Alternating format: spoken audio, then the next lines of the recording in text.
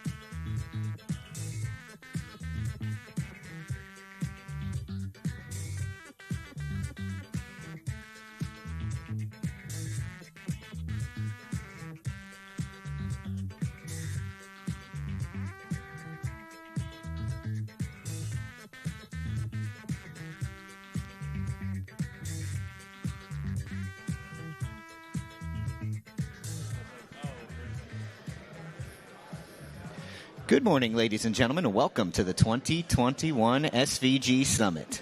Please welcome to the stage SVG's Ken Kirschbaumer. Good morning, everybody. Good to see you all. This is our 15th SVG Summit. I'm going to count last year, even though it was virtual, but it was a long one. It was 4 days long, if you all recall that. So thank you for joining us. It's so great to see everybody in person, to be back together, and obviously people are watching at home who can't join us here, but it's really great. We had 900 people come out yesterday. It was a very successful day. We're very excited about all the information we had to share, and of course the networking. And like I did yesterday for my opening session, I would like everybody to say hello back, because we haven't been able to do that. We've been talking in the Zoom calls into the ether. So good morning, everybody. Good morning. All right, that's good. That sounds great. All right, so let's get started. First, thanks to our networking sponsors for the breakfast: Disguise, EEG, RTS, Signiant, Spectralogic, and Verizon. And of course, our exhibits are still open. They'll be open until 1:30, I believe, so be sure to stop by there. We will have a networking break and lunch across the hall as well. And of course, thanks to our title sponsor, Unreal Engine. Bernd will give some comments in a couple minutes, but so 1 second. And just real quickly, the event sponsors, of course, all of them, thank you so much for your support over the past year and 2 years, to be honest, because we know that our live events are really the crux of what SVG is all about. So being here today is really great to deliver on that value and that promise to all of you.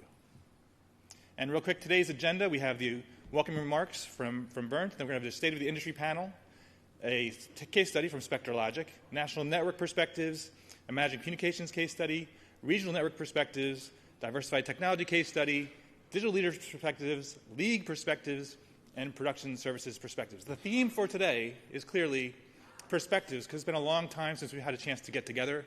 So our goal today is to get together and share everybody's thoughts on where we're at and where we're heading, a little bit about where we've been, but more about where we're heading as an industry. And along those lines, please welcome Bernd Johansson, Unreal Engine Industry Manager, for welcoming remarks. Bernd, take it away. Thank you, Ken. Good morning, everyone. Good morning. Is it good to be out? Yes. My God, I agree. It's been a strange year, I think. So it's really, really good to see that SVG was able to pull this together and get us out of, we used to say get us out of the office, but we're not even in the office. So get us out of our home office. It's really fun to be out and see so many familiar faces, so many partners and friends and customers. So we're super excited to be here, to be able to sponsor the event, to make sure that it happened. And I guess it's a little bit lucky for us, because this was kind of the only event that happened in 2021. So we got to take part of that. I will not say a lot on Epic Games and Unreal Engine, but I will spend 2 minutes, because the most common question I get is, why is Unreal Engine free, and when will you start charging us? And the answer is, we will not start charging for the engine, because that's not how we monetize it, especially not in our industry. But what we do focus a lot on is we want to make it easier to create amazing content. And how do we do that? Well, we know the most expensive part of creating amazing content is not purchasing a license for a piece of software. It's the creative process. So how can we help make the creative process better? Well, we know in order to create something truly amazing, you need fantastic assets. They could be 3D models, they could be textures, they could be anything that you need in order to create it. And we want to double down on having a marketplace that connects you as consumers that have needs, that want to create amazing looking graphics, tell amazing stories, with a global supply of creatives. This is where we essentially make our money within any type of non-games industries.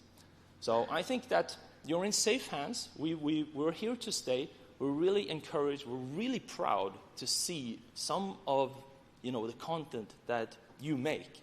It's inspiring for us. We keep pushing the boundaries of what is possible to do with our software. And thanks to you guys, it looks amazing. So again, welcome. thank you for having us here. And we're downstairs also if you want to have a chat with us.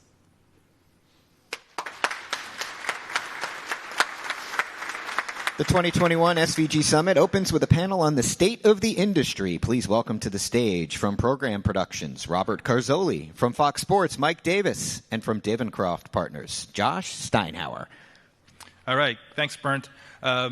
So the goal of this panel, so Mike, just so you know, you don't have to, we're not going to discuss any kind of production. We're going to save that for the network panel in a little bit. So we're going to talk more the state of SVG, the state of the industry, the big picture. That's why we have these three gentlemen with us. Bob is going to provide a little bit of an overview of one of the big crises and opportunities in the industry. Mike and I will give it a little bit of update on SVG and some of the efforts we've been undergoing, and then obviously Mike can give some broad strokes on state of the broadcast side of things. And then Josh, one of our heavy hitters, is going to go through some slides that will probably terrify most people in the audience because that's what Josh likes to do. So that's going to be really great. So gentlemen, thanks for joining us. We will start with a very simple opening statement from each of you on the simple question of, well, maybe it's not too simple anymore. What is the state of the industry? Well, I can only speak to the labor side because I don't really understand the technology in this business. No, you don't. Thanks, Mike. By the way, this is the heaviest panel that we'll have up here all day. So I told Mike the advantage is I get to make him look skinnier sitting next to me. Listen, we've lost 30% of the people they called some. Yeah, right. Retirement, change of industry, or just went off and are finding another way to make money. And in the meantime, everything's come back with a vengeance. And I don't have a customer or relationship here. I was talking to Hamish and Barry yesterday. Everyone's number one problem is labor. And it's not a problem we can train our way out of. We had a meeting, a panel yesterday, and people had some really good ideas, but, it's like standing at the base of the dam and talking about sandbagging in 36 months as the water's coming over the top of the dam. And so it's a concern. And, we're working on it diligently. We've got about 11 people from my organization here. And, I think Ken's right. There's a tremendous opportunity for all of us in this room. But we certainly have some significant headwinds on the labor side. Great. So, Mike, what's your take as far as the overall state of the industry from a broadcast network content creation perspective? Well, gee, Bob, that sucks, doesn't it? Thanks for lifting me up. Busy as hell. And I think everybody in this room can agree that we've never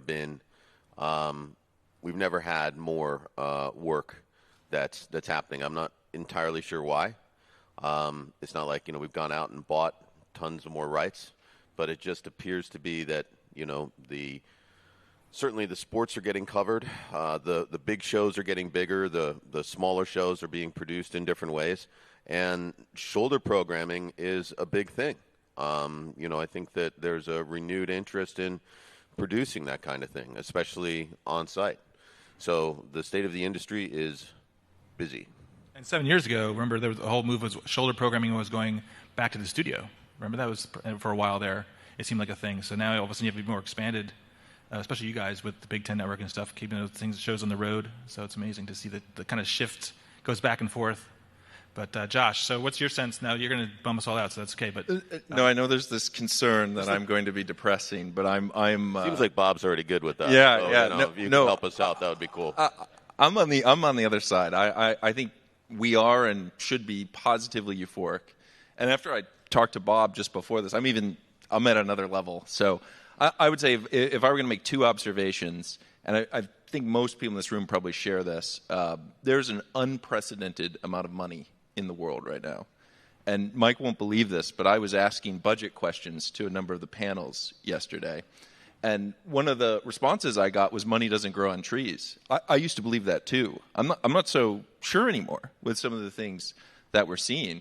And the second point I would make is a usual point that I make, and I genuinely feel this. This isn't an act. The technology side of our industry is underinvested.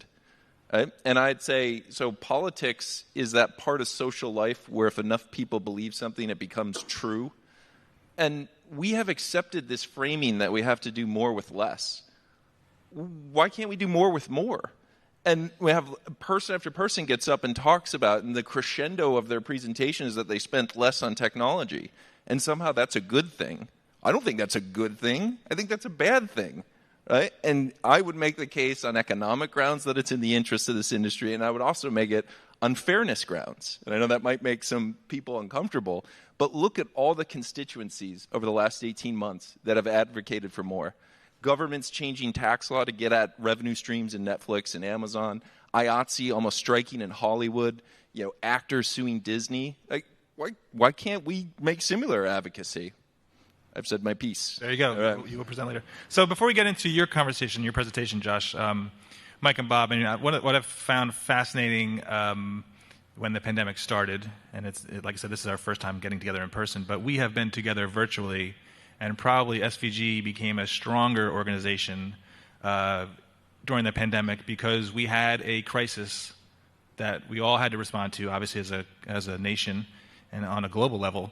But we leaned into the virtual events, but we also leaned into having conversations to help get sports production back on air, because we recall those terrifying days of March 13th. And when was the first Clean Freaks call? It must have been March 20. Must have been it must later. have been in maybe third week of March, maybe fourth week of March. But yeah. So just a little background. So how do we kind of start the conversation? Was So for those of you, and many of you are on the invite list, but we've had these calls that we dubbed Clean Freaks. That was at a time when we figured we should be wiping surfaces down and putting plexi up. But nevertheless, we like the name. Tim Eichhorst is to blame for that. But it turned into a conversation. I think we're in call number 80, and I see a lot of people are on the call. It's always great to have Hamish on the call giving us a European perspective, but the calls were with a mission to kind of just collaborate, commiserate on the state of where we were. Now, it's easy to forget that in March of 2020 and in April of 2020, nobody was really sure how we were going to come back.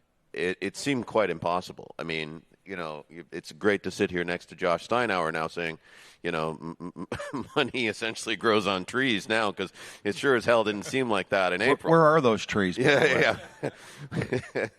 Well, the other tree I hear a lot about is actually from Hamish, the crewing tree as well. We need one of those.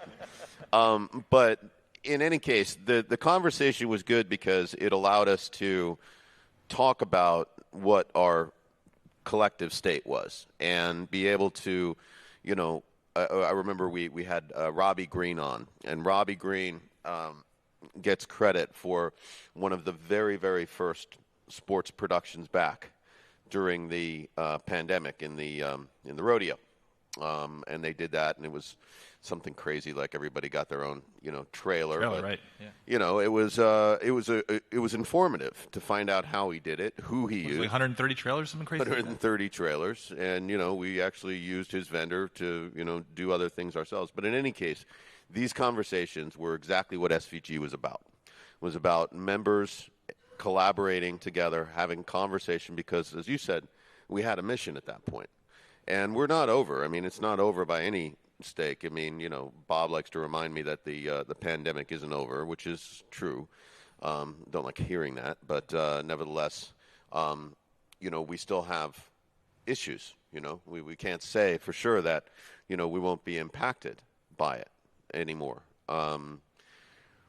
However, the calls also begat a bunch of other things and other missions that we're quite proud of, and we'll talk about those. Yeah, I think because what happened was, and the calls were pretty straightforward. They're basically, if you were doing a production, hopefully you dialed in, you could talk about how you're setting up your trucks. Were you doing plexiglass? Were you not doing plexiglass? How are you kind of handling cleaning and that kind of stuff? Who were your testing vendors? Who were your testing vendors? I mean, remember we were testing everybody, and I'll tell you, those days, maybe money did seem like it grew on trees, because you could not spend enough money on COVID operations. Right. I mean, it was sick. I mean, this is back in the days where each test cost $220, right? Right.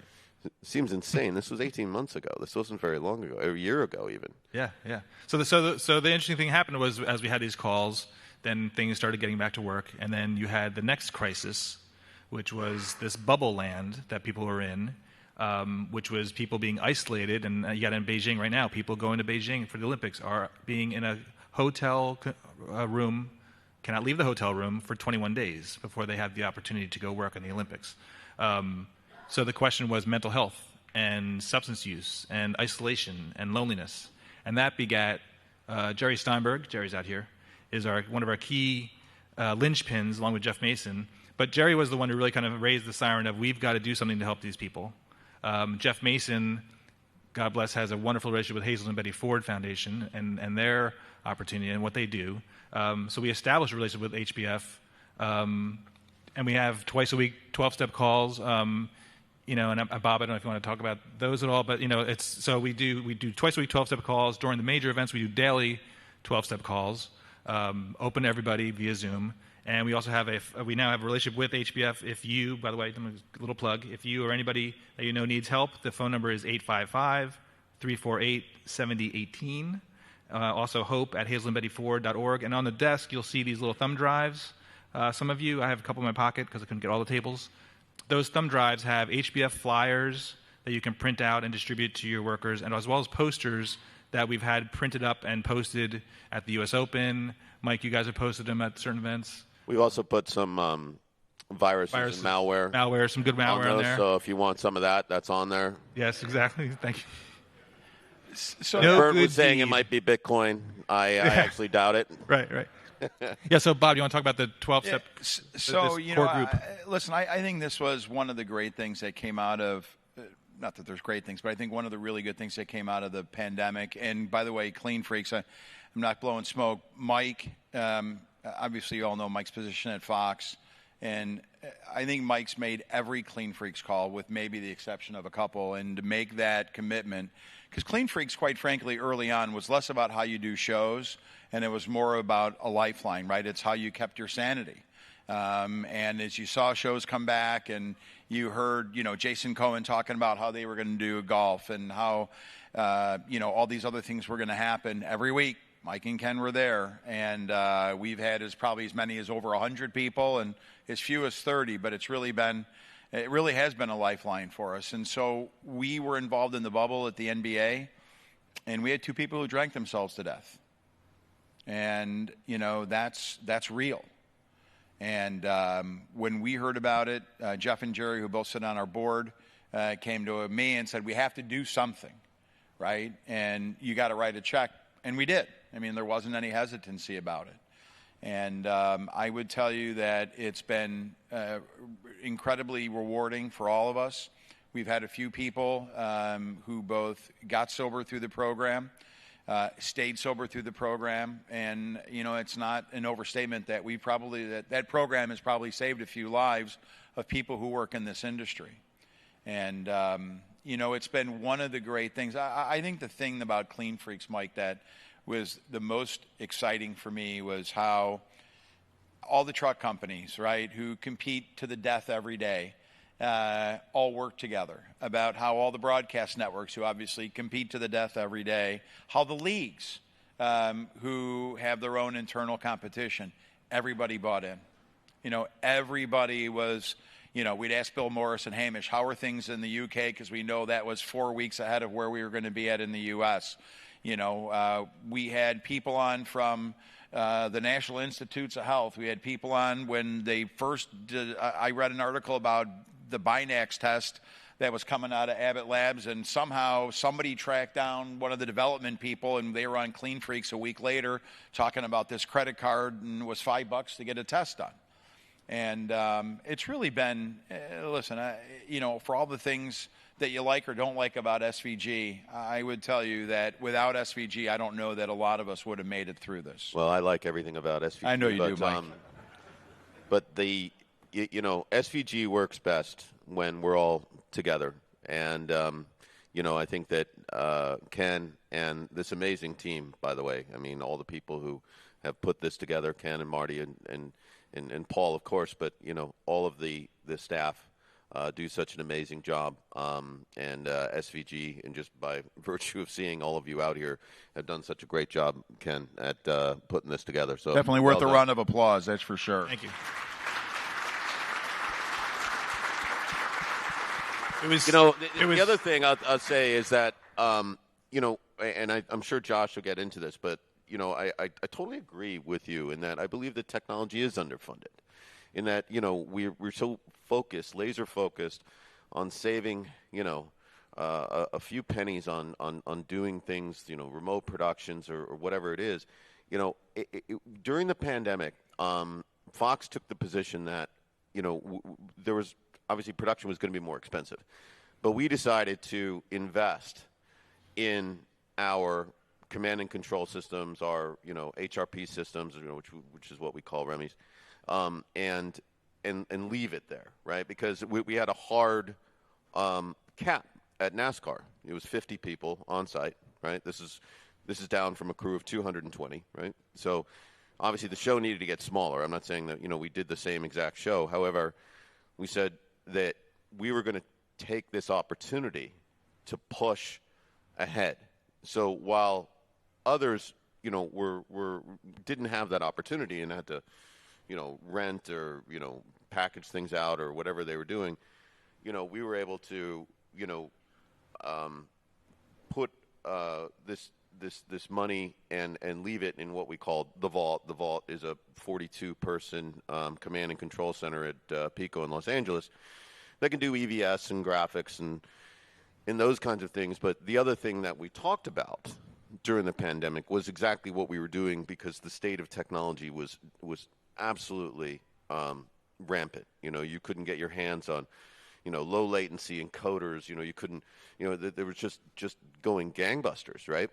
Except for High Vision, they always seem to have stuff. I didn't understand that, but it was interesting to find out what the different approaches were, right, for how people were going to deal with this. And now it's interesting to see, as we're talking about the state of the industry, where we're going now. And frankly, I would have been dead wrong. I would have been dead wrong because I would have thought that we were on the momentum was just going to carry us to remote production. Everything was going to change. Now I see things actually coming back, right? Long story short, it's been very interesting to talk and collaborate with everybody worldwide and to find out what everybody's doing. Sure.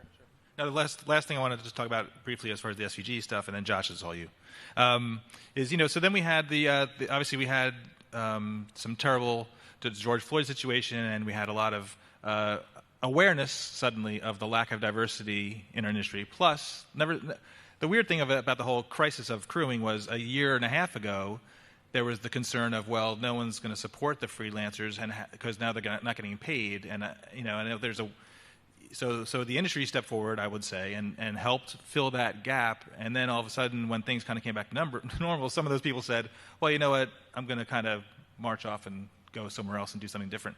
So we realized there was first the lack of diversity, so we launched a Spirit program to help kind of create conversations, bring in guest speakers who are involved with programs that are designed to, again, get people, more diverse people into our industry, whether they're working with disadvantaged youths and people in inner cities and people who, getting more women in the industry is a huge opportunity for everybody, and maybe that working at home can help that. So that's been a great one. And then also, Mike, we did the we said, what the big problem is that people don't know what the jobs are. And again, I know, Bob, this is still sandbags at the bottom of the dam that's overflowing. But, we said, well, let's create little 2-minute videos where people discuss their careers. And Mike and Christian from our team at the All-Star Game, and then Tracy Shaw from WWE shot a few videos. And they're really great. They're on our site, and they're about 2 minutes each. And it's just basically people saying what they do. I'm an A1. I'm an A2. I'm a EVS. And it's not meant to be an in-depth discussion. Is just say, this is so a kid who has a TikTok attention span can go in here and kind of consume a lot of these videos. So, Mike, I don't know what your thoughts are for that program. Yeah, I think we all bear a responsibility to evangelize our industry. We were just talking to Byrne about, how we can, I think his words, sexify our industry. I think that it's right. I think that we need to get some excitement back for people who want to enter this industry. So these small things, and what we're trying to do, we've got a mentorship program we're piloting, tries to at least chip away at what we're doing. And I know yesterday there were some panels and some workshops on this subject. It's a tough one, and it's one that you're not going to get immediate returns on, but it is something that as industry members we need to do something about, because we're at the point where some shows next year will just not happen. And I'm not saying that, it's going to be, like the Super Bowl is going to be off or anything, I'm just saying that there are going to be times when you're not going to be able to get a show on the air because you don't have somebody sitting in that chair. That's without a doubt. And we came the thing is, we came so close so many times over the last 6 months alone that it's yesterday definitely going to happen. Yeah. Sorry, Josh.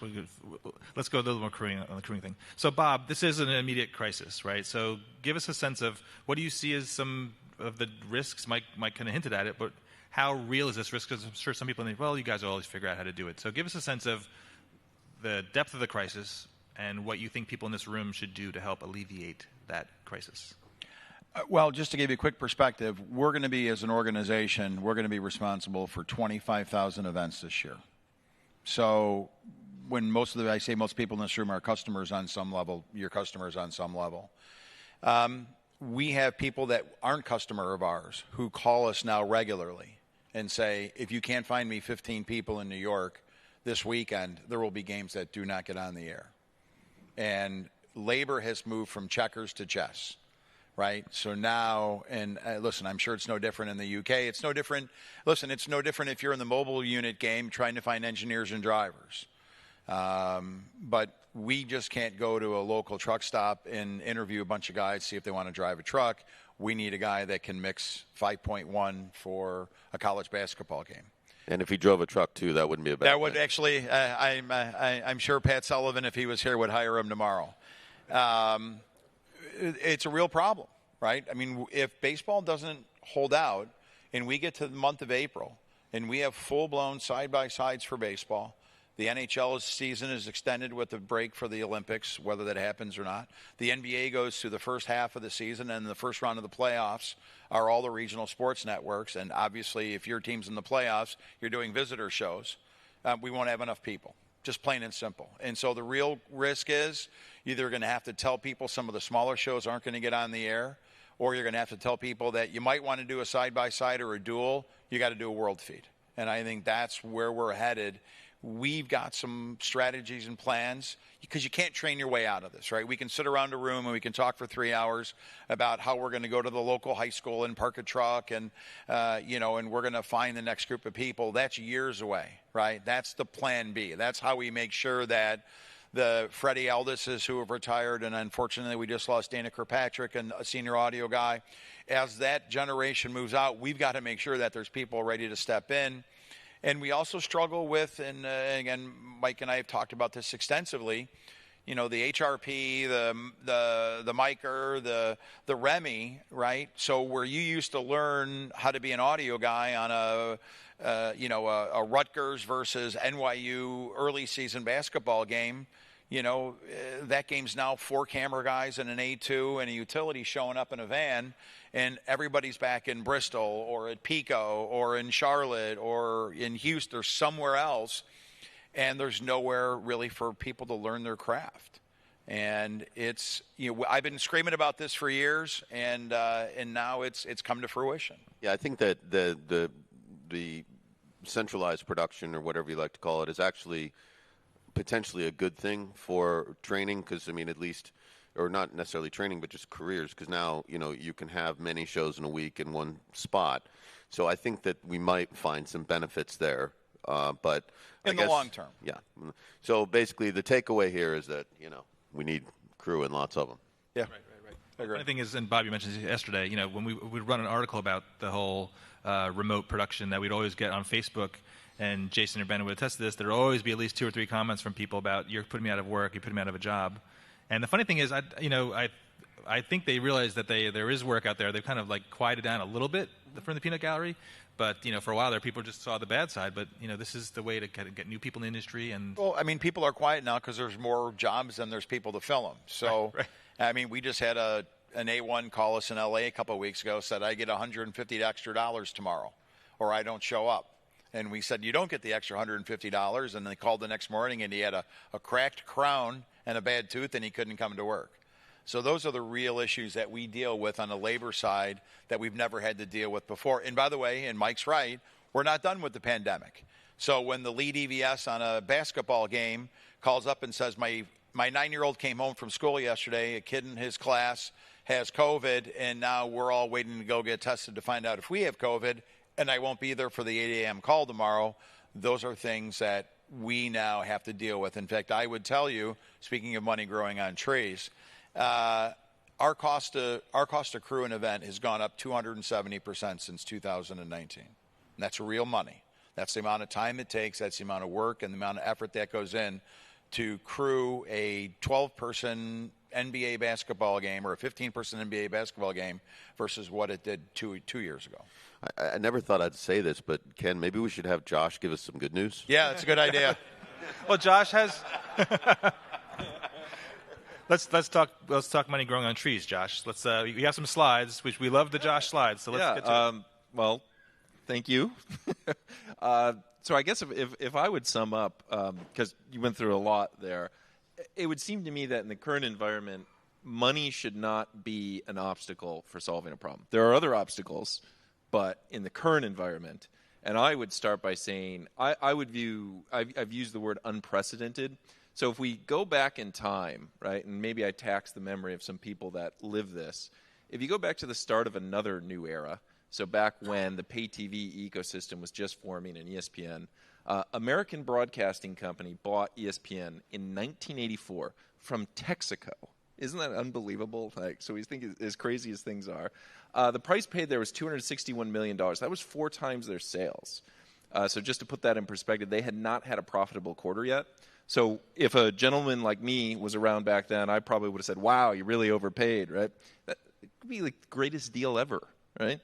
Because we know going forward in time, when you look when Walt Disney bought what was then became Cap Cities and ABC, that was at the time the second biggest merger in U.S. history. And again, what an unbelievable deal. At that point, ESPN had 63 million households.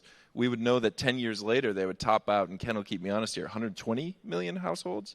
You put it 10 years further after that, and we probably hit the peak when AT&T bought DirecTV for $67 billion.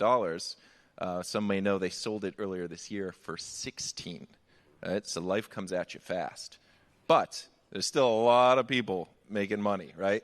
It's just how has changed. And I would say, interestingly, a condition of AT&T's purchase of DirecTV was that DirecTV went and got the NFL ticket extended. And a condition of their sale to TPG Capital was that AT&T would fund the losses of the NFL ticket. So again, how we're going to monetize things might be changing, but don't for a second put a frown on your face. There are people making fortunes off the backs of individuals in this room. So I would just give 3 examples here of companies that have just gotten into the public market, which I would suggest to you, and I don't want to do justice to the complete description there of DraftKings and Genius Sports and Sport Radar, but I think they're operating at a level of abstraction above the actual feed of the game. Right? So, this is gambling, this is fantasy sports, this is, data services businesses, and look at those fantastic valuations that are being put on those businesses. DraftKings trading 11 times sales, not a profitable business, right? Not even like visibility into being profitable, but that's not the times we live in, right? Genius Sports, look at those. So, I encourage you think about the NBA when they cut their latest deal with Sport Radar, they said, no, we're getting 3% of your business for cutting this deal. That's $200 million of value. So you think about those things the next time you have an economic conversation in your life, be it around budget, be it around salary, be it around a solution sale, that you are creating fortunes. You look at the valuations of some of these teams and owners. So if you think, I kind of get what I deserve, and, my frame of reference is what I got 2 years ago. No. That's not the right frame of reference anymore. This is a huge pot of money, and we're just as welcome to try to get some of it. So you should not be bashful at all about advocating for yourselves. Now, it just so happens for the title sponsor here, interestingly, they raised money, or at least Epic Games, the parent, and Bernd corrected me, Riot Games is owned by Tencent, which is under the same family ownership, but a big user of Unreal Engine. They raised money earlier this year, $1 billion at a almost $30 billion valuation, and I just put their precedent valuations there just to show the escalation there. So August of 2020, 17 billion. July of 2022, 680 million. So life comes at you fast. Interestingly, where does that money come from? Because again, I was saying money grows on trees. So our Canadian friends can't all be with us today, but their money can, right? So Ontario Teachers Pension Plan, right, is one of the investors in that. So you think about where are all the sources of money in this world? Did you think it was going to be retired teachers in Ontario, Canada, that were responsible for some of these money flows? But you look at their annual report there, they're earning 15% a year on their investments that are coming out of their private equity slice of a much bigger pie. You can do the same thing with Harvard. You can do the same thing with Yale. They're unbelievable pockets of capital just yearning for investment. And incidentally, I mean, Sony puts some money in too, right? Sony puts $200 million in, yes. So that actually brings me to another point. For those people involved in virtual production, so take a great example would be 2 SVG articles on Turner getting the NHL rights in April and then launching their new studio, virtual studio built on the Unreal Engine, Disguise. 120 business days apart were those 2 articles. So you think of what they were able to accomplish.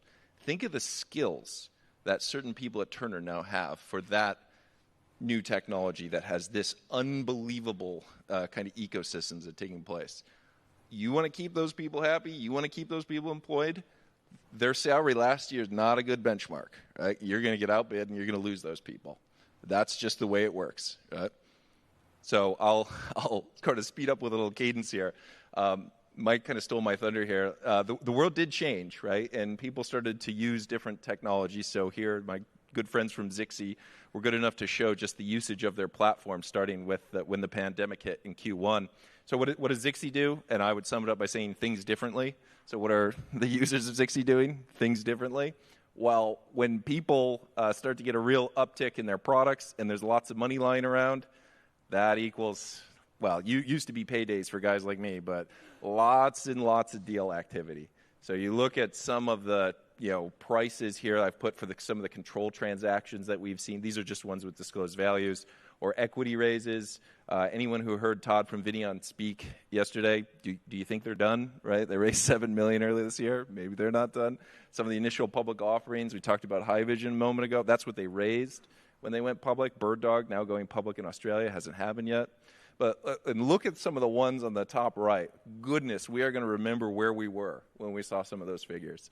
Unity, which makes a competing game engine, bought the technology infrastructure of Weta. So they didn't. That's Peter Jackson's visual effects group. So they didn't buy like access to Lord of the Rings. They just bought the tech group. So 275 engineers in the platform. There's no commercialized products there, and that's what they paid because that's what they view as the opportunity with those types of tools. So maybe just to crystallize this, so people appreciate this is also hitting home. If you take a really interesting case study here, the Vitec Group, public company over in the UK, owner of Teradek, they announced 2 acquisitions on the same day in April. One of Quasar Science, which makes LED lighting solutions. This will slot into their light panels business. And a business, Lightstream, actually based out of Chicago. And you see the description there, cloud-based video production. So they have efforts also in the gaming space. Look at the distinction there between the valuations that were placed on those 2 businesses. So somebody that doubled last year in revenue, but just happens to make a physical product, for some reason is getting valued at less than 1 times revenue. But someone that's got SaaS and cloud in it is getting that value. Now, I don't want to pass too much judgment here, but we just because everything's going up doesn't mean it has to go up even. So it's very curious distinctions that are being drawn in the valuation of assets. And that's what I like. Sometimes I do get a little carried away. There are some problems that money can't solve. So for all the suppliers that are experiencing kind of record volumes, here just coming from Dave Sampson at AJA, making the observation that even though it's their best year ever, it's a little bittersweet because they can't get the parts to fulfill the orders. And it's not a problem that money can solve. You just can't get the parts. And they've tried to solve it with money. Right. So here's one I had to put in just to get Mike's reaction to it. So as someone who does a lot of surveys, anytime you ever do a survey, you'll be asked the question, would you recommend this product or service to a friend or colleague? So we can also ask that about things, not just brands, but what if we started to personify some of the IP ecosystems that are being created? and we treated them and we asked the question, would you recommend that? And maybe you'd call it a protocol, maybe you'd call it a component, maybe you call it a community. What you're seeing there is someone who answers a 9 or 10 on that question is called a promoter, like an unpaid salesperson. They go out and they evangelize. Someone who answers a 6 or less, they're detractors. They hate it. They say nasty things on a blog. If you take the percentage of both and net them, you get to something that's commonly referred to as Net Promoter Score, very telling about the future. What you're seeing here is all the way on the other side of the screen where there's lots of red. That's SMPTE 2110. Now, so the long-winded point I'm making here is with all this investment, with all this talking about the future, it's not clear that the end users today like the future, or at least the current vision of the future. So there's still a lot of work. This wasn't just old truck engineers, correct? Maybe you should have like analog. Yeah. Fair enough. And then I'll just sum up, and this one's maybe just for Ken's enjoyment here. For those people that were wondering why IBC took the tack they took recently around canceling the show, I would remind people that the answer to 99 out of 100 questions is money. So if you look at just their shareholder base, they don't get to keep money. They have to dividend it all out, and so they need the money. And actually, I would say in their defense, I think it's okay to do things for money. I do things for money, right? Most people do things for money, right? Let's just be transparent about it. But my larger point is we still have to buy and sell things, even if we start to lose the major trade shows, they look a lot different. I don't have a great answer for what that's going to look like in terms of where do you go to learn about something to very efficiently kind of transact.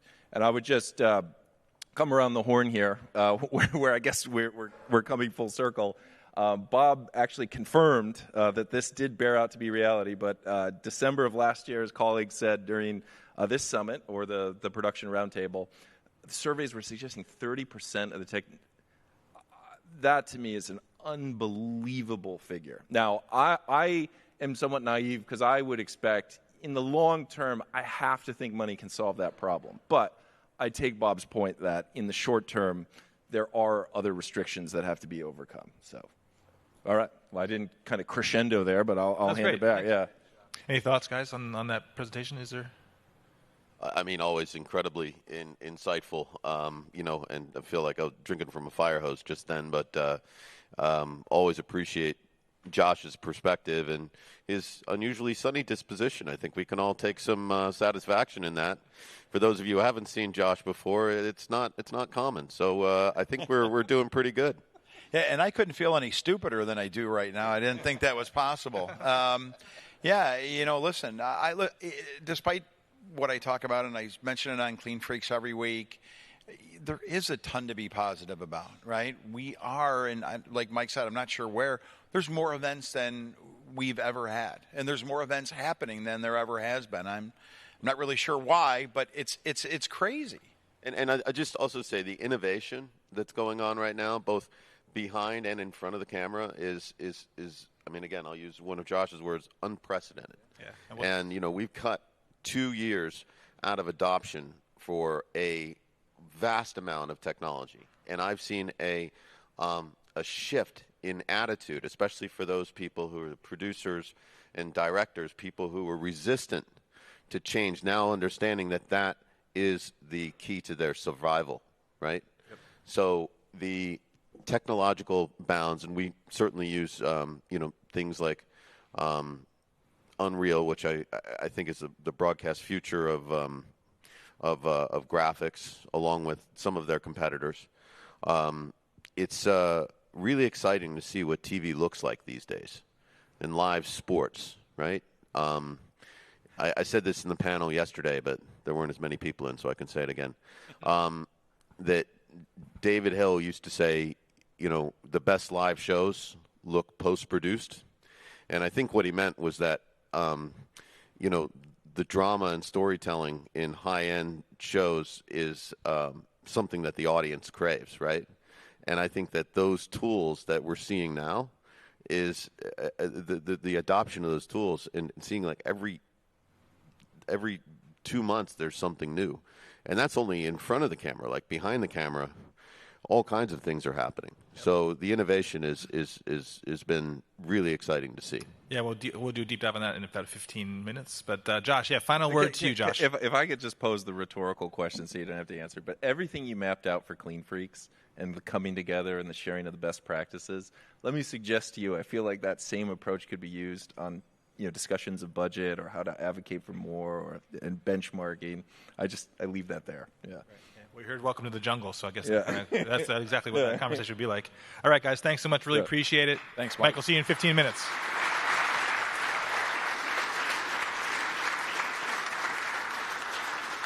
Next up to the stage, the challenges and future of distributed multi-cloud content management from SpectraLogic. Please welcome to the stage from SpectraLogic, David Feller and Hossein Zia-Shakari.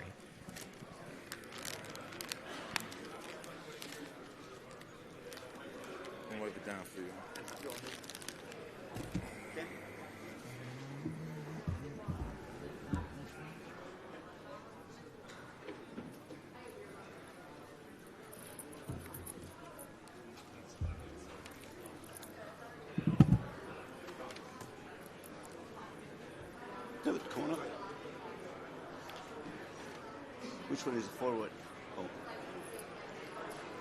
Good morning.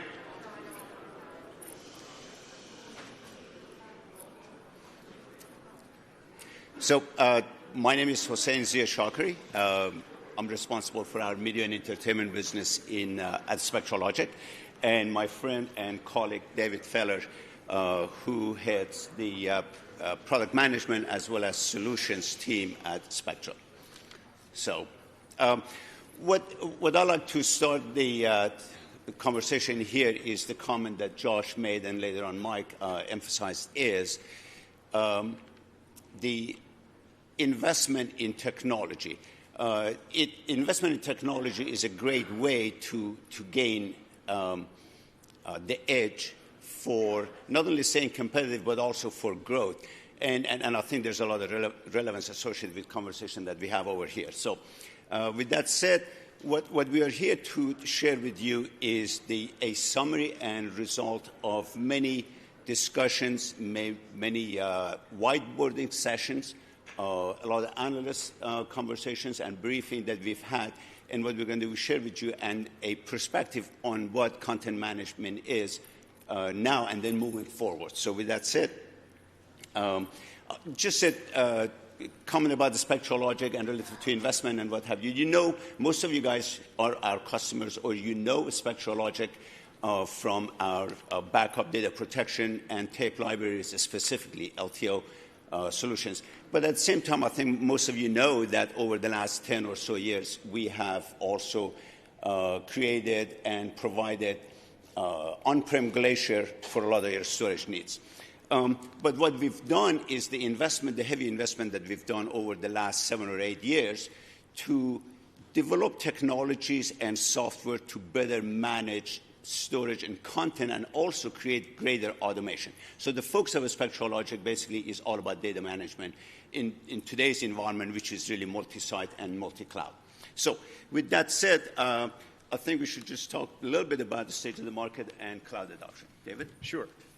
As Hossein said, I'm the product guy for Spectra, so I love graphs. They speak to my soul, so I created one just to talk about cloud adoption. And one of the big topics here is how do we use technology to gain the competitive edge and really revolutionize this business that we're all in. And cloud adoption really is key to that. And it's funny, you might think, as typically a known on-prem storage vendor to come and talk about cloud adoption, but this is the direction that we're all headed. How do we get to the cloud? How do we get there efficiently? But sometimes we got to go back and look at the history. Where did we come from? What are those stages we've been through, so that we know where we're headed? We're all going through the same thing. It doesn't matter how important we all think we are. We all went through growing up, and the adolescence and the puberty and all those things. The same things happen with cloud. You're in one of the stages of I'm there, I'm going, I know I'm going to go, but we all go through the same set of stages. And the first one usually is some executive says, I got to get to the cloud and I got to get there next Thursday. So we do the lift and shift methodology. I'm going to take a process, a server, whatever it is, I'm going to shove it into the cloud. I'm still managing it. That's phase one. We've all been through it. We've all tried that piece.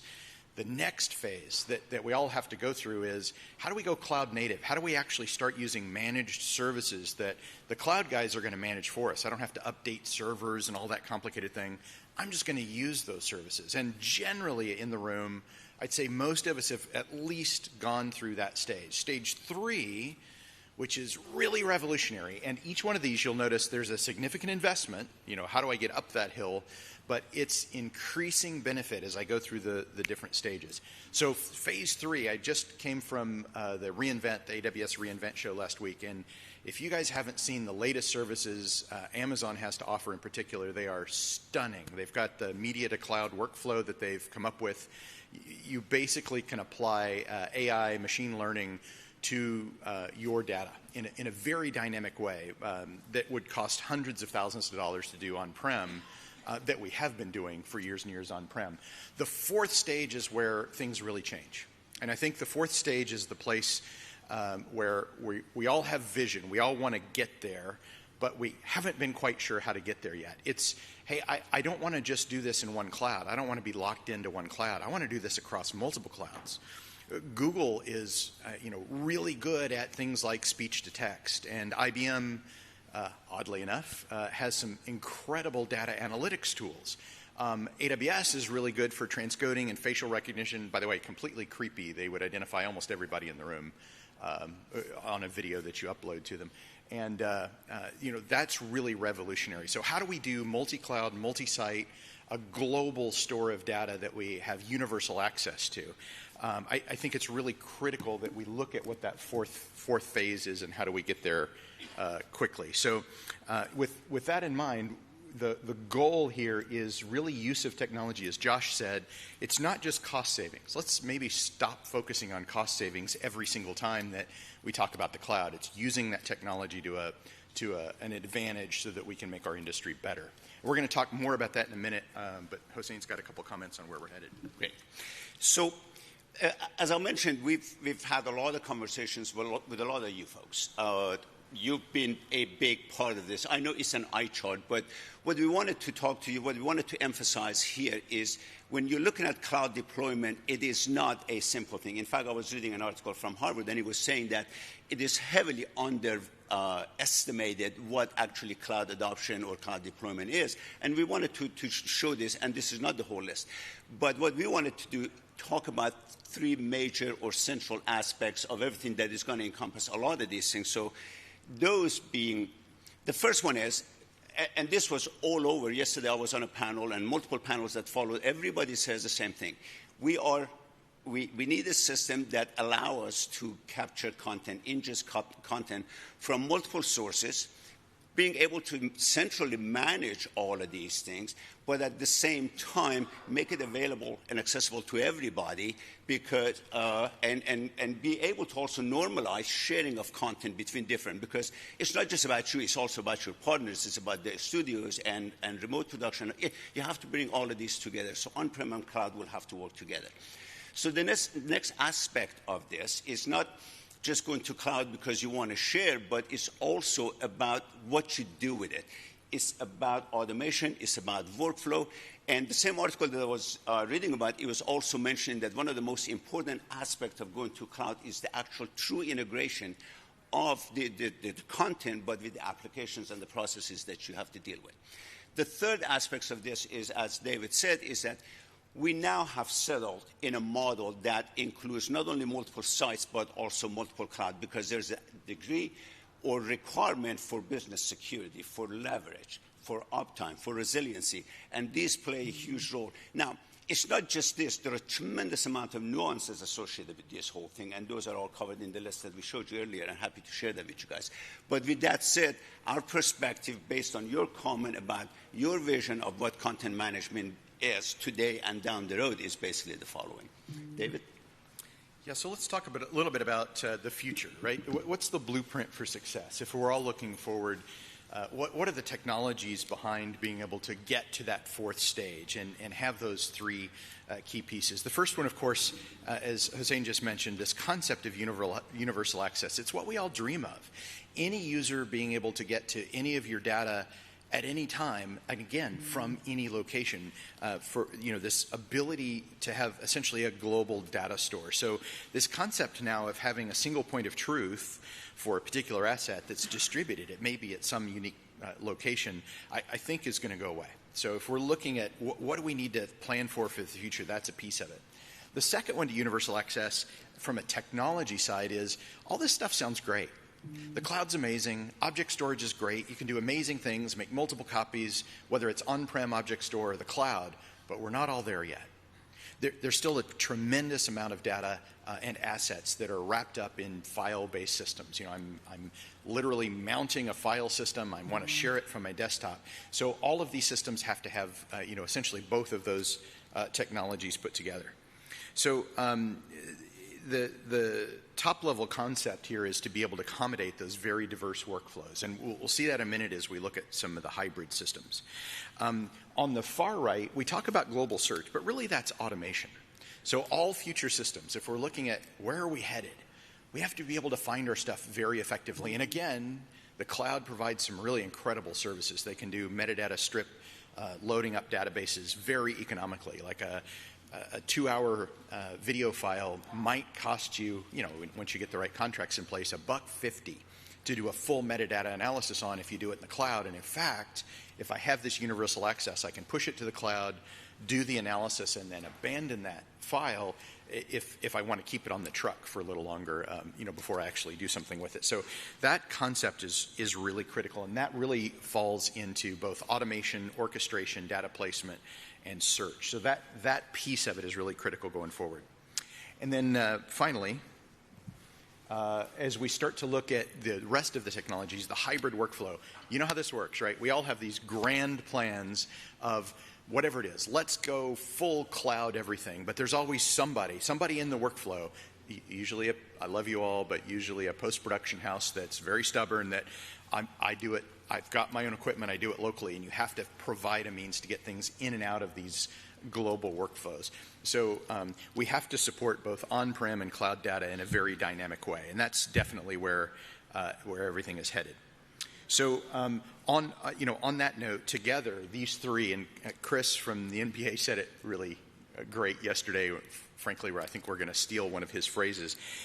He said, those three together really provide a virtual content factory, and that's again looking to the future. That's where everything's headed. And of course, you might imagine we have products that fulfill all of these, but we are looking at this very globally. That all future systems are going to have to follow these tenets and support these key features. So one of the important aspects of the whole thing is to make it simple, right? Make it simple for the end users, but also make it simple for the administrators to design and deploy the whole platform. The way you do that is basically by creating abstraction. The more you can abstract, the more you can hide the complexities associated with the whole thing, whether it is the design of it or create different workflows or what have you. But if you can create an abstraction that spans across multiple dimensions, be it sites, be it cloud, be it the storage medium, or be it the storage classes. When you can do that, then you can hide things underneath it, and you can make it easy to create additional automation, basically. That's a huge part of this thing. One of the things that David said, and I wanted to emphasize that, is that we live in a world that there is a file world and it's an object world, and you have to bring the two together. So having seamless tools to bring the two and have a workflow that crosses that bridge, that's a huge, huge thing. And then the final but very, very important aspect of this is basically understanding truly the value of the asset, to be able to track the value of the asset, the cost associated with that asset, and then how it is used. One of the things that we used to talk about is that, my God, we got to save everything because you just don't know, what and when we need it. what we hear more and more and more is that if I know more about my content, if I know more how I use it, if I know more how much it costs me, and if I know more who it belongs to, what group, what business unit, maybe I make decisions not to keep everything. Maybe it is lower cost for me to go get that content from somebody else.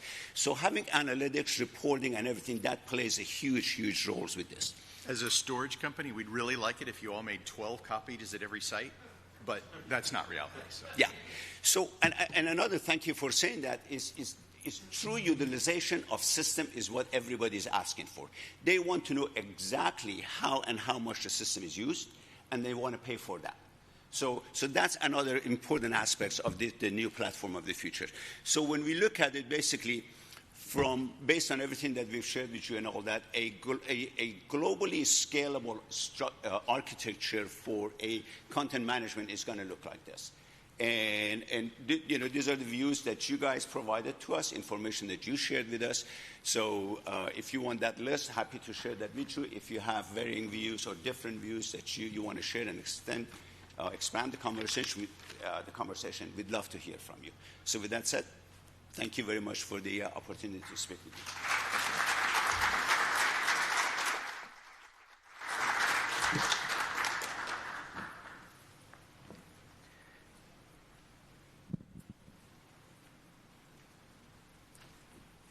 Next up, National Network Perspectives. Please welcome to the stage from CBS Sports, Harold Bryant and Patty Power, and from Fox Sports, Mike Davis. Your moderator is Ken Kirschbaumer.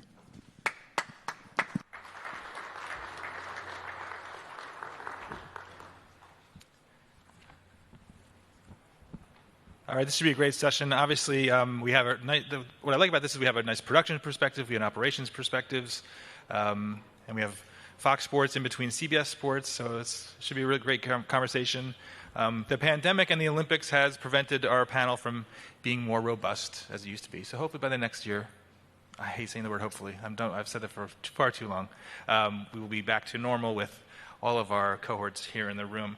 But we're going to have a great conversation because I think Mike kind of hinted at this at the opening session, and it was kind of a theme yesterday afternoon with all these cool tools.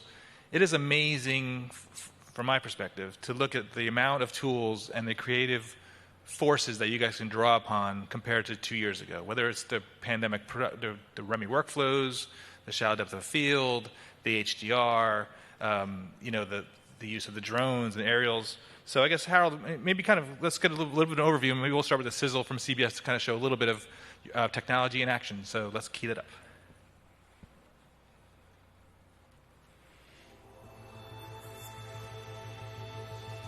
That's Digital Nirvana.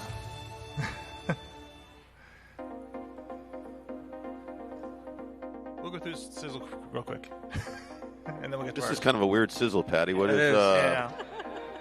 I mean, it's cool. Sponsored. It's sponsored. That's all.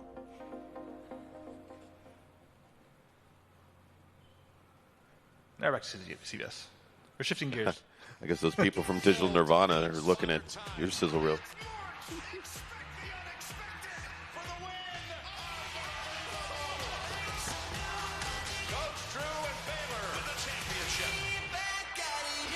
Matsuyama is Japan's first Masters champion. Down the sideline, touchdown. How about that?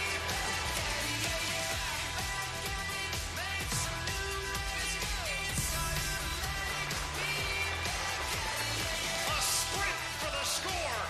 Touchdown.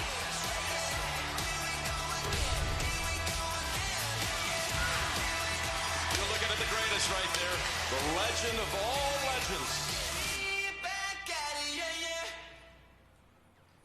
You guys were busy this year, that's for sure. Well, yeah, we had a still a very busy year. I would say, it's funny at the top of that. The one thing, of course, we still need coordination between production and operations. I'd be saying, A1, where's the audio on that, and where's the roll cue? Yeah, no, but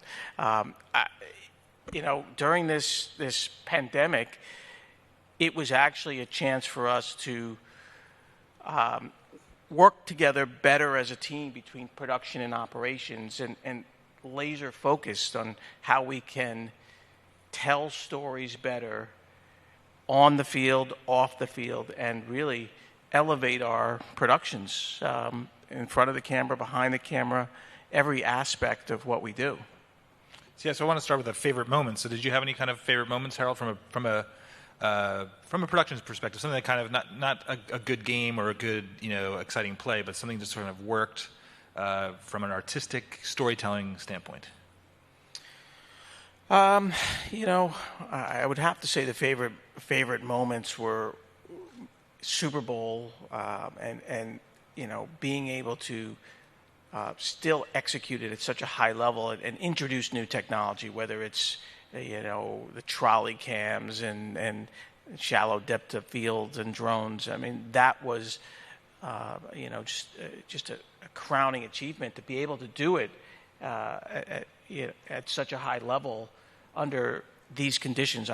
You think we were 6 months out, and there was a lot of trepidation of whether this is going to happen, whether we're going to pull this off, and we did that with every event, whether it was the Masters or the PGA Championship or the NCAA tournament. It was the ability to adapt to every situation. We didn't go in with the blinders on. This is how we've done it before. We went in like, how are we adapting? Right. So you mentioned the Masters. I do want to ask you this. What was your take on this whole new compound? I don't know if people saw the photos of this compound. Did that make your life easier from a production standpoint? I'll let Patty comment on the compound. It was pretty amazing.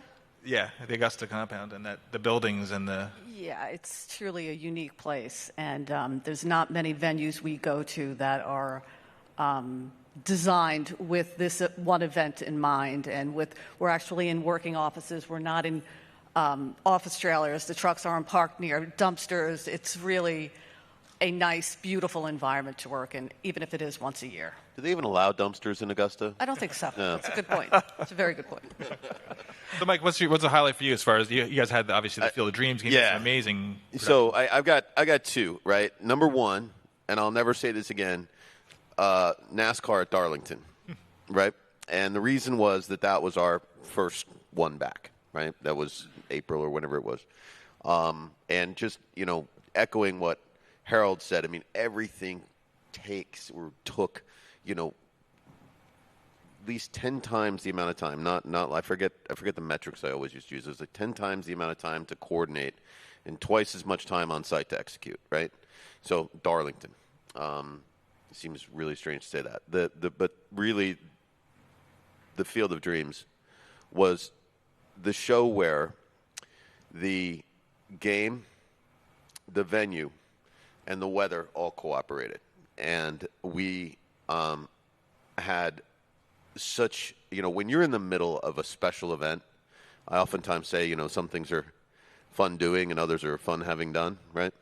That was a fun one to do. That was a really fun one to do. And I'm looking forward to next year.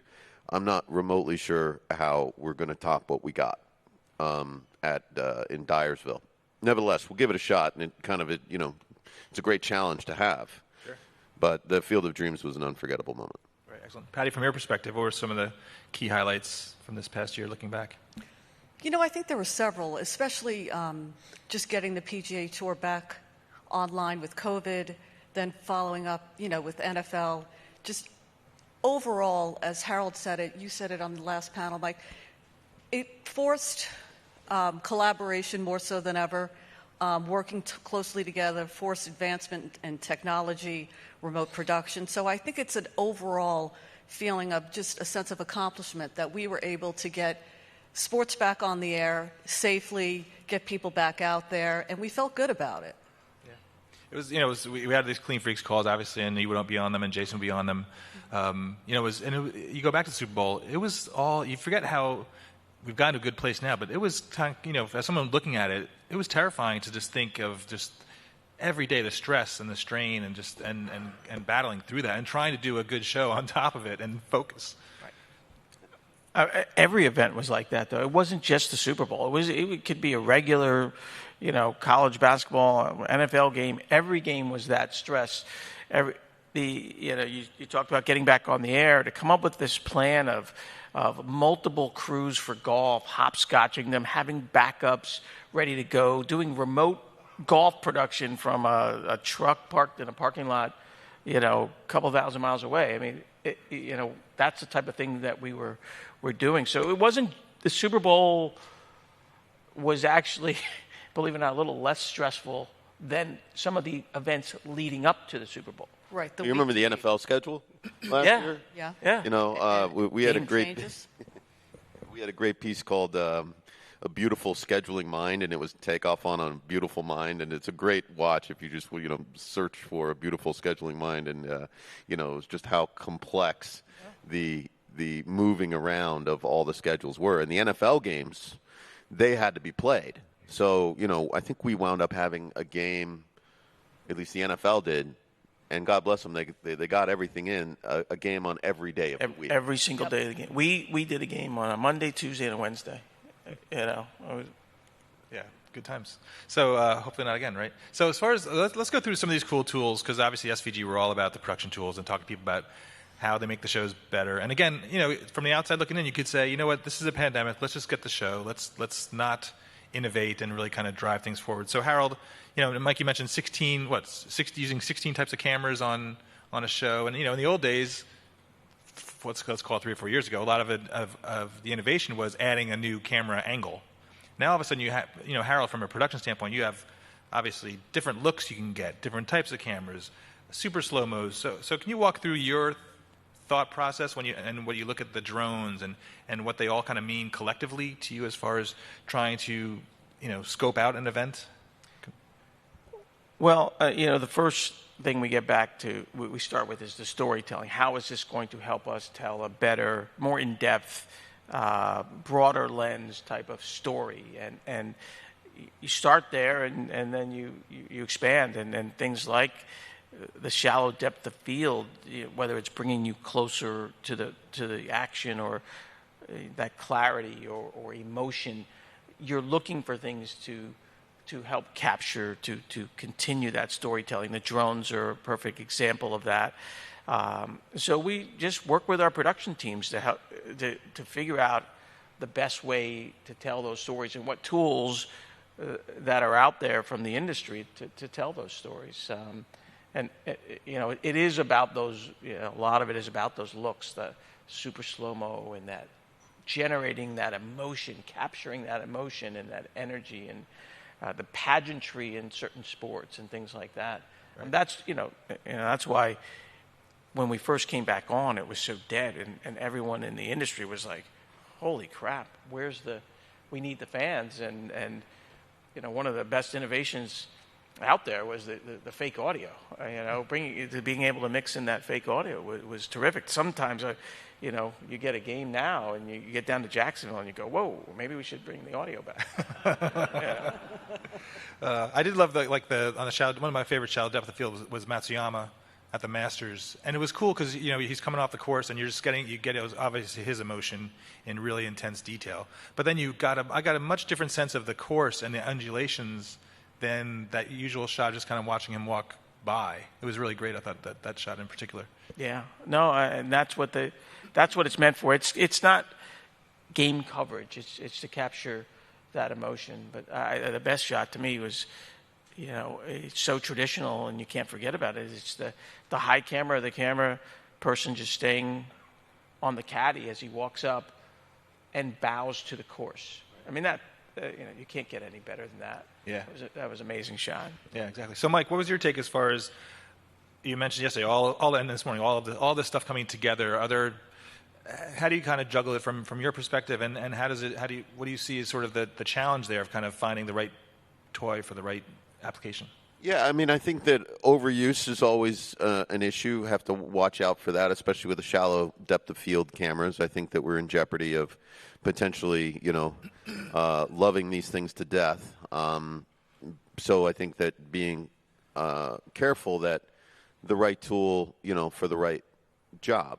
And, I think, like Harold says, I mean, it sounds, fairly obvious, but, you don't do technology for technology's sake, right? It's got to exist there for a reason. And, we really enjoyed doing, I 25 years ago, I started HBO and did boxing. So, that was when we did, I think it was Pacquiao, that was a perfect example of putting way too many tools on one show. And I kind of, we kind of did it in, with some intent because, we wanted to try some things out, and then the graduates would go on to, Wilder Fury. Right. So I think that, the promoter was paying for it anyway. So, we went crazy, and you did see which ones kind of, went up to the top, and which ones, fell off. So you don't get many opportunities to try that out. One of the most successful things we find is that if you can ever do it, to actually have an empty stadium and a few days to test these things out, that's where we've had the most success in terms of, ultra crunch development, and that's been very helpful as well. Yep. I know the Bundesliga does that. Sportcast has that. They do. The Bundesliga does a fantastic job of like Josh was saying, investing in technology. They do that, and I think that Fox and CBS are also the leaders in terms of domestically investing in their technology and trying different things out. And we share a fair amount of our work together, and then there's some that we just keep to ourselves.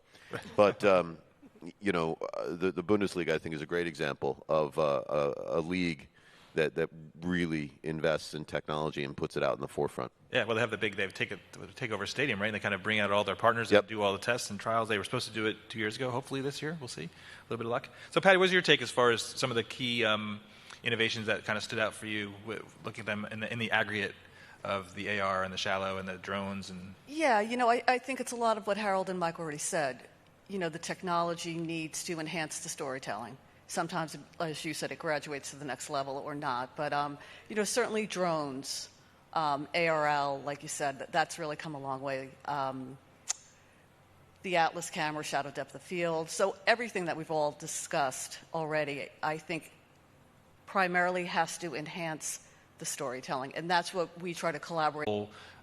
Evolution of the new normal and this remote production. And Mike, you mentioned earlier today that you see things kind of coming back a little bit to maybe going backwards, receding a little bit as far as the at-home and what have you. So, Patty, walk us through that sort of the challenge and where you feel CBS is at now as far as people working remotely from either the broadcast center or from their homes or from out in Fort Lee. We have a little bit of a different challenge from a facility standpoint because we don't have the same tools available, if you will, right now that, say, Stanford has, right, at NBC and Stanford. So it's a little harder for us to do that at-home model on a regular basis. We're working towards that. But, there will be some things that remain at home, whether it's Hawkeye or graphics or edit. It's a conversation we're having on a regular basis of what goes back out there, what comes back, what makes the most sense. But we are seeing a bit of a trend where it's starting to get back out on the road again, and people are feeling more comfortable traveling, and they're vaccinated. So it's a little bit different on, from that front as well. Right. Did you feel at all that and Harold, you can chime in here as well, did you ever feel that the shows were being, quote unquote, compromised given these workflows? Because it looked pretty robust at home when I love the people from New Zealand being able to do that. That's amazing. Saved a lot of miles and flying. I didn't, but I think it's also subjective, and a lot of it, in the beginning, we were just so relieved to get back on the air in a solid way that showcased, whether it was golf or the NFL or college football. So, and I think it got better as, the weeks went on. I actually think it's the opposite of compromise. Once we got our feet on the ground and we had a good process, it actually helped the broadcast, whether it was adding remote replay production through the Hawkeye system where there was a golf event where I think it was Bryson, shanked one, and it was out of play, and we didn't have it, and it happened. Our Hawkeye had grabbed a camera that wasn't in our board, and there's the shot. So things like that.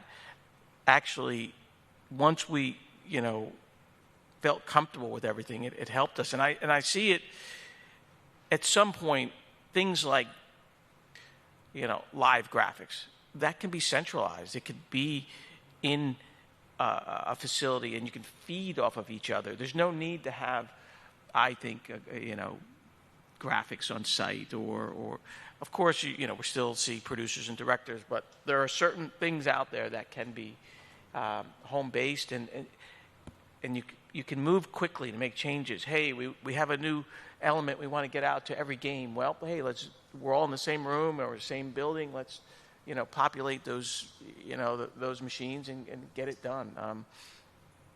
So I think in the long run, it helped us. It didn't compromise us. It advanced us. It helped us. So what's your take, Harold? Because just we had a panel discussion about the future of remote production, and one of the things that came up was there's always the desire, and I put you on the spot for this because you are a production of people who say, I need this operator, I need this is my favorite, this is my guy, right? I'm sure you hear it all the time. So does this remote workflow going to make it easier for that guy or woman to work on multiple shows? Do you think that's a benefit here, where people don't have to compromise the way they used to, some of the tricky directors to work with? I do think it will allow certain folks to work on multiple shows and be more efficient. If you can cut out, full days of travel, it makes that person more valuable. If that person could do a Friday game and a Sunday game, and you've got the best people in the business. So I also feel like we have to break out of that mold of, this is how we've always done it. And we're still a bit in that mode. We're getting back out there. We got our producers and directors. And this is from a production standpoint. I'm, constantly telling my folks that we've got to widen our lens on how we do production, and whether it's adapting to the technologies out there and being more receptive to bringing in new people. And again, it's going to get back to storytelling. We're going to have better storytelling if we have more opinions and voices and change in our groups. So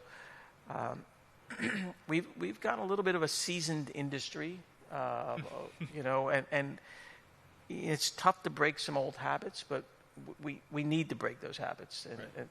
And the fans, our viewers, we have to adapt to our viewers.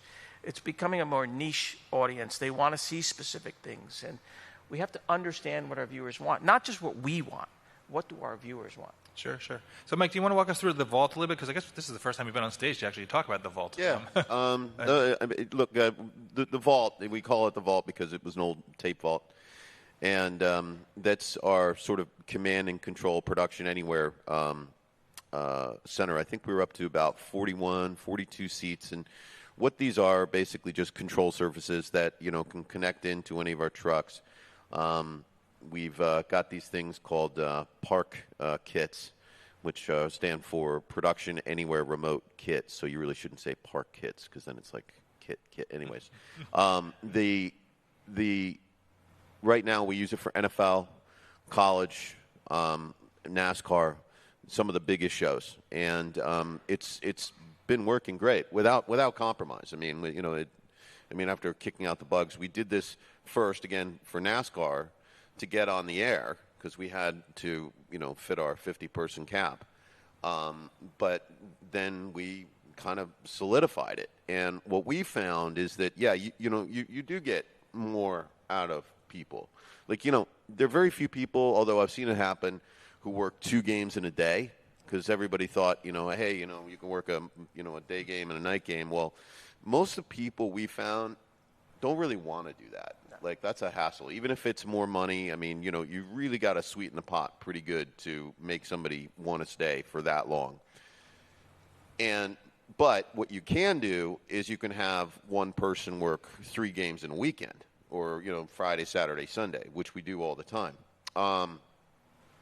So insofar as that's been great. Now, LA turns out to be not like the very, very best. I mean, you'll probably say this about any city, but I mean, the very best. It doesn't turn out to be the very best from a crewing standpoint. Not because of the quality of crew, which is actually very, very good, but just the amount of crew that's there. So sometimes, and it's embarrassing to say, we do fly people in to the vault, and they work at the vault. Sometimes, it's okay. We'll fly an EVS operator in, and perhaps they'll work, 4 games or whatever, and that's fine. But overall, we've had a very positive experience there, and it's really cool to go down on a Saturday to see all of the different, or a Sunday, and see all of the different operators working in different cities, sitting right next to each other.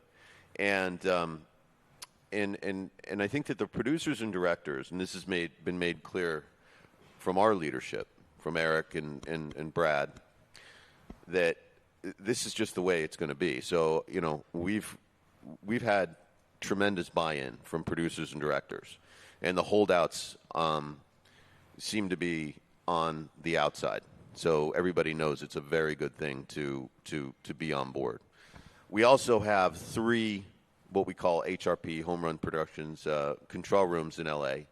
And what we found for those rooms is that, especially for college basketball and even college football, it's been a tremendous training ground. And, perhaps BAs, broadcast associates, who normally wouldn't necessarily be flown out to site to produce something, well, we're happy to have them produce a college basketball event in, what we call 203, 204, 205. We modeled it after a truck. Mike Wilkins on our facilities engineering side, we engaged Paul Boner from Game Creek to at least take a look and, tell us what kind of just some of the trappings of a truck. And, if you walk in, it looks like a truck, little things like, you got to put the switcher on the right. Make sure you do that for whatever reason. Like, why do we put the switcher on the right? Anybody know that? No, that's where they are. And it's working. It's working really well. But it's been busy and very taxing on the engineering side. Now, the other issue that we don't talk about that much, and I've been to a lot of the panels, is that all of this crap that we're doing here does require some care and feeding and some expertise. And especially when you're doing, a vault day that could go 15 hours, you have to have facilities engineering now to make sure it all works. So there's a lot of simplification that is going on when we talk about it. But as I was saying to somebody last night, that the devil is in the details of this. And I'm not terribly certain how much money it's all saving, but I don't even know if we need to talk about that anymore. Right, I guess so. Money's on trees. Money grows on trees. Yeah, all right. I mean, apparently so. So, yeah. Well. And I find we talked about this yesterday. The cool thing to me about the vault is you aren't moving massive signals from the venues. You're just moving the control signals from the vault out to the so the vendors are happy and. Yeah, so it's low latency. I mean, really, some of the magic that happened. There was 2 pieces of magic that happened. One was we utilized, and you can do it many ways. I know that CBS uses the AMP system with Grass Valley, which is really robust and kind of a cool system. We've kind of pieced our 2 smart guys on the engineering team, Brad Cheney and Kevin Callahan and Matt Battaglia. We utilized a high vision encoding system for low latency proxy video. So basically, they'll make the monitor walls in the truck. They'll send them back. So low latency video was the number 1 piece of magic. The second piece of magic was getting the labor union sorted out and making sure that the unions pretty much are fine with remote production. They don't really care whether somebody's in the truck or in the studio. They just want to make sure that the work that you've agreed to do as a, IB, IA, NABIT, whatever signatory, that's still done that way. So that piece of magic happened as well. But these are all the kind of complexifiers that make remote production kind of challenging. Right. And then there's connectivity, which was a big topic yesterday. Connectivity, which is getting easier to solve. But yeah, I mean, in the whole vault business, I mean, I'm amazed to see like all of these things spinning up, and we're still, under a gig of traffic. Right. Yeah. So the other thing is, because at the end of the day, I'm going to have Werteen up here and Nick from Mobile TV Group and Hamish, and we're going to talk about, those companies have all been transformed, right? So yesterday, NEP announced that their Andrews hub is now 4K, I think HDR down in Australia. Obviously, they've launched a facility here in New York and Los Angeles. That is a wonderful production control room. In LA, Amazon comes in and does their Thursday Night Football there. So their whole team rolls into this facility in Van Nuys, and they have their talents there, and they do the production there. How does this change? No, this is a bit of a wild card question, but so you mentioned we have to kind of move beyond the old ways. The old ways was sort of like you make a contract for a truck, and that truck is amortized. Now there's so many options for you, and I don't know how you kind of will start to figure out what's the best way to do a show. Because look, you got NEP here in New York. They have a facility that could solve maybe some of the issues that you discussed that you don't. How do you kind of think the evolution of your decision-making process is going to change? Because it used to just be get a truck, roll up a truck, we need 12 cameras. Now you have much more flexibility and freedom. Patty, I mean, how do you think you'll be do you try to simplify that and kind of stick to a tried and true method, or do you think you have to kind of go case by case and kind of figure out the best? I think depending upon the sport, it's case by case, and each one is unique, and where it makes sense to remote things or not, depending upon where, to your point, the manpower is and how to support that. I don't think it's a one set formula at all. I think, and it's still evolving. We're still figuring it out from a technology and operations and engineering side, working with production of what works best, for their group. So Right. I don't think it's a one-stop. But for a sport, like for example, the racing this year, you guys were on the road. There was no use because those tracks were pretty isolated. But Correct. So on a week-by-week basis, you don't want to be adjusting your NFL product. No, it would be an NFL plan, partnering now with the PGA Tour on golf and how we're going to produce that. And, Sure. So it varies. Yeah. And at some of the larger events like the Masters, there's different coverage which could require different support. Again, whether we're remoting it, whether we're on site, so it just varies. Right. Mike, what's your take as far as that? Frankly, we need more production trucks. I hate to be the guy who's, we're not talking about remote, Remy's and Vault, and that's all great. But there is a tremendous shortage of production trucks at the moment, especially in the fall. And, the spot work for just regular old trucks is really good right now. And even if you have, a regular truck, it doesn't mean that truck can't do an HRP or a Remy or whatever.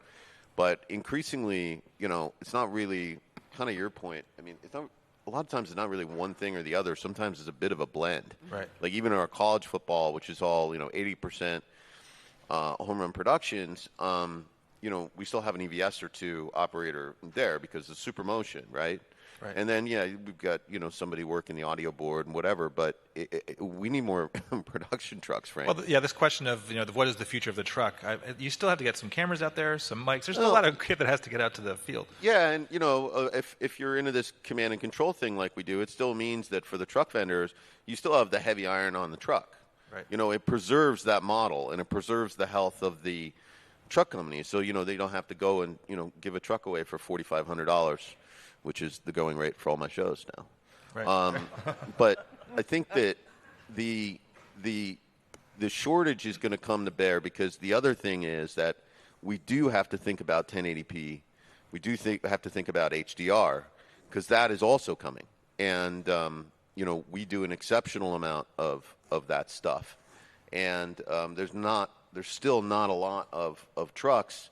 I mean, it's quite a few, but there's still not a lot of trucks that can actually do that. So, we have had to make some decisions sometimes based upon availability. Right, sure. So, Harold, I want to talk about one of the coolest things that I thought last year was the skinning of the Nickelodeon and the NFL game. But that was a full-blown production, right? So that was not a simple – you weren't kind of taking it and virtualizing it. So at that point, you guys rolled up a whole separate unit. Yeah. But what's your take as far as – this sort of, obviously you have the Peyton and Eli on Monday Night Football, which is a lot simpler to do, clearly. But what's your sense as far as this sort of opportunity they did the Marvel NBA game, to sort of this skinning of games to reach different audiences to lean into AR graphics, to create different experiences, different announcers. What's your sense from where this is going? Because there's obviously a lot of potential with OTT services out there and Paramount Plus. And it's a little bit of what I was saying before. We have to start listening to what our viewers want, engaging with our viewers, surveying our viewers, finding out what they want. And what we're finding is they want a customized experience. And they want that experience that, hey, they're sitting around with their buddy and it feels like, they're watching the Mannings. That's like you and I sitting around watching a game in a bar. And then you've got folks that want that experience that they can sit with their family and watch a game. So we have to, be more proactive,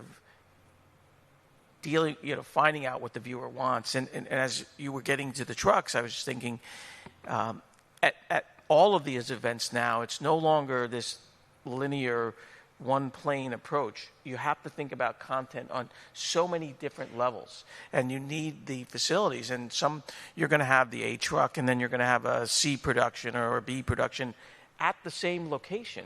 You might be producing for, a Nickelodeon or, a Comedy Central or something like that, or maybe you're producing for a Paramount Plus in our case, or another digital stream. So you have to think about it in a much broader sense now, and how you do these productions, and it's going to be here for it's not going away. Sure. And it was funny, we were talking about the Eli and Peyton. If it was 4 years ago, and you set a budget for how much it would cost you to do what they're doing, it would probably be let's call it many multiples of what it actually probably costs. Because you would say, we need trucks. We need satellite trucks. We need a production truck. We need to have the full gig connectivity. We need broadcast cameras and a producer and So it's amazing to me to see how you guys are all going to, adjust to your point. You have to kind of lose the concerns about what things cost, because you can actually, there are so many ways to do things on a much more efficient basis. Although Josh says, again, throw money at it, but some of these are expensive. I mean, the Nickelodeon is not. No, that was yeah. You're pushing graphics. It's about connectivity and turning these things around, so it's not. I don't know if we're necessarily thinking about it as a cheaper way. Right. We're not necessarily saving money, as we've said, doing remote productions. It's creating better content. I think for some of the lower level programming, I don't want to say that we haven't saved money. In fact, for the lower level productions, in college basketball, for instance, is a great example where you just have so much tonnage, and you don't have to necessarily travel the announcers anymore. In fact, you could have one person who's calling the game at Pico at our studios, and then another person, at their house. I mean, we've set up a home studio, I think in both of Raf's houses now. But he loves it being there, and we don't have to fly him. He's happy doing it. We still need to chip away at a few little things to make things better for him. But I think that these new types of production techniques for the real dine and dash programming have been terrific. And, we get a monstrous amount of utilization of our control rooms, of our people, and, ultimately, the idea is to make sure that, these might be shows that aren't viewed all that much, right? Or, have low ratings, let's say. But it doesn't excuse you from making it look like a bad show, because you are carrying the banner of your network. That's right. There, so it's still got to look good. That's right. And that's exactly our approach as well. It still has the CBS graphics on it, and we want it to represent, a level of quality. It doesn't have to be an A-level football game, but due to the volume and everything, we do try to be as efficient as we can, whether it's remote or on-site or using locals or whatever Yeah. Like 1A1 I spoke to always said, well, we're not making Avatar here. But it's funny because, Patty, if you go way back to the CSTV days, as soon as you started doing that, the games, the fans, they don't want to sit there and say, well, my game's not that important to you. They want to have it look. That's right. Yeah, so you give them what they want, they're going to keep wanting more and more in HDR and 4K and Atmos and what have you. So we have 2 minutes left, so closing comments time. But Patty, as far as looking ahead to next year, what are you anticipating? Are you looking at more HDR? Is Atmos part of your conversations? Are you looking at more data visualization? The gambling thing is out there, and how to kind of tap into that a little bit. What do you see some of the key things out there? A lot of internal discussions about HDR. So that kind of goes through our affiliate group. Right, sure. So there's those conversations happening all the time. We're constantly pushing for it. We're constantly saying we can deliver it. So that's where we are with that. And getting more into the soccer productions with P+, doing more things in the cloud. That's sort of the direction we're going in, as well as just looking at, potential facility upgrades and how we can be more efficient, as we keep saying here, and more flexible. Sure. Harold? Anything from as far as... Oh, that's okay. I'm looking forward to experimenting more with drones. I just love the drone technology and how we used it on our auto racing, the really high-speed drones that are circling the tracks and things like that. The depth of field cameras, we'll use them, but like Mike said, we don't want to overuse them. Right. I think that's just kind of an icing on the cake, so we have to be careful with that. And then I do see more use of AR and analytics that go with it. How do we use that augmented reality, use those elements, and include some analytics that help, again, tell that story. Don't overdo it. Just sprinkle it in, and people just go, wow. You want that little bit of wow factor. Sure. Those are the things I'm looking forward to next year. Mike, closing thoughts to you. I think 2022 will be the year of smell-o-vision. We're out of time, so I can't really elaborate on that. Awesome. All right, so we all saw a little tease of the digital Nirvana sizzle, so let's run the digital Nirvana, and thank you so much for joining us. Thanks.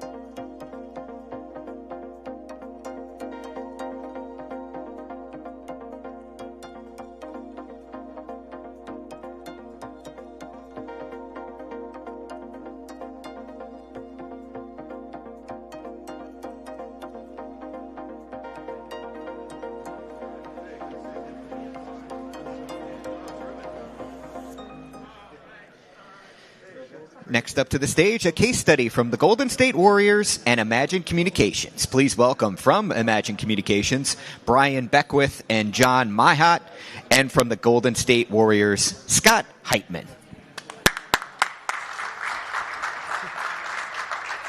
Well, thank you everyone for coming and joining us today. My name is Brian Beckwith. I have been in Imagine here for about a year.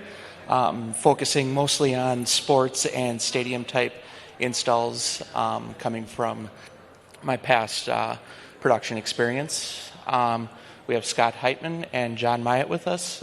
Scott, you want to take a second to introduce yourself? Sure. Hi, everybody. My name is Scott Heitman. I'm the Director of Scoreboard Operations for the Golden State Warriors at Chase Center. And I've been in that role since before the building opened in 2019. So it's a pleasure to be here today. All right, and I'm John Myatt, and I've been at Imagine, Harris, Leach, Astra, AT&T, 31 years, 7 companies, 1 desk. And currently I'm the CTO of Networking and Infrastructure at Imagine. Okay. Thank you for both joining us up here today. Scott, you took over a system as it was being built. Chase Center was a ground-up install in 2019. How has the experience of the 2110 system been? I think it's been, I don't want to say seamless, but I think it's been a really amazing opportunity to be able to use some of this new technology. And for the most part, we are using it the same way that we used to use SDI baseband routers. It's negligible as far as from an operator's experience being able to go between trucks or other venues and knowing how a router panel works and knowing how a signal flow works. It's all the same. It still applies, and the fact that it's all IP packets, under the hood is something that we dig into as engineers. But from an operator's perspective, it's still the same environment. How has your engineering staff taken to that? Have they just picked it up, or what's the hurdles been? Yeah, and that was one of my concerns when we were staffing up and the building was being put together was, would I need to hire a network engineer that specializes in packetized video and knows how to watch these sort of things? And really, that hasn't been the case. We have an excellent broadcast engineer that works for us, and he's had to learn a lot of this, just like the rest of us, of how IP video works in a control room and in a venue. And we do the typical troubleshooting, signal flow issues, those sort of things whenever we need to, with the addition of a few IT-based troubleshooting with, we use Wireshark and things like that. But for the most part, it's been pretty much the same as you would expect on older systems. So, John, on our side, we work a lot with our own Selenium network processor as the heart of our system. You also sit on the SMPTE board and have edited the 2110 standard. How is that? Well, yeah, I'm the editor of SMPTE 2110, and of course the whole goal was to be able to create systems built out of this new technology that can be operated by people in the same workflow patterns they've used for 10, 15, 20, 30 years, because ultimately it's a creative profession, and they're cutting shows and doing replays and things that are visual and creative, and they don't, what's under the hood almost doesn't matter. So through all of this, we've had a couple tough years of just getting production done. How has the remote workflow been implemented on the Golden State Warrior side?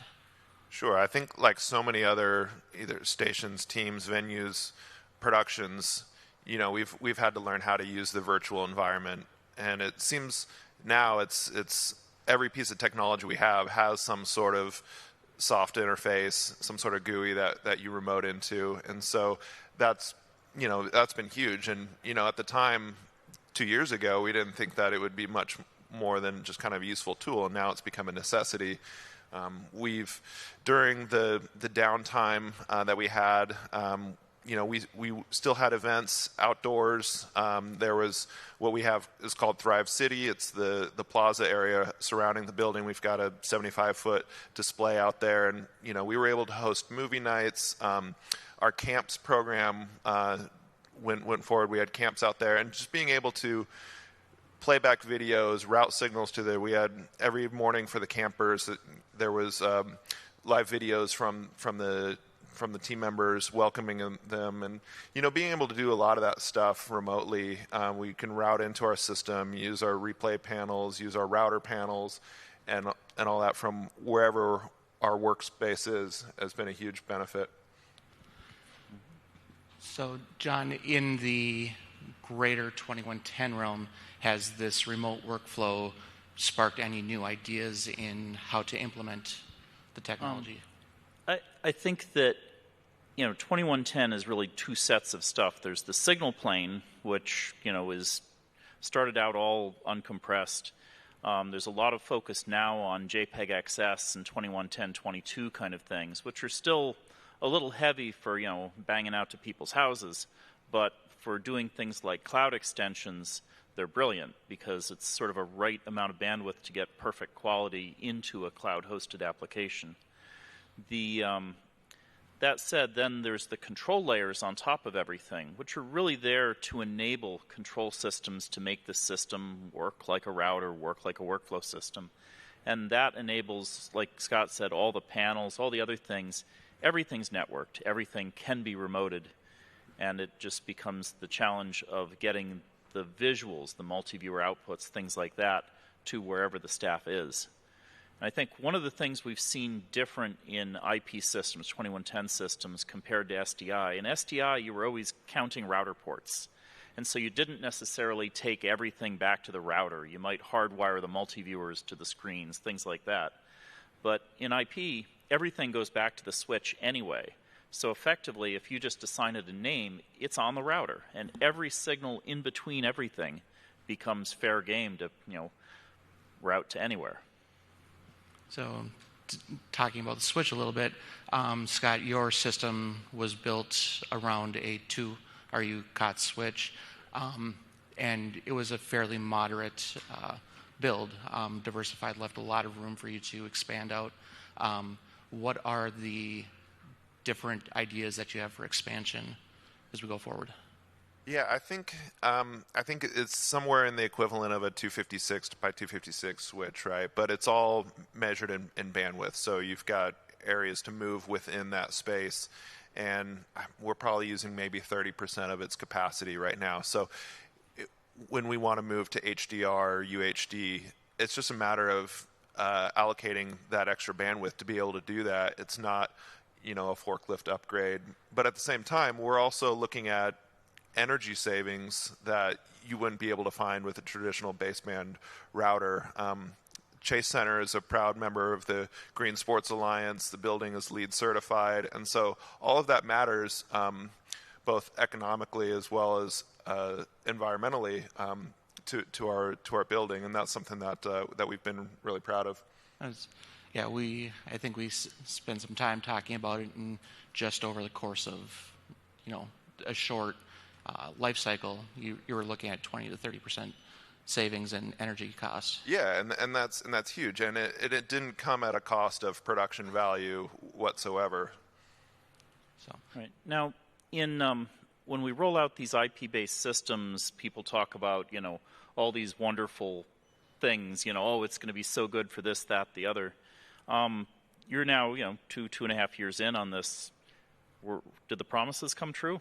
Did you get what whoever picked it, because you kind of inherited it as it was being built, did the things that you hoped for or that somebody would hope for actually turn up?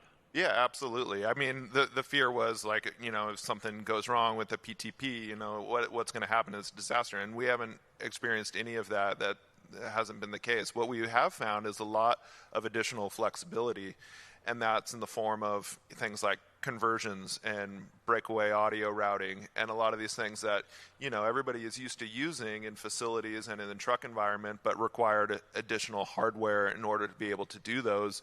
Here, if we need to convert feeds from our partners in the production trucks, if they're 720, if they're 1080i, we need to bring it in 1080p. You just click a button and it's there. And likewise, if they want some of our camera feeds, same thing.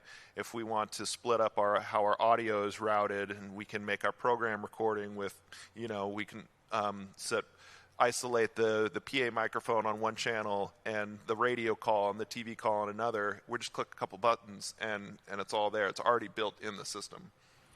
And to me, that's one of the biggest advantages in these IP-based systems that people don't kind of realize until it happens, is that in SDI, making a router port into a routable, breakaway port cost extra. It was quite a project. You had to have embedders upstream, embedders downstream and de-embedders upstream. And even if they were built into the router cards, they were still on your bill of materials and they weren't free. But in these IP 2110 systems, every port is inherently a breakaway audio port. And so even if you didn't think about it until day of show or, 10 minutes before air, the guy from the truck can say, hey, can you sling me that random microphone? And you're like, you could have, after you yell at him for not telling you an hour ago, you just make it happen. And then as you look at it into the future, can you expand a little bit on just how we can take that same processing and move into things like 4K and 8K and just expand? Sure. I mean, our whole product strategy has shifted over the years from, we used to make modules, right? A little frame, little cards. You buy a card for each thing. And if you need a different thing, you call up sales, you order a different card. We've shifted the whole way we do things to now it's a platform, and whatever features you turn on are what it does, and you can turn on more features, different features. So all the stuff in Scott's environment and in all our SNP-based environments, it's ready to do 4K, it's ready to do HDR, it's ready to do UHD up and down conversion, it's ready to do JPEG XS.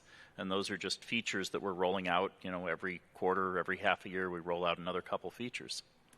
So we're coming up close to our time here.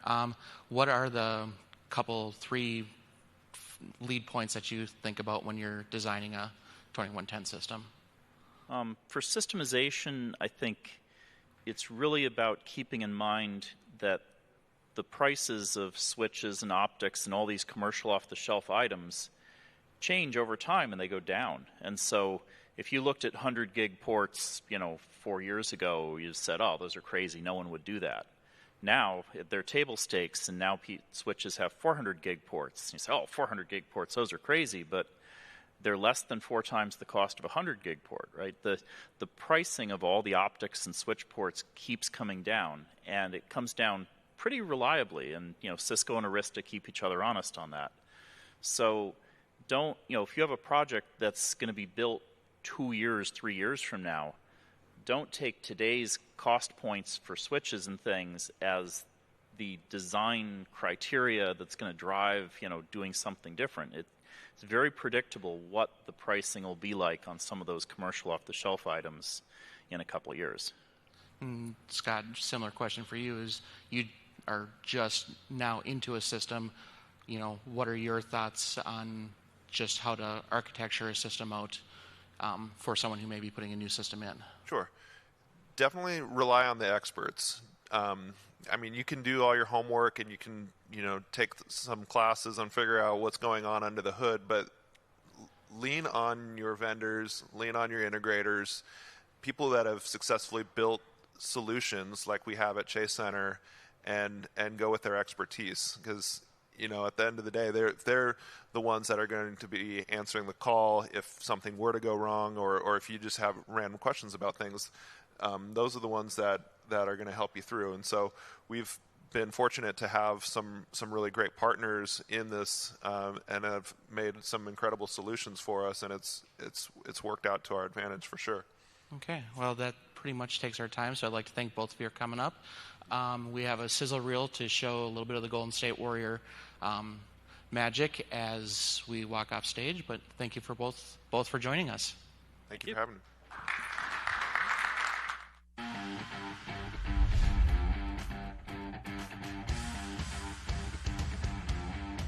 It's going to be quite a year. The buildings are completed. A brand new journey starts today.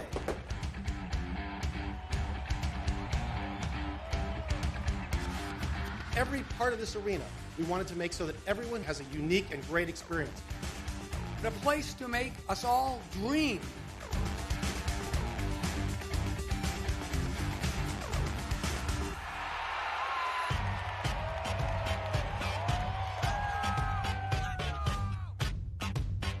Every trip you make here, you're going to discover something new.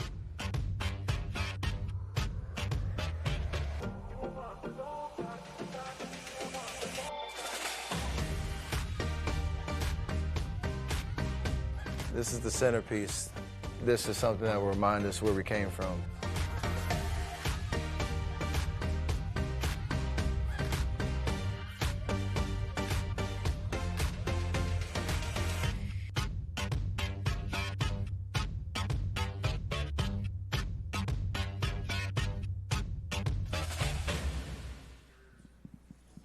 That concludes the morning program from us here at the SVG Summit. Please join us back here in the Trianon Ballroom at 1 p.m. Eastern. If you would like to get your last chance to see some of the latest sports video production technology, visit the exhibits down in the Rhinelander Ballroom now until 1 p.m. You can also join us for a light lunch next door in the Mercury Ballroom. Again, the program resumes here at 1 p.m.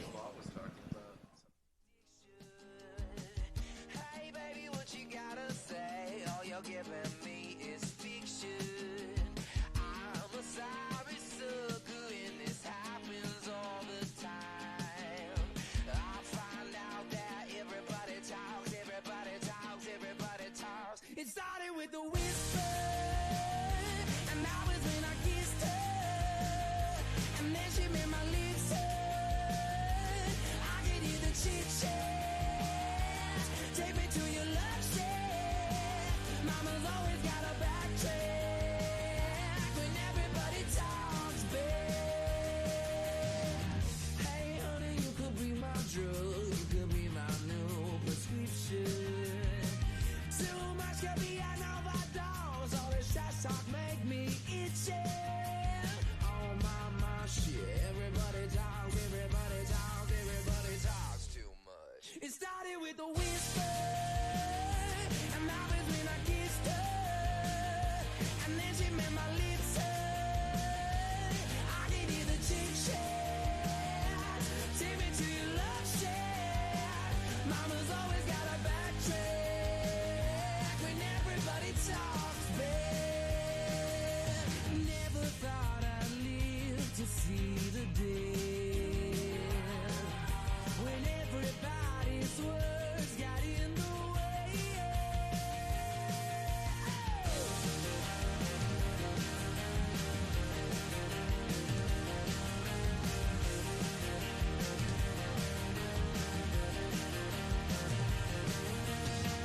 Hey sugar, show me all your love. All you're giving me is friction. Hey sugar, what you gotta say? It started with a whisper, and that was when I kissed her, and then she made my lips hurt. I could hear the chit-chat, take me to your love shack. Mama's always got a backtrack when everybody talks back. Everybody talks, everybody talks, everybody talks, everybody talks, everybody talks, everybody talks back. It started with a whisper, and that was when I kissed her. Everybody talks, everybody talks. Met you in the summer, to my heartbeat sound. We fell in love as the leaves turn brown, and we could be together, baby, as long as skies are blue. You act so innocent now, but you lied so soon. When I met you in the summer,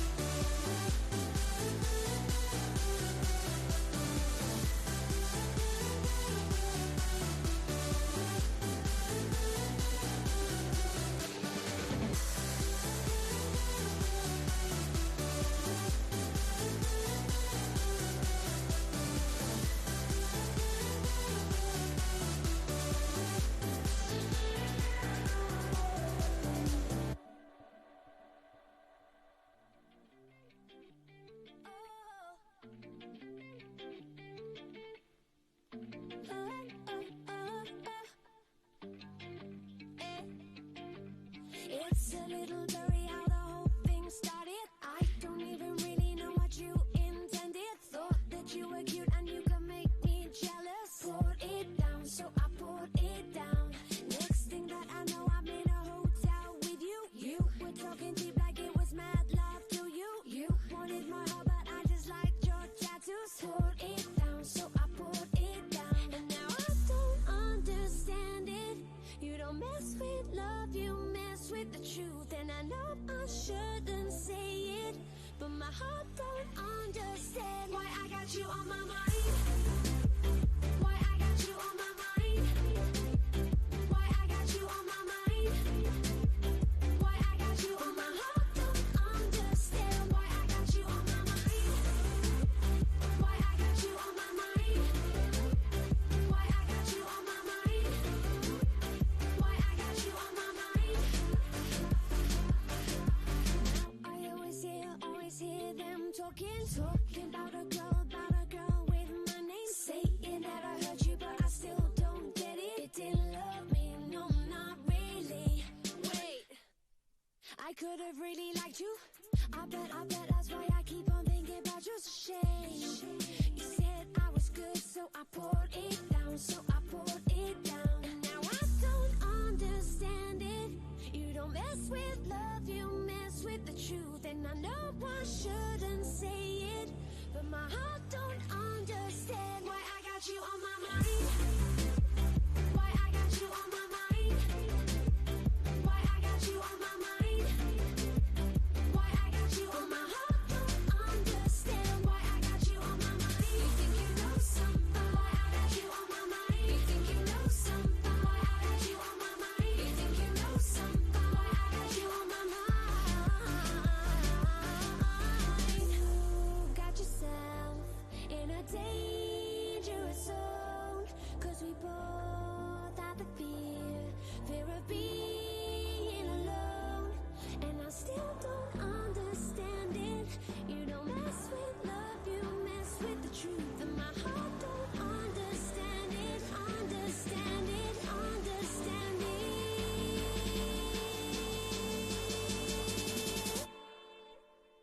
Why I got you on my mind. You think you know somebody. Why I got you on my mind. You think you know somebody. Why I got you on my mind. You think you know somebody. Why I got you on my heart don't understand why I got you on my mind. You think you know somebody. Why I got you on my mind. You think you know somebody. Why I got you on my mind. You think you know somebody. Why I got you on my heart don't understand why I got you on my mind. You think you know somebody.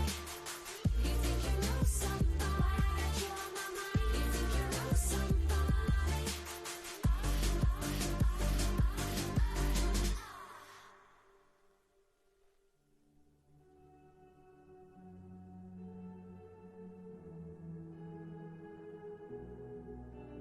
I don't wanna fight right now. No, you always right now. No one needs you around with me, but nobody been around with me. Been through the ups and the downs with me. Got a whole lot of love, but you don't wanna spread it around with me. Yeah, never pick up, never call me. You know we running out of time. Never pick up when you want me. Now I gotta draw a line. Baby, I done enough talking. Need to know that you're mine. Baby, we done enough talking. Gotta be right now, right now. Baby, gon' love me now, now, now, now, now, now. Now or never. Hey. I want you to hold me down, down, down, down, down, down, down forever. Hey. Said you know I wanna keep you around forever. I want you to love me now, now, now, now, now, now, now, never. I'm turning off the light right now.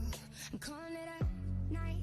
Now wishing you were around with me, but you in a different town than me. We've been through it all, but you could never spit it out for me.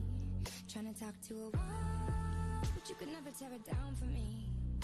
Yeah, never pick up, never call me. You know we running out of time. Never pick up when you want me. Now I gotta draw a line. Baby, I done enough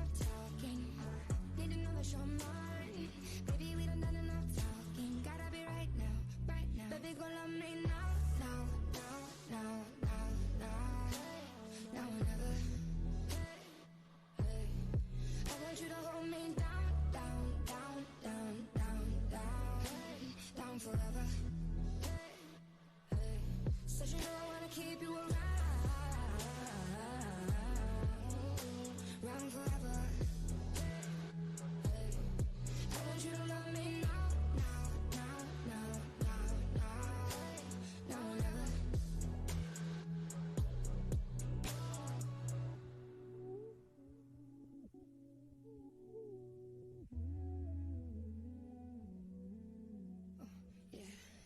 Try to line up, don't take no more time up.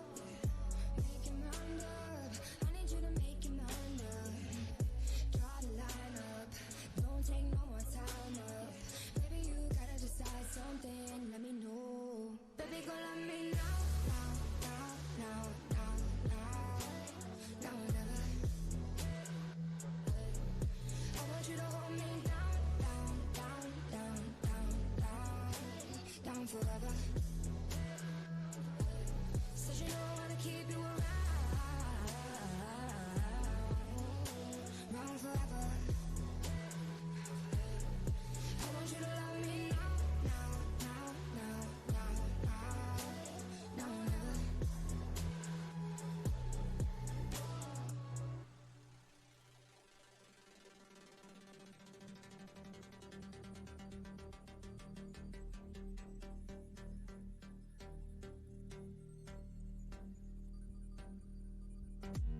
What you wanna do, baby? Where you wanna go? I'll take you to the moon, baby. I'll take you to the floor. I treat you like a real lady, no matter where you go. Just give me some time, baby. 'Cause you know, even when we're apart, I know my heart is still there with you. 5 more hours till the night is ours and I'll be back with you. This right here is my type of party. 5 more hours, we're just getting started. This right here is my type of party. 5 more hours, we're just getting started. 5 more hours, we're just getting started.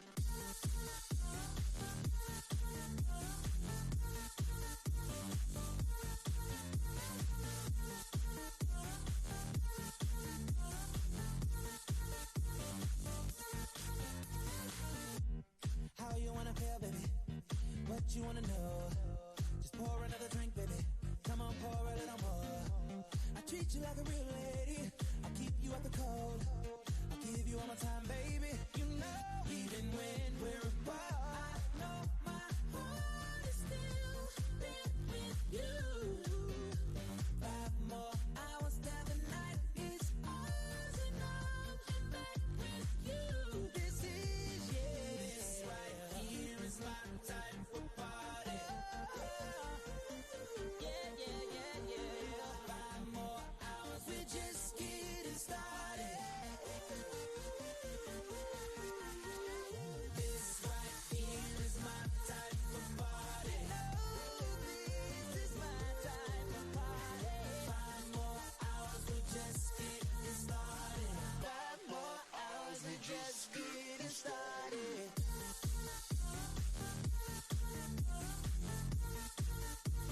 Just getting started.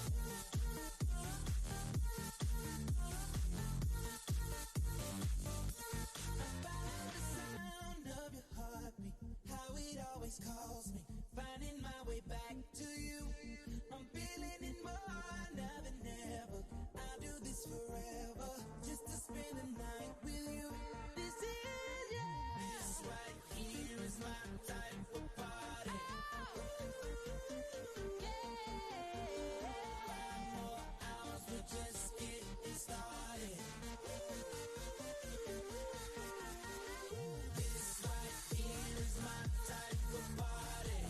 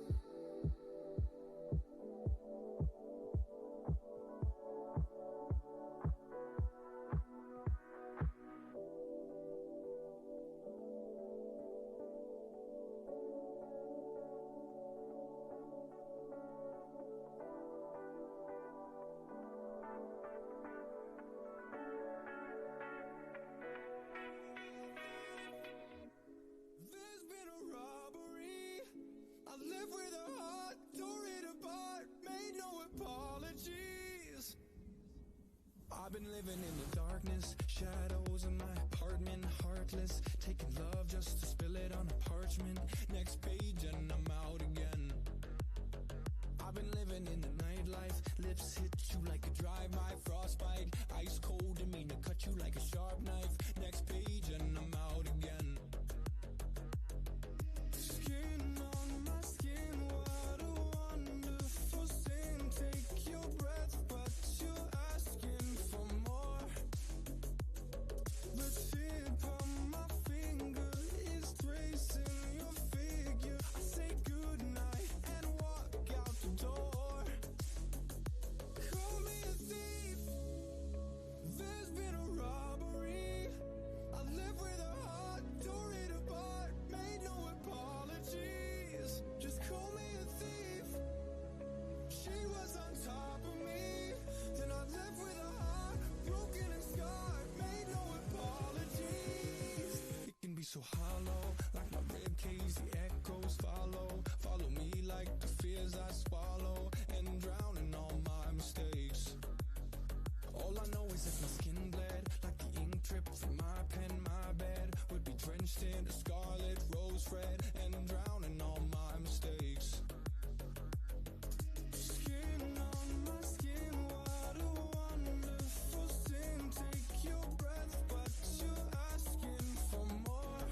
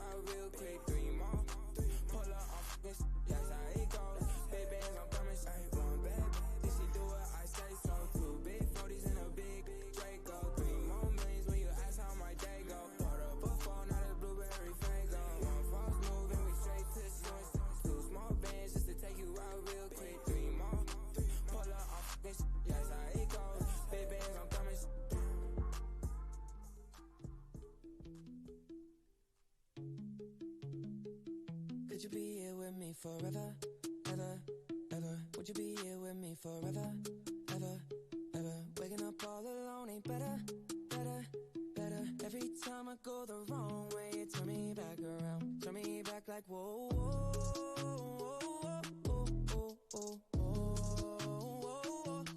Forever, ever, ever, ever. Do you wanna look at me forever, ever, ever? Yeah, do you see us in Vegas pushing a Monte Carlo?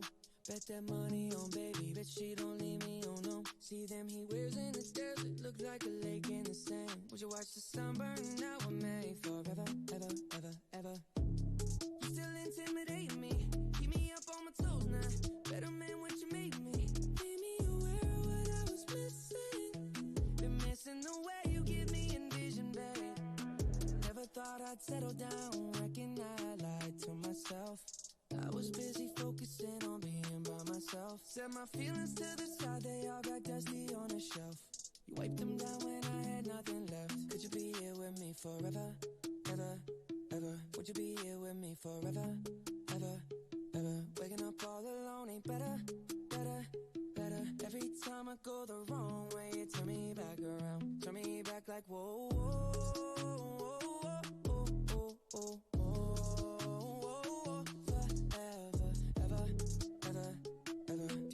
Look at me forever, ever, ever. When you asked me if I cheated, I said never. What are you willing to do to stay together? How many times we gonna break up for the summer? How many times we gonna try to call my mother? Girl, you killing me. I don't wanna act like I can fix it. I don't wanna be the one that changes sexist currency. It comes so naturally that I can't buy your love. Could you be here with me forever, ever, ever? Would you be here with me forever, ever, ever? Waking up all alone ain't better, better, better. Every time I go the wrong way, you turn me back around. Turn me back like whoa, whoa, whoa, whoa, whoa, whoa, whoa, whoa. Forever, ever, ever, ever. Do you wanna look at me forever, ever, ever? I promise I'm gonna love you till my dying day. You wake up, you facing my chest, your favorite hiding place. The roof is gone as we're driving out the private gate. Counting the stars with our last name on the license plate. Whoa, oh, oh. I lied to myself by trying to be here all alone. When I leave, it's vibing now. It's just never vibing long. Set my feelings aside, let's settle down. Every time I go the wrong way, you turn me back around. Turn me back like whoa, whoa, whoa, whoa, whoa, whoa, whoa. Forever, ever, ever, ever. Do you wanna look at me forever, ever, ever? Would you be here with me forever, ever, ever? Would you be here with me forever, ever, ever? Waking up all alone ain't better, better, better. Every time I go the wrong way, you turn me back around.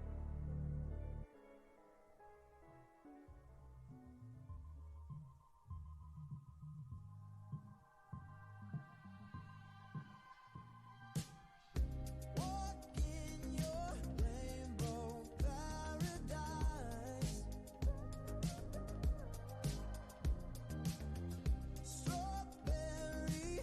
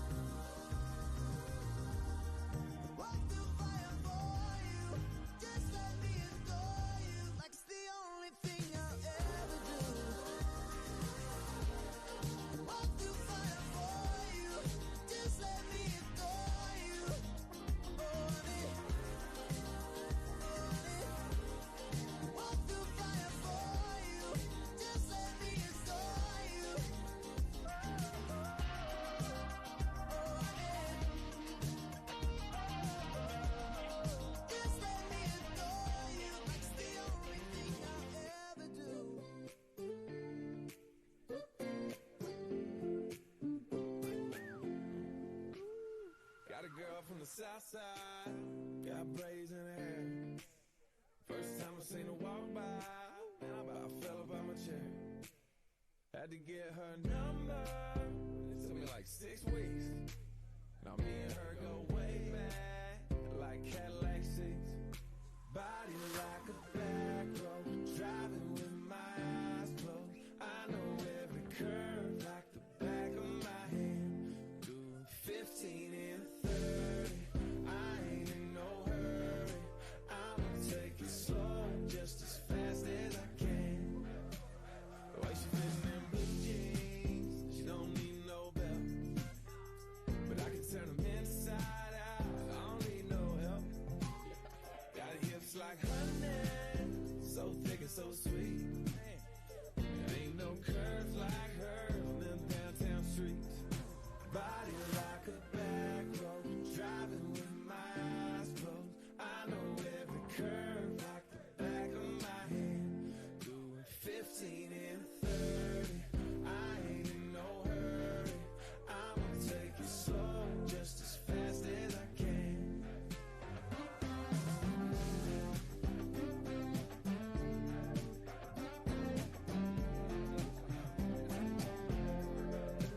We're out here in the boondocks with the breeze and the birds, tangled up in the tall grass with my lips on hers. On the highway to heaven, headed south of a smile. Get there when we get there, every inch is a mile. Body like a back road, driving with my eyes closed. I know every curve like the back of my hand.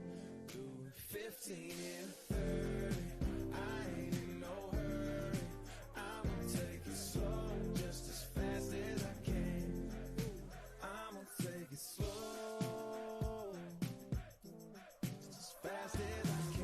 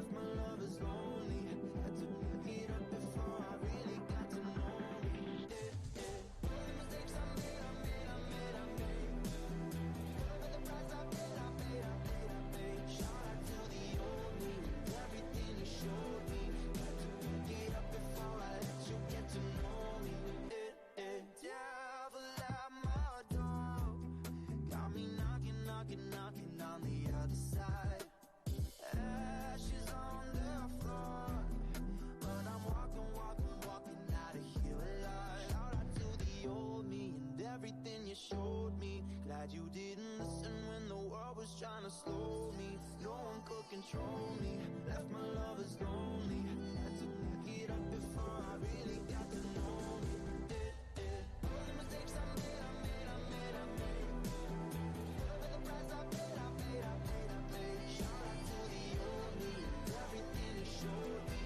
Had to pick it up before I let you get to know me.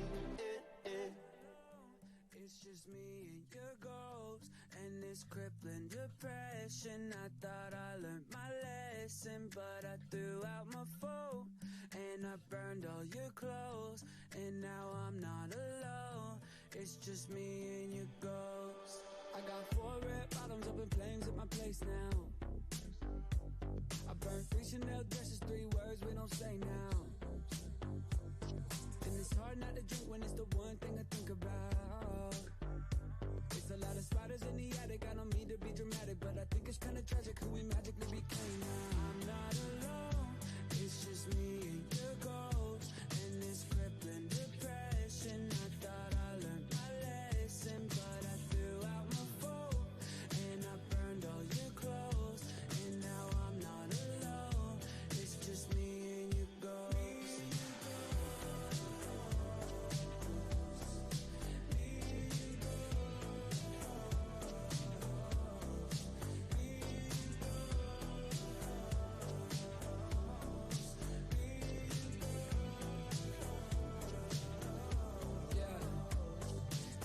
Supposed to do with all these pictures on my iPhone, even all the videos, only you and I know. You never cared about me, you just care about the likes though. Every time you pop up, you should see my eye roll. I can't even kick it with the homies that we both know. I can't even pick with any places that we used to go. Now all I got is just the memories of us though. Burn it all down to the ground with your ghost. I'm not alone, it's just me and your ghost and this crippling depression. I thought I learned my lesson, but I threw out my phone and I burned all your clothes, and now I'm not alone.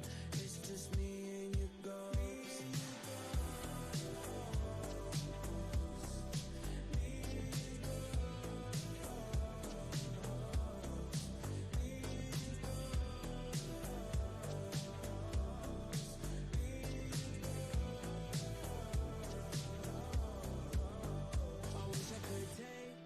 Summer nights, erase all the vibes, leave the memories out to dry, delete forever, no archive. Take the words you said to me, hold on to them intentionally.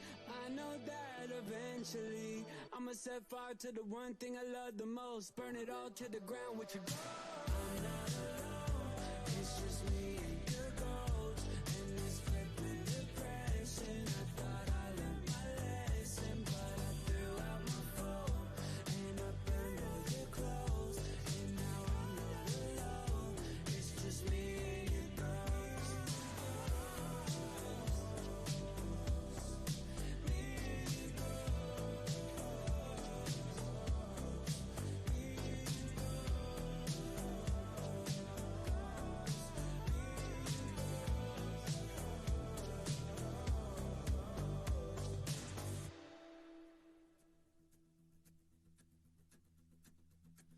my heart about 1-2 times. Don't need to question the reason I'm yours.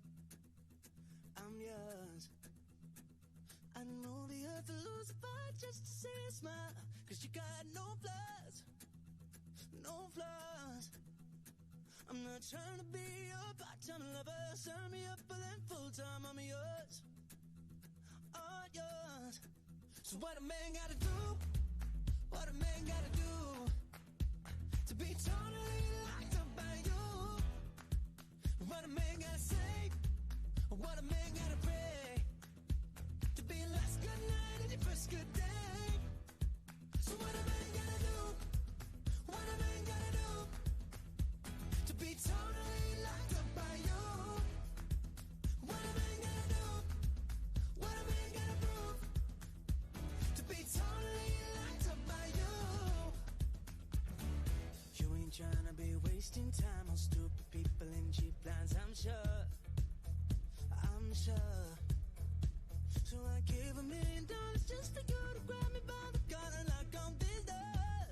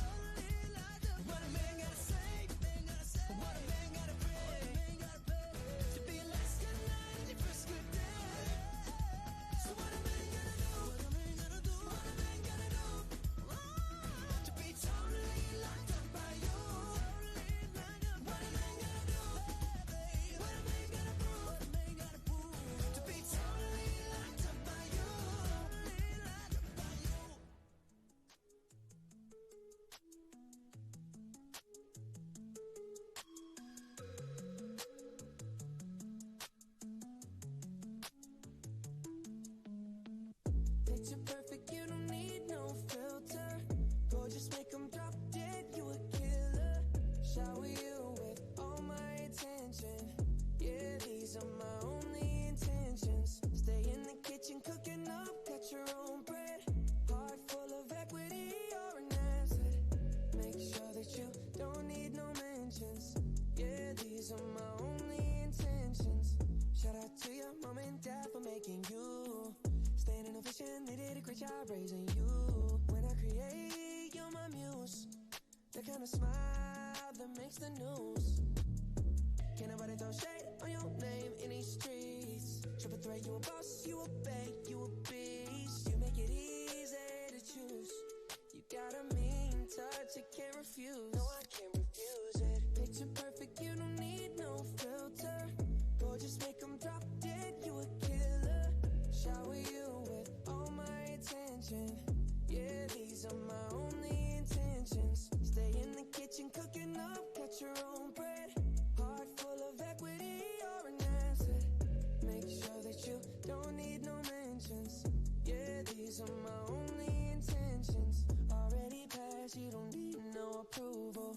Good everywhere, don't worry about no refusal. Second to none, you got the upper hand now. Don't need a sponsor, no, you're the brand now. You're my rock, my Colorado. Got that ring, just like Toronto. Love you now, a little more tomorrow. That's how I feel. Act like you know that you are. Picture perfect, you don't need no filter. Gorgeous, make them drop dead, you a killer. Shower you with all my attention. Yeah, these are my only intentions. Stay in the kitchen cooking up, cut your own bread. Heart full of equity.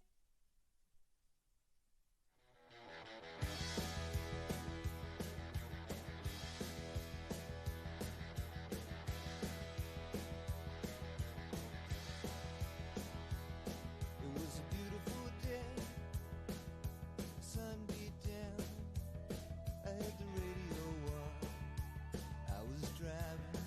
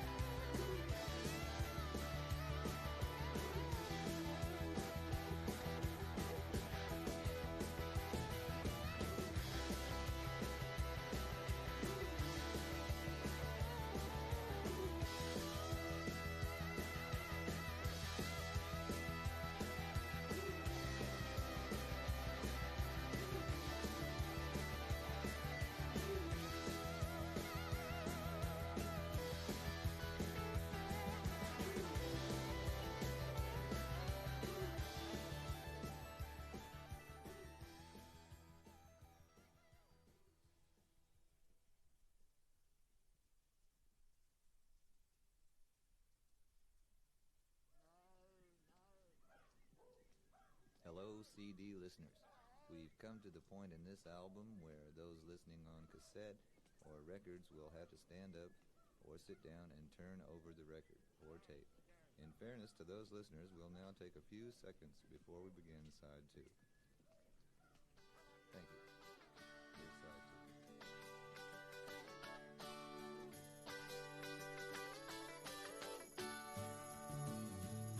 Well, it's all right. Riding around in the breeze. Well, it's all right.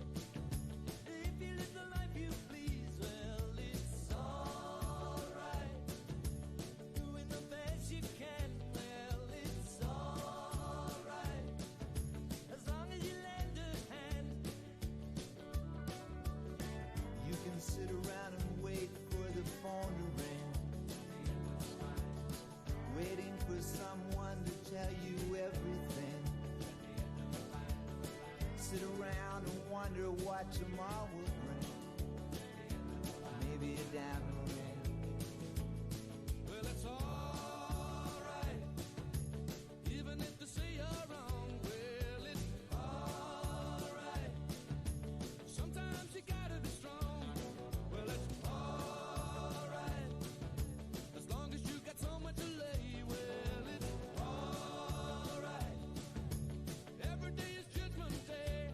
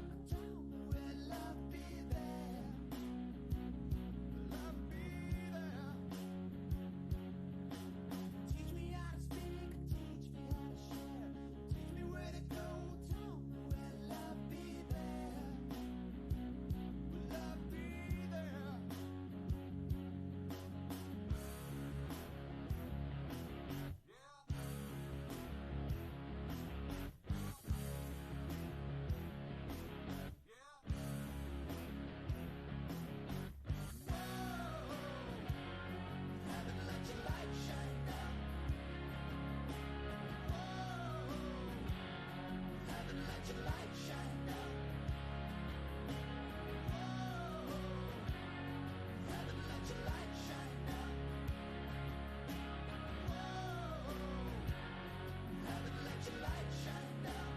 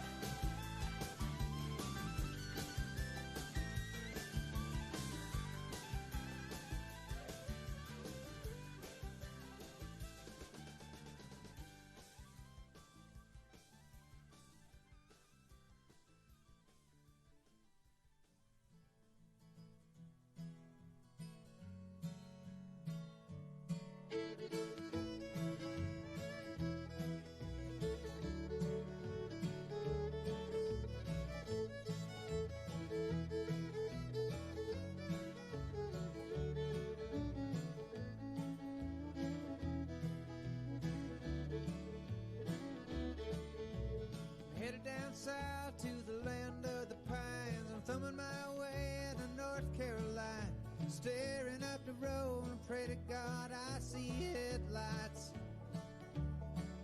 I made it down the coast in 17 hours, picking me a bouquet of dogwood flowers, and I'm hoping for Raleigh I can see my baby tonight.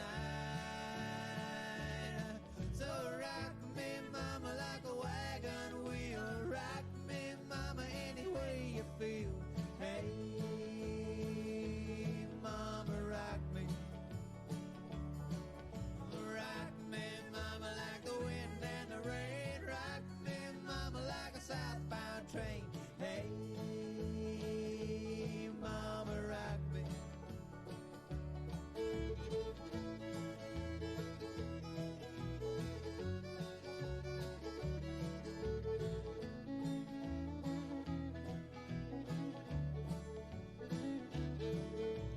Running from the cold up in New England, I was born to be a fiddler in an old-time string band. My baby plays the guitar, I pick a banjo now.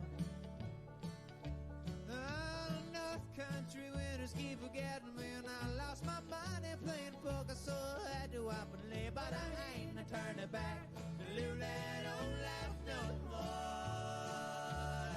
So rock me, mama, like a wagon wheel. Rock me, mama, any way you feel.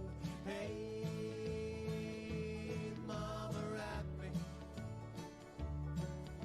Rock me, mama, like the wind and the rain. Rock me, mama, like a southbound train. Hey, mama, rock me.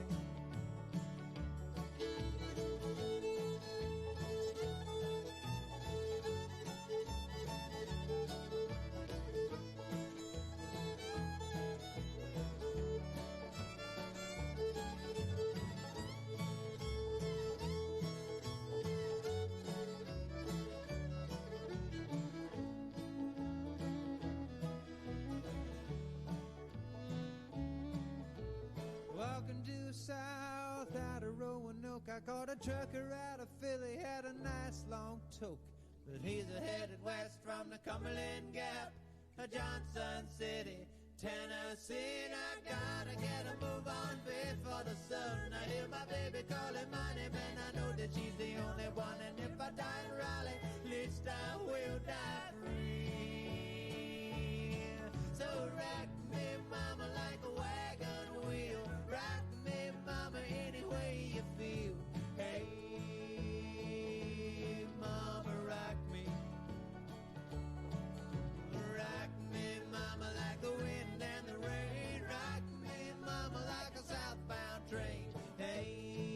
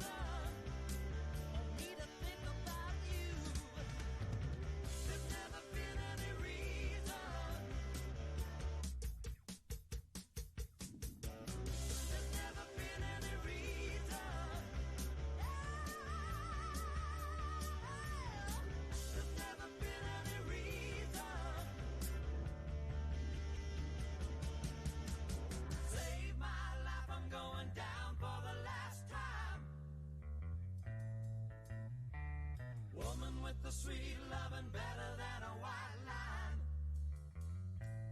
Don't you know she could bring a good feeling, ain't had in such a long time. Save my life, I'm going down for the last time. Save my life, I'm going down for the last time. Save my life, I'm going down for the last time. Save my life, I'm going down for the last time.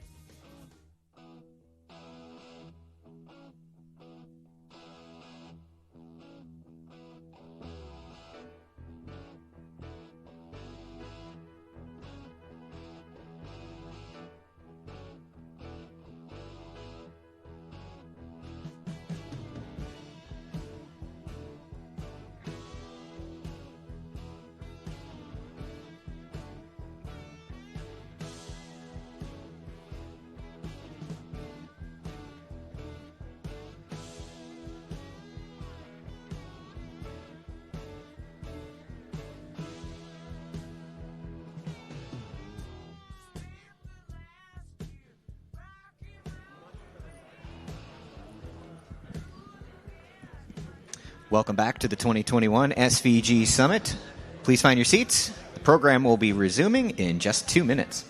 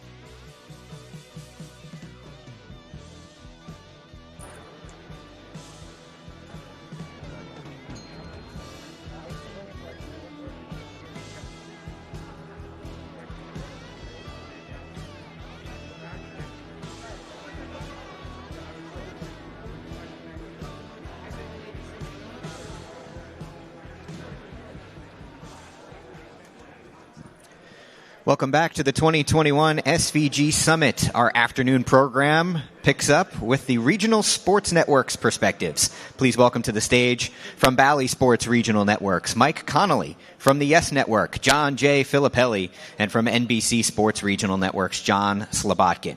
Your moderator is SVG's Jason Dackman.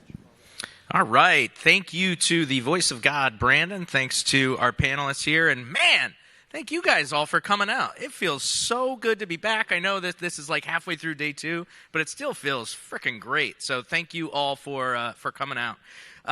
Want to talk a little bit about the regional sports business, which has been pretty easy going, I think, over the last couple of years. No real challenges, obstacles, nothing like that. You guys have pretty much been calling it in. I get it. But in all seriousness, not just the pandemic, but obviously business challenges, production operation challenges, all kinds of new things that you've had to deal with. So I want to go down the line, and we're going to see a little clip for each of these guys, give you an idea of what they've been up to over the last 19 months or so, and then they're going to give you some details on how they've navigated some of this stuff. So, Mike, we're going to start with you. Bally Sports is only 8 months old as a brand, 9 months old, somewhere along those lines. Let's get a look at how your team was able to get through the last few months, and then you can give us some details on exactly how they did it. Let's roll the clip. Against all odds, the Braves are the champions of the National League East. Yanni, your story is the greatest story that I've ever run across. It's been right here. Thank you. The Lightning have done it for the second year in a row. They have won the Stanley Cup. So much has happened since we last were together. So much has changed. Oh my goodness. But when the world needed it most, sports got us back on our feet.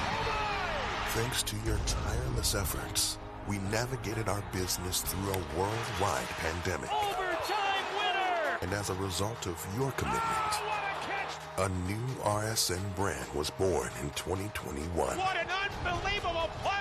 Because of your dedication, we made it through the most intense 3-month broadcast schedule in history. A standing O indeed. Your passion is what makes Bally Sports the heart of the fan. Look out below. And we've never lost sight that you are the heart of our business. Unbelievable. Now, as we prepare for a new chapter, the strength and resilience that carried us through the past 2 years will propel us towards a world of opportunities. Unbelievable. Are you kidding me? One beat at a time.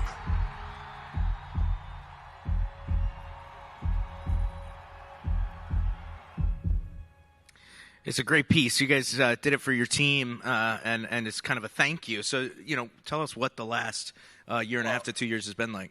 Before we start, it's really should be Hall of Famer John Villapelli. I don't know what's going on with it. If I had a baseball, I'd want it autographed. So I defer to Mike Conley. So we produced that video just kind of as a welcome back to everybody. It was an internal video to kind of get people excited for broadcasts again, because so many things were happening at that time, 18 months ago or so. And while we were getting ready to launch a new network, then a pandemic hit. And in a sense, there were some blessings in the work stoppage. I hate to say that because a lot of people lost work and lost revenue, which is not okay. But in terms of launching a network, it kind of gave us a pause and gave us some time in order to put things in place to launch a network. And honestly, if we didn't have that time, we would have been in a little bit of trouble because we were waiting on a name, and that was taking some time, more time than we wanted it to. We were putting plans together for a new master control, which a couple of guys sitting at a table over there lost all of their hair because of it. We were building a new graphics department. We were building a new music department. We were putting new infrastructures in place. And really, it kind of gave us a little breath of fresh air to say, okay, we can move quickly now. And then some new technologies, right? We always want to kind of move forward technically, and we're able to kind of, because in our business, it's a constant churn every day, right? We do 15, 20, sometimes 30, 45 events a day. It gave us a little break to kind of to reset and start building new technology. So it was a challenge, a big challenge, but it was probably our finest moment in this business for everybody in this business. And everybody who works in the sports business, it's arguably probably the best thing we've done in anyone's career, because it's kind of like Apollo 13. Right. That line where they say it's not our biggest failure, it's our greatest moment of all time that we brought these guys home. It's kind of the same thing. Yeah, you guys shined in a moment of what could have been weakness, and were able to pull through. Flip, Mr. Sports Broadcasting Hall of Famer. Get used to it, man. Yeah, let's be honest. These guys are up here. Cool. but you're really the center of the show here. So, Flip, tell us how you guys at Yes were able to get through the, what was a really challenging period and everything. And after this clip, give us some insights into just how you guys got it done. But let's roll the clip first.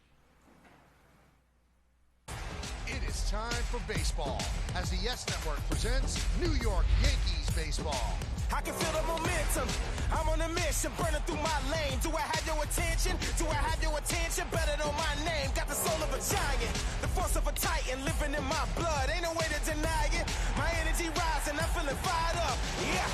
Big names, big swings, big home runs. There's excitement, there's drama, there's intensity. This is the moment. Joey Gallo's signature Yankee moment. Touching the sky now. This could be 1, 2, on the first. It's a triple play. They've done it again. We about to level up. A long home run for Judge. We about to level up. Wow. See ya. Did you hear the sound of that ball, Cody? Stars are going to shine. And that'll do it. A no-hitter. This is the moment. Cole. The moment is right now. Is dealing. We going way up. Touching the sky now. Oh, what a shot by Stanton. Larger than life now. He put it into orbit. Nothing can hold us down. We about to level up. Aaron Judge carrying this team. And the Yankees walk off into the postseason. All right, it was an exciting year until the end. Flip, how did you guys pull through? What were some of the innovations that you guys were able to get done to do it? There is without getting too philosophical about this, there is a quote in my office, and I read it every day. The quote is from Winston Churchill, who says, "Sometimes our best is not good enough. We must do what was required." I don't know how many times in my life I was put in a situation where I had to do what was required to get something done, to be successful, to work.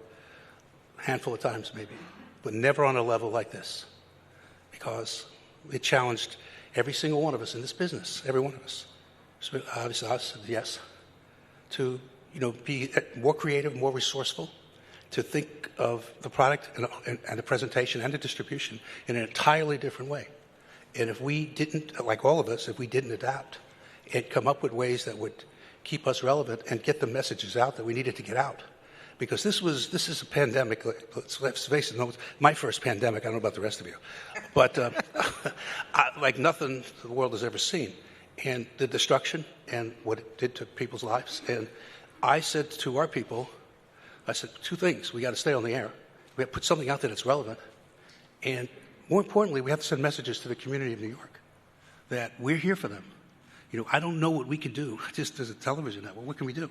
But whatever we can do, you come here. If you find us, we'll give you some comfort. We'll give you support. We will give you shows. Yes, we're here. We're here for you. And that, to me, was a single powerful message. And we worked with first responders, police, fire. We worked with the city of New York to do anything that we could, get any messages out on our tickers, do shows that were around people who were doing heroic things. And every day people were doing heroic things. So we sort of morphed around the storytelling. That's what we do. We tell stories. We morphed around a central theme, and we addressed it that way. I mean, because let's face it, everybody was forced to do something out of character. Who worked from home? I mean, we worked with studios from home, editing from home, shows done on Zoom. I mean, this was all new to obviously all of us, and particularly obviously to us, because to me a world feed is a foreign thing. So I'm just telling you what we had to do, all of you had to do, is Michael's being modest about it. I mean, it really is quite, 20 years from now, they look back on this for all of us, they're going to say, well, those people did one hell of a job. And they changed the way we did television in a lot of ways, and for the better sometimes. Yeah, and in those early days, you guys are lucky enough to have that giant library, right, of especially Yankees content, and those classics, the replays, the commentary. I mean, that provided a departure for people in those early days when every day was just, oh, my God, I can't watch the news anymore. That's reinvention. We were all forced to reinvent. It wasn't just putting on a classic game. Here's a classic game from 20 years ago. Great, I've seen it 100 times. What makes this different? I'll tell you what it is. We're going to go get Derek Jeter and Andy Pettit. They're going to sit here and they're going to talk to us about this game. That's what's going to make it different. We'll embed it. Or we'll do it live. I did one of the games. I sat in there. I said, I was in the truck for this World Series game. This is what Billy Webb and I were doing. I don't know who cared, but it was something different. And it was just a way to give a different perspective to some programming that was just sitting there for a while. Put different spin on it. Try to be more creative. It was forced all of us to be something different. Yeah, absolutely. John, over at NBC Sports Regional Networks, like Flip said, you guys had a lot of the same challenges that everybody else did, but were able to navigate, weather, figure things out. Let's take a look at how you did that, and then you can give us a little bit more detail.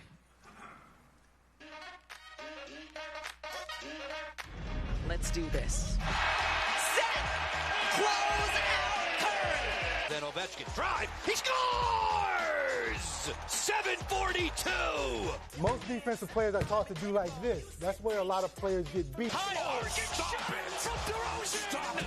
The marvelous DeRozan!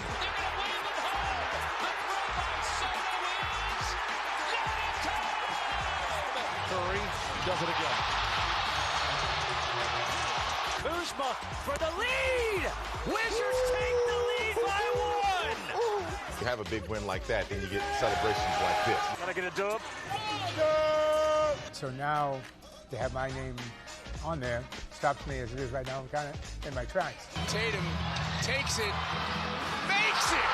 He's going to be probably one of the best players when it's all said and done, if you ask me. He still can't guard me. How about when the Eagles won the Super Bowl? Kevin, you were trying to get up on that stage. If we get to the Super Bowl again, I'm going to do the same thing again.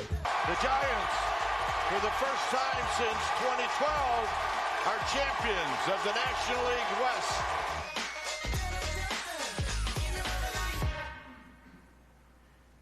And yeah, you were lucky enough to have some great storylines along the way at your various regions. But, tell us, how did you navigate all this? How did you get through it? And where are you today? I'll start by saying it was great to be able to have those moments and the moments that the other gentleman showed, because there was a time that we had nothing, right? So, and while there's plenty of Yankees classic games, I can't say the same for the Phillies. I'm from Philadelphia. I'm a longtime Phillies fan. I was their producer for a decade, so I think I could say that, although I'll probably get fired when I get home. But anyway, what was amazing to me was that the two biggest stresses, I think, for all of our business was stress on technology and stress on people. And in many ways, figuring out the technology process of how to do things, not just from home, but also for people that did work in the offices, that needed to work in the offices, taking what was once a desk space and making it a producer workstation, taking a conference room and making it a control room. It was remarkable how each of our RSNs were able to basically retrofit our facilities to make these spaces that people just, congregated in to become really technical workspaces. But then it was the people. Obviously the people that figured that out, but the people that the end users needed to work in that space, how were they going to feel about it? And as much as the technology worked and as amazing as our operations people were in figuring that out, all of the employees that needed to embrace that process was really kind of the key to it. And they all did, and they all have. And it is a remarkable testament in my mind to the human spirit, not to make it sound, bigger than it is, but,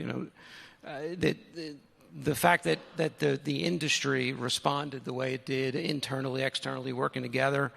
I will always remember this time as a time of tremendous change, a time of tremendous cooperation, and really a time of tremendous achievement, because that's what it was. Yeah, no question. I mean, games wouldn't have gotten on the air otherwise. Nothing would have gotten on the air if you guys hadn't worked together. So let's get into how you evolved, and then now what the future roadmap is going to look like. So once games did start out again, the RSNs took on more of a weight than probably ever before. The days of third broadcaster in, fourth broadcaster in was not going to happen during the pandemic. Obviously, there was a cap on bodies on site, especially for baseball, which didn't have a bubble. So how did you evolve your models coming out of that in terms of remote productions, and how did that now set the tone for what is going to be the next generation of regional sports productions? And Mike, why don't you start out with some of your guys' efforts and how they're playing out now?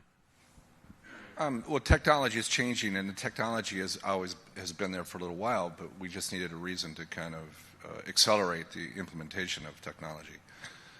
We'll go back to, when the games started up again, we're doing one show. The home show was in charge of the broadcast, for those who don't know, and then everybody took a feed off of that show. So in the NHL, you could have up to 3 or 4 feeds coming off of one broadcast, and it was mayhem, absolute mayhem. And our producers, directors, and especially the TDs were just getting crushed with requests of trying to undercut the main feed and doing a third feed, and it was stressful. And I've said this before, we were walking on a tightrope, and that thing could break at any point, and every show would go down. And luckily, with our crews across the country, it doesn't matter what network, because I don't think anybody fell off the air, but man, you were nervous about it every day. So that has evolved, right? People are traveling now, and they're doing their own show, but then we came up with this cloud control, or basically it's a real simple. We're replicating the monitor wall and the RTS system that's in a truck, and we're putting it in another location. And it kind of frees things up from a world feed, right? It's a better option than a world feed without having to travel people, because we still have problems traveling them into Canada. People are getting stranded. COVID has not gone away. We had a few crew people get sick just last week, and we had to quarantine them in New York, actually, where they couldn't go home. They had to stay in a hotel room. And so the problem hasn't gone away. So the cloud control allows us to keep our traveling party at home, but still plug into the truck on site, wherever it may be. So, and the whole idea is we can remote access any truck in the world with certain types of equipment or producers, directors. Is it ideal? It's not. But is it the future? It is. And that's the future of television, and that's where we're going, where Mike Davis talked about the vault, which they quickly reacted to build that vault to get games on the air, but it worked real well, and they're sticking with it. And it works. It works really well for them. And this is just a different version of what they've created, where we're putting them in every regional office, because we still have to maintain that relationship with each team and produce those local events for that community. Right, yeah, and cloud control is already up and running in several of your regions, right? Yeah, they're running about a little more than half right now. We're close to having every region. Every region has the system. They just haven't tested it and implemented it yet. So we're real close for every region to implement cloud control. And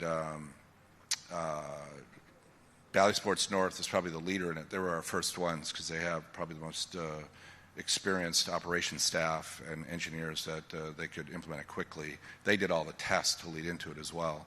So they're kind of our pillar, and everything is splitting off of them of as they pave the way for everybody. And I think it's gone very well. We've had a couple close calls. I think we had one NBA game, the actual virtual control room feed, because the person who was booking the feeds had the wrong time, was shut down, but the game stayed on the air because we still had the truck working and they were cutting the game. So nobody at home noticed, even though we lost connectivity for a short period of time.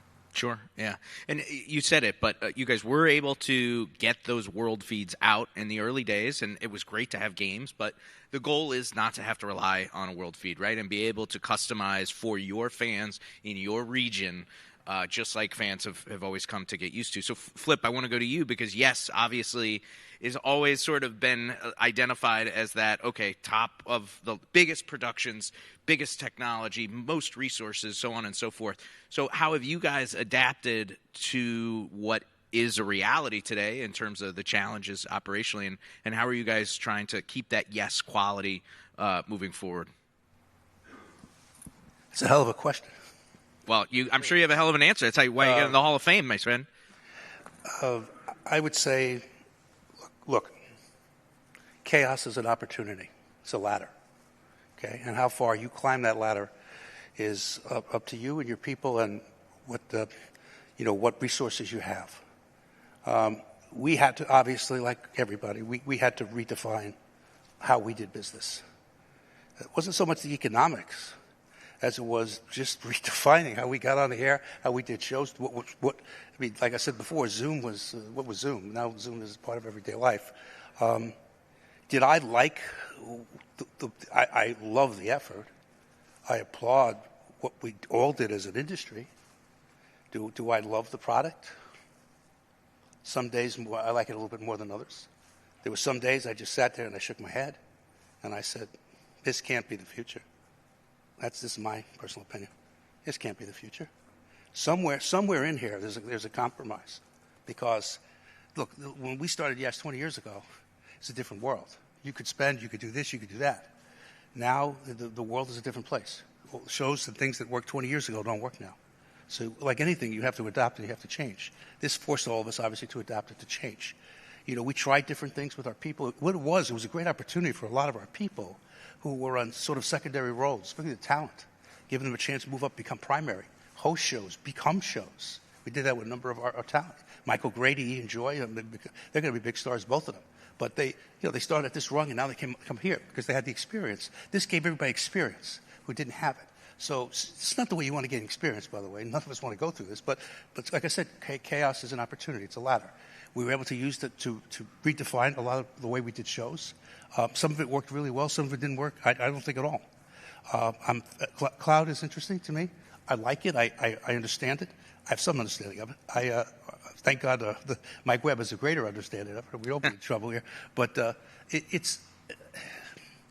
I don't like doing games like this.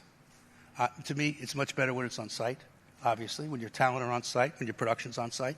But I do understand that there's an economic reality here. Somewhere in the middle we have to meet. The idea of going to Seattle at 10:30 at night and putting on a full production just economically doesn't work anymore. That model does not work, given what we're all up against.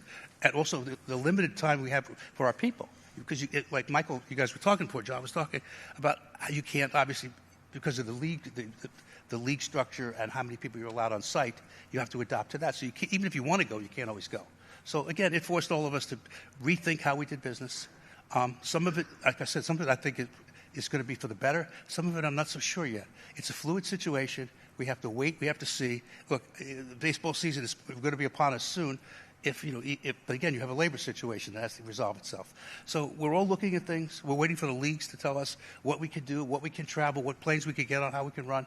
The NBA is up and running, and it seems to be working really well. We're on site. We're doing our games. Everything's working well. Hopefully the baseball becomes the same thing. If not, and if there are ways to sort of economically save money that makes sense for us without hurting the quality of our product or reducing it to a level that I don't think is sustainable, then we'll do it. Yeah, I think the message, too, is that it's not cookie cutter, right? Not that it ever necessarily was, but there's certainly different solutions for different situations, right? That's right. Yeah. John, we were having the group, a lot of the Regional Sports Network production leaders were having weekly calls, especially during the early pandemic, and everyone was saying, okay, what does this next generation of productions look like once we emerge? Where are you guys at in terms of a future roadmap for whatever you want to call these, remote / on-site / hybrid productions of games? Well, first, Jason, I want to say that the calls that SVG helped foster every week were really invaluable. I think that all of us, people like myself and Flip and Mike and our counterparts, we work together and speak together, but had always done so kind of as a respectful, distance kind of way. We weren't really dependent on each other. We were always seeking maybe some advice or bounce ideas off of each other, but it really wasn't that dependence. And one of the things that's come out of this last stretch is the dependence on each other, and I mean that in a good way, the opportunity to really learn from each other and push each other in the right ways to kind of move the industry forward. What that ultimately, resulted to for the NBC group, and really I use that as the background because when an RSN, an individual RSN or a group of RSNs makes a decision in the production world, it is not a singular decision. It is not we're going to do this and we don't really have to worry about anybody else's backyard to do with that. In our world, we have to deal with the other rights holders because there's generally two broadcasts going from the same game, and there is some form of a balance there, and how will they work together? Our league partnership, our team partnerships, we just can't tell the NBA, the NHL, Major League Baseball, our team owners, we are doing this. We have to. It's not necessarily a negotiation, but it's certainly a discussion because we want there to be a partnership. We want there to be an understanding of where we're trying to go. The crew labor, our internal personnel, the messaging and how you go about that, so much of it is devoted to that part of the process and not just drawing up a technical solution and sending it out there and saying, all right, go. So what ultimately, I'll answer your question, but I needed to kind of set that background because the NBC RSNs are moving forward in a world that Mike discussed, which is basically remote access productions, where we will have a crew on site that's capturing essentially sights and sounds, and the announcers will be there. And the front bench, producer, director, and key production personnel, replay graphics, will be back home in a dedicated space that has been constructed for them. This allows for the ability to, I think, kind of maximize in the situation we're in. 2018 is not coming back, but what do we do to address that? We make sure that we have resources that are significantly better than the World Feed model. We make sure we have the announcers in place to call the game where they can see and hear and smell the things that they can't do from a studio. We allow the production team to be entrenched in a location that they are comfortable with and is dedicated and steady with operators that they know every day, and they're not showing up in different places to have to figure out how that gets done. And so it's a new workflow. It's a new workflow, certainly at scale at the regional level. The Bally Sinclair group have kind of led the trail with that, and the NBC is doing it.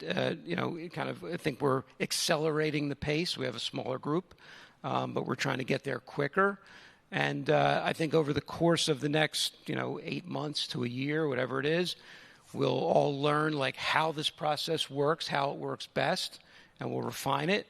But I am bullish on it. I think it's really smart. I think it's forward thinking. I think it works in a pandemic. It works, not in a pandemic.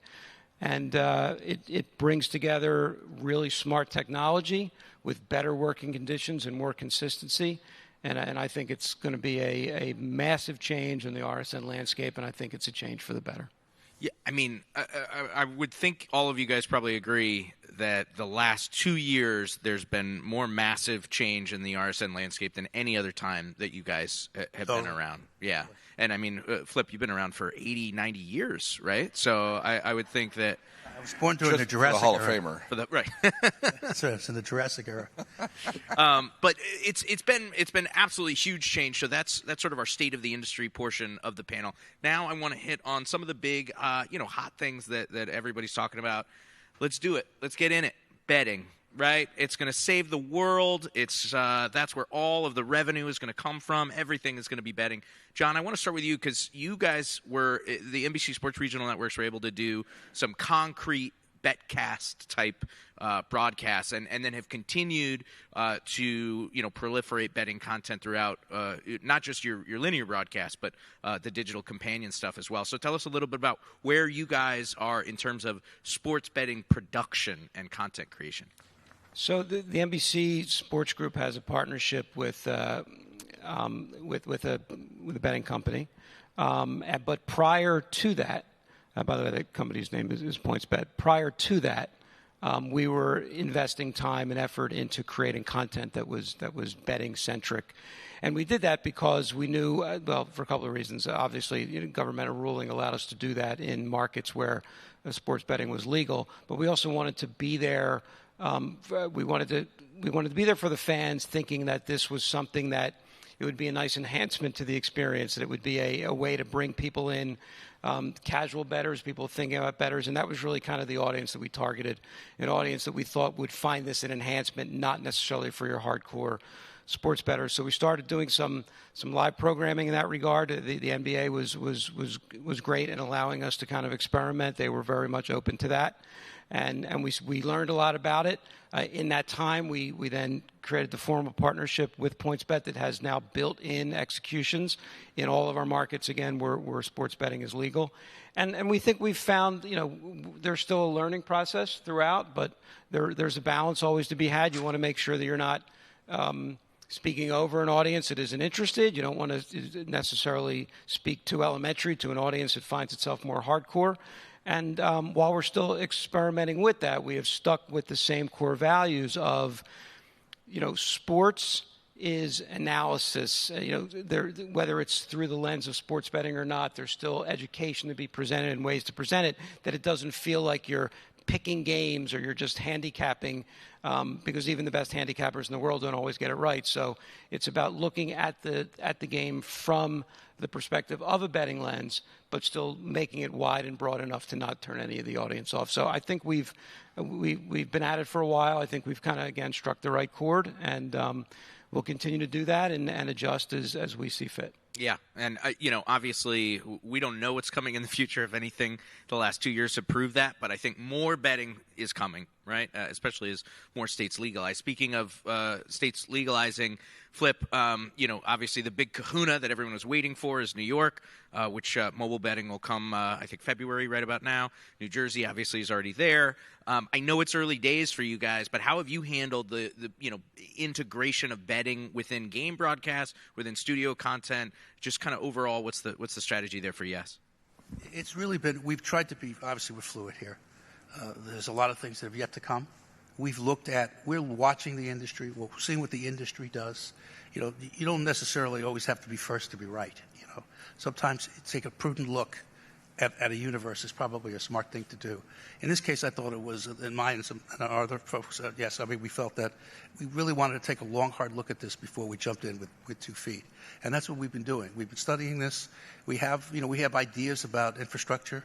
We have ideas about ideas. We have ideas on how to handle this. There are things I think that we should do and things that we may not do at all. But we're sort of kicking around internally. We haven't codified on the point on the ad. We're taking ads. We have DraftKings and we're doing. We're involved. But to the point of which I'm still a little bit at arm's length, and we're still waiting to see how this unfolds and how it affects us all, because it is a sea change. This is a sea change. It's a sea change in every single way. And every few years something happens that we talked about how the pandemic was forced sea change. This is another sea change because it's another way of looking at how we do business. And there's a lot of revenue involved, and also there's a lot of statement here involved. So I think we have to just study it before we commit.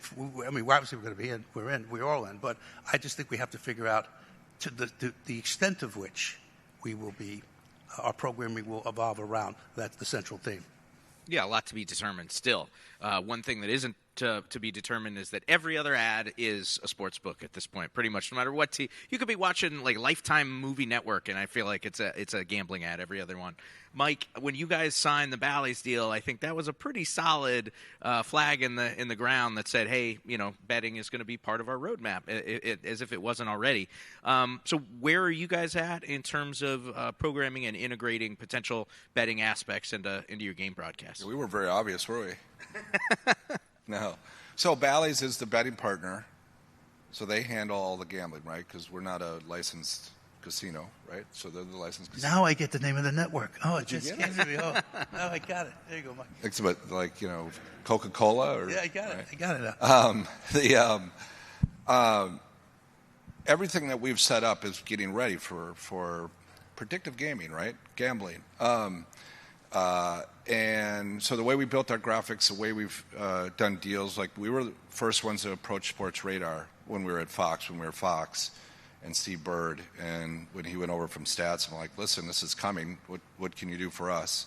And he worked a good year to integrate it into the broadcast with Sport Radar. And then knowing that we were going to be kind of this gambling network, or perceived as a gambling network, the way we present our data, the way we present everything on screen is to, include or incorporate gaming without hurting the broadcast, because of, it's going to grow, obviously, but to start off, the people who actually bet on sports is a pretty low number of people who watch sports. So you don't want to disrupt the fan, right? You want to organically put in the odds without hurting the broadcast. So this strip that we put on the bottom, that's for data. That's for just kind of rolling things through without putting more crap on the screen, because we've got enough crap on the screen. It actually reduced the crap on the screen, and we just replaced that ticker with a scoreboard and a small ticker. A couple of things, like he said, we're waiting and watching, and we watched NBC, and I think Philadelphia, was the first thing that somebody's produced where I'm like, okay, this kind of opened my eyes, and that's about educating people. Right. And they had a couple broadcasts a few years ago that really educated people on this is what it means, because most people don't know what it means. a prop bet, or when you see a 130 or a plus 130 or a minus 130, how that actually works. And we have to see how people integrate it. So we all have content with DraftKings. I mean, most of our RSNs do, and we're trying not to have it dominate our broadcast, but we're working it in with storylines and telling stories and what does it mean. And we'll just ease into it as each state, gets approved for gambling, and that's how it'll roll out. Okay, great. Again, a lot to be determined, but I think we all know where things are headed, and you guys are sort of putting the chess pieces in place for when this windfall comes. Another hot topic, obviously, OTT, direct-to-consumer, streaming, digital, whatever we want to call it. I will not be asking you about new business models and how that impacts distribution and carriage, so don't worry about that. What I want to know is, as more eyeballs go to the smaller screen, whether that be an iPad or an iPhone or maybe a connected device on a TV, how is that impacting your guys' productions? So, Mike, I'll start with you, since obviously there has been lots of talk on the Sinclair level about a DTC service and stuff. But from your point of view and your team, as more and more people are viewing it differently than just the linear broadcast, how does that impact your world, and how are you trying to prepare for what's next? We have so many things that we're working on right now. That's down the list a little bit. We just rolled out a network. We're building a new mass control operation. We've built new departments. We're trying to work through this pandemic. That's down the list. It hasn't affected us at all yet, but it will. And I'll kind of throw it at Steve Helmuth, with his mobile app. He's worked with all the RSNs to put a second game camera out there that shoots specifically for the phone and for digital distribution. We'll just steal that from him. Since he's retired anyway, it's like we're just taking it. We'll make some adjustments as we go forward, but when it comes is when we'll make those adjustments. Great. Okay, cool. Flip, the Yes app has been, one of the leaders, right? What? You don't know what it is? It's in the little logo on every broadcast. When did we get an app? Somebody told me. You can't get away from the Yes app. Oh, you can't. And the Yes Edge functionality as well has been really cool. So, from your team's standpoint, from the production standpoint, how has that impacted the way that you guys try to create content, the digital side of things? I mean, you look for it. It's not just the carrying of our network. It's also all the other programming that we're producing for the app. The whole idea is to attract people. Not only, if people want to know about our third baseman, they'll come to the app. The whole idea, we've been doing a lot of programming that is not around the third baseman or the center fielder or the starting pitcher. It is around different things to try to attract people from different demos, different interests, who might not necessarily watch Yes or come to whatever. We put up like I deal with Marcus Samuelsson, the greatest chefs in the world. Well, if you're into cooking, you're into that. I mean, it's different from Aaron Judge. It's a different thing, but you might find that interesting. And we've done shows around that. We had a reunion of The Sopranos on the app, believe it or not, and it did very well. People who not necessarily would come to our app, checked it out. This is the future. The app is the future. We all know it is. We've jumped into it, but we jumped into it in a big way. Now we're taking little steps. We have to climb up that ladder again. Here we go again with this ladder. This is what we're all doing. Whether it's betting or it's over the top, or it's how to deal with the pandemic. It's all steps. All steps a couple of years ago that obviously we wouldn't be taking, but we all are now. So that is the future. I said before, there are no changes. They're just sea changes. And Mike said, again, he talked about OTT. He said, look, it's far down the ladder. I mean, it's far down the ladder, but it's not that far. It's coming, and it's going to hit us all in a big way. And obviously there's a lot of things we have to do to adapt to it.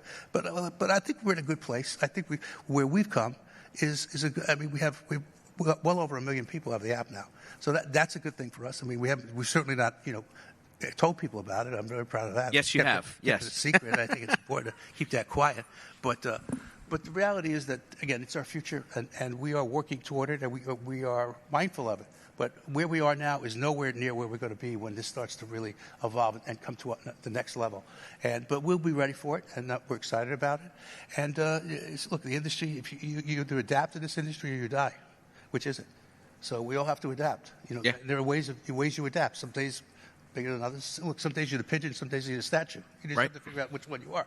Yeah. That's the way it goes. Yeah, no question. And John, you guys were adapting before the pandemic and before all this hit. I know you guys had put a real priority on digital content and streaming, especially some of the in-market, streaming rights opened up. How has that evolved? How has, the production perspective changed for you as streaming and that alternative screen experience has expanded? The beauty of the digital platform, unlike linear, is there's more optionality to do things that become more engaging for the audience. And we've had tons of internal discussions and have various plans on the roadmap. But the reality is everything that we look at is focused on either, two primary concepts. One is concept of choice, because the digital platforms allow the end user to choose what it is they want to experience, and interactivity, so you can create some engaging ways to kind of, quote, play along with the telecast. We have a number of ideas that we're working on regarding like enhancements in that regard. But as you kind of sidestep, and smartly so, Jason, the key is like what does the model look like, right? Like, where does it get distributed? How does it get distributed? How does it work with the ecosystem of our current distributors? Where does this fit to our customers? Do they get this as part of a subscription? Is it a separate subscription? And all of those things need to be absolutely determined to move forward with this in a smart way, and that needs to be done by people that are way smarter than me. Well, that's maybe next year we'll be more comfortable talking about it. But at the very least, there's a lot to be worked out when it comes to distribution models, when it comes to what the new business model is going to look like. So I got to ask, just closing out because we are out of time, for my one prediction question. 2022 and beyond.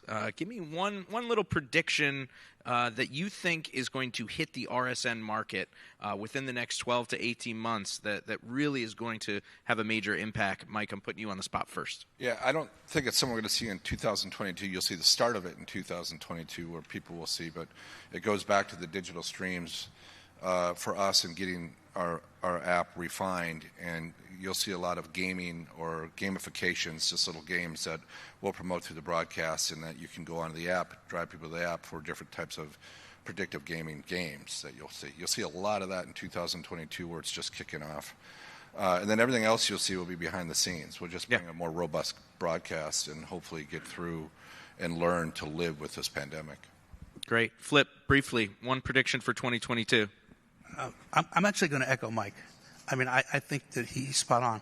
I really think that, again, a lot of things that we've just talked about will continue to obviously to evolve and to grow, and as they find a way to get mainstream.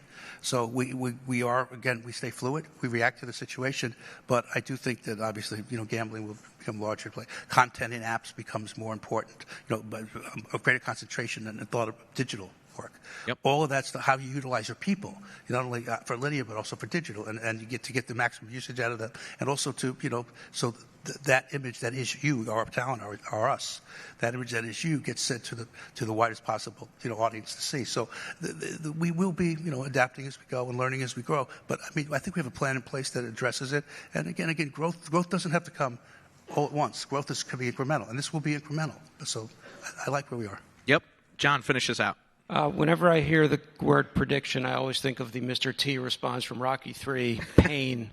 And a lot of that I think it's really, more like pain. I can't do that properly, but we've gone through a lot of the pain, right? And I think in many ways, what the pain we've gained, we've learned from the pain, and what you will see ultimately is all the things that we've talked about kind of coalesce in a fashion that it's not experimental; it becomes the norm. And ultimately what it's all about is serving our fans across platforms, and we will continue to figure out a way to do that, because that is ultimately what the value of the regional sports network is. The local fan, the most rabid of the fans out there, and we'll continue to meet them wherever they are, wherever we need to. Great. He's John Slobodkin. He's Mike Connolly. He is Sports Broadcasting Hall of Famer John Flip Filippelli. One more big hand for all three of these guys, especially Flip.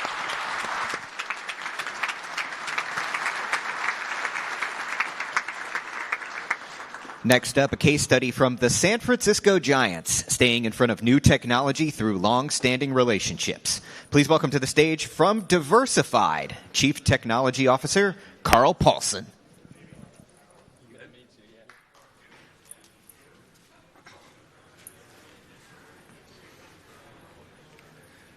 Good afternoon. I am indeed Carl Paulson, the CTO at Diversified, where I provide the technical consulting throughout the company, both in the U.S. as well as the global areas. The bad news that I have today is that due to COVID, several of our potential people that were going to be on this panel are unable to make it out here to the New York area. So fortunately, we had pre-recorded some interviews with our marketing department and with the Giants directly that we're going to run here a video of it. It's about 6 or 7 minutes, so it'll be a little faster than before. But here we go. Please roll the video. I have the great pleasure of spending some time with Bill Slough, who's the Senior Vice President and Chief Information Officer for the champion San Francisco Giants. I can say that as a former Bay Area guy. A three-time champion. Three-time champion. And it's a real pleasure having a chance to speak with you, Bill. And if you wouldn't mind spending some time just talking about not only the organization, storied organization, but even your role and the challenges you faced here the last few years with the Giants. Sure. So I have been with the Giants, I think I lose track of time. This is my 23rd season coming up. I'm not sure if we count last season or not. It's my 23rd season here. Oversee technology, and I've been doing that ever since I got here. Same title, same office, same chair, pretty much, although we did build a new ballpark. I also wear some other hats. I am chairman of our minor league team down in San Jose. And in terms of challenges that we faced, I mean, I try not to look at these things as challenges. I look at them more as opportunities, although I've got to be honest, the past year has definitely presented its share of challenges for us. But, you know, really being a Major League Baseball team located here in the San Francisco Bay Area, I think we're held to a higher standard than other teams when it comes to technology specifically. We're held to a higher standard by our fans who expect more when they come to the ballpark. We're held to a higher standard by our owners as well, many of whom, you know, have made their fortunes in the technology world. And I, again, don't view that as a challenge. I view it as an opportunity. Yeah, that's great. Well, you know, speaking of opportunities in technology, you know, how long have you been working with Diversified? And maybe you can share a little bit about the solutions we've provided over the years. Man, I got to think back a long time to the start of my relationship with Diversified. When we opened our ballpark, back in those days, again, 20 plus years ago, even a color video board, it's funny, I feel like I'm dating myself relative to black and white TVs and color TVs, but color video boards were not the standard when we opened our ballpark in 2000. But we were one of the teams that had one, and it was an indoor board. But we were an outdoor venue, so we set it up in like a clean room environment, and it was using this advanced technology 20 years ago called fluorescent data tube, FDT.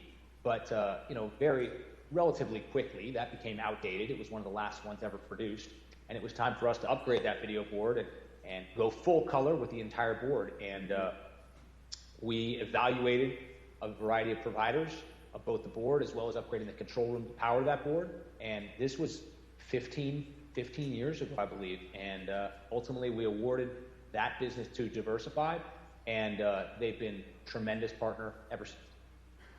Well, we thank you for that, and I know that the technology has changed dramatically. So, you know, maybe you could share a little bit about the benefits that Diversified has provided, you know, in terms of the experience you've had and how you've worked with us over all those many years. Honestly, I consider Diversified and the people at Diversified as an extension of our team. And it's not that I reach out to them when I have a specific project that we need to be done. They're just part of the family, and we're always having a back and forth conversation. And I love that my contacts at Diversified are proactive in reaching out to me when there are new technologies that they see that we should consider. And, you know, we often talk in our organization about, you know, treat the ballpark like your home. And, you know, you're going to be prudent when you make investments. You're going to invest for the long term, not for the short term. And that's how Diversified approaches things with us. Ever since the beginning, when we first put that board in, from the start, they treated this as a partnership. And, you know, I trust them as much as I do anyone on our staff. So continually over these 15 years, time and time again, we've gone back to Diversified. And sure, you know, it's important to bid out projects and take a competitive approach. But at the same time, also, there's so much value to having a partner that you trust and you know is with you for the long haul, and that's who Diversified is for us. Well, really appreciate that partnership, and I think that your comments about really being a partner and not just the word, but in action makes all the difference in the world. And as I look at the background there, certainly 2020, we've all lived through this experience together like no one ever has before, right? And just thinking about technology and thinking about the higher standard that you're held to. Maybe you could share a little bit about what the future looks like for you, some things that you're planning. Sure. In recent years, we've really doubled down on investing in the fan experience at Oracle Park. There's more and more competition, and I'm not just talking about competition on the field, and I'm not even just talking about other sporting activities. It's just baseball is not the fastest sport. It's still a 3-hour game. And so we got to make sure that we continue to stay relevant and engage our fans when they're at the ballpark or engage them wherever they might be. So, a big focus for us has been leveraging technology to enhance that fan experience at the ballpark or to bring the game to fans wherever they happen to be. So at the park, we have recently invested in, this is now our 3rd video board, and we partnered with Diversified on this project 2 years ago. At the time, largest video board in the state. 3rd largest in baseball, and the first true 4K video board in all of baseball. Really proud of that. I remember when we were building it, we talked about, we really need to go that big, but when's the last time you went out and bought a TV, put it on the wall, and said, yeah, I think we went a little too big with that TV. It just doesn't happen. So if you're going to make the investment, you go all in, and we're very happy with how that's turned out. We're going to have to continue to enhance the quality of the images on that board. If you've been watching sports lately, I saw this on the Masters this weekend. I've seen it in football and baseball. The quality of some of these cameras when they're zooming in and the background blurs out and they focus in just on the player or the play. That's an area that really, again, enhances the experience. I think we think a lot about virtual reality and augmented reality and how in the future will a fan be able to watch our games basically from any angle they want.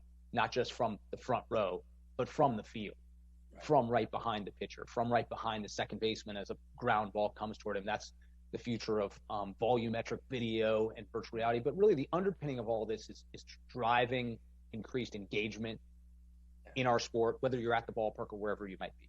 Yeah, that's exciting. Just hearing you speak about it gets me excited for the reality of it, or the virtual reality of it.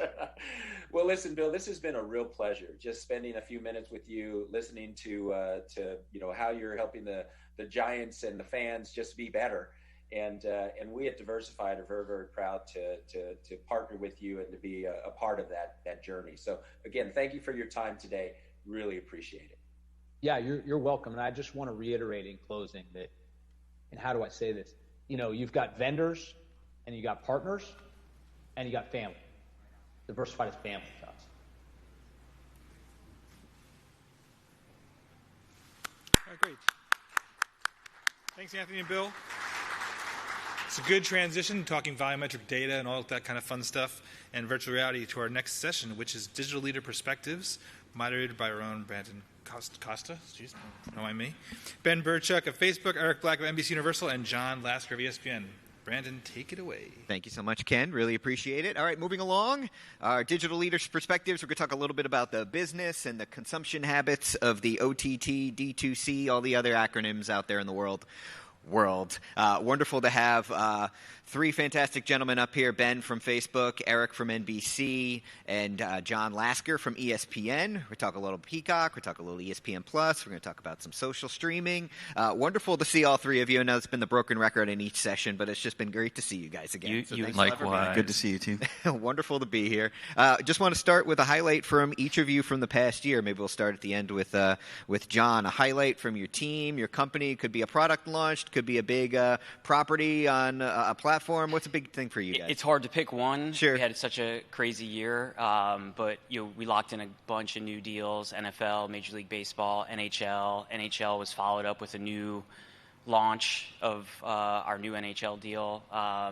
Monday Night Football, our extension there, which we just kicked off the ESPN Plus portion last night with a simulcast, our first simulcast of Monday Night Football.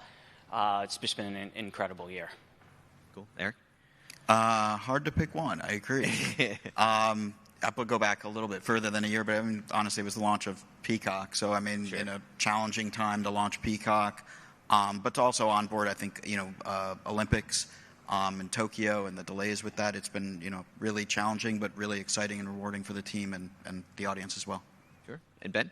Yeah, from the Facebook side, I think what I've learned in my few years at the social media platform is just how quickly we launch new products and services. And so this year we launched a pay-per-view tool for Facebook Live, so that's been really cool to take to the sports industry, get partners to test, see what's out there. And a couple of highlights. One, Anthony Joshua sold his last fight via Facebook pay-per-view on his page in the Middle East, North Africa. So really cool to see an athlete take advantage like that. And then even though we don't have Premier League rights, Liverpool and Wolves both use the Facebook pay-per-view tool to do preseason games to live stream those to audiences on Facebook. So as a soccer fan, Premier League fan, it was fun to see that activation in the preseason. Yeah, a lot of really interesting things being done, testing the waters and the global landscape for you guys, and we'll definitely follow up on some of that.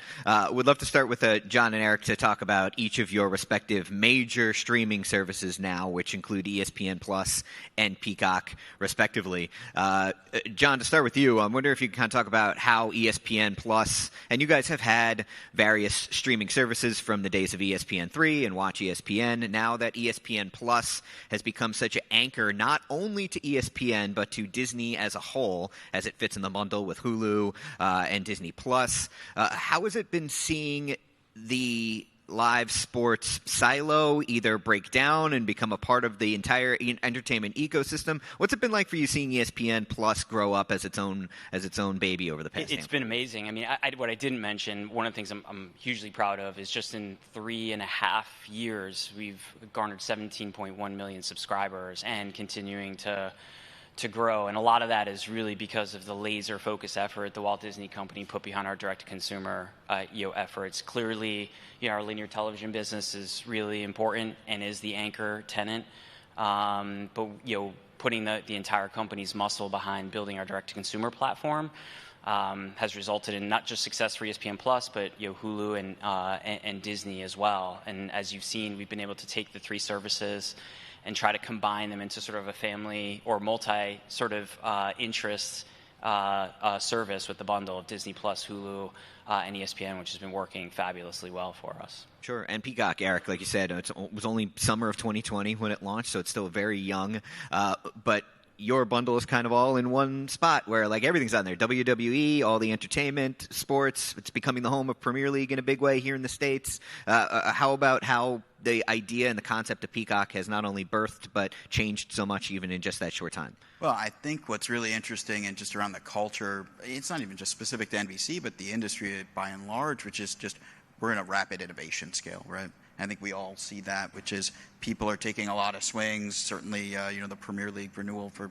6 years, that's phenomenal news. Yeah. But I think you're seeing a lot of innovation, not just on what rights are we putting on our respective services, but the features and functionality and the technology that's behind them. So whether that's Peacock, whether that's ESPN Plus, whether that's our other streaming provider services internal to NBC, and we have quite a few of them, we're seeing a lot of innovation and investment in the whole industry. So it's a pretty exciting time, to be honest, as we're kind of looking forward towards another Olympics and a Super Bowl as well. Yeah, and just to get out of the way, I like how your bosses snuck Fandango into your title too. What's that all about? Yeah, well, yeah, I mean, when you look at NBC from a D2C landscape, we have a lot of different business units. Sure. Fandango being one of those, with the movie industry reopening, but they also have acquired in the pandemic Vudu as well. So movie streaming services as well from a TVOD perspective. So sports, entertainment, Fandango, we have international businesses, our TV Everywhere businesses. So, the focus is absolutely on Peacock, but we have a lot of digital businesses, and it's all kind of at least organizationally wrapped up in one umbrella as part of NBC direct-to-consumer.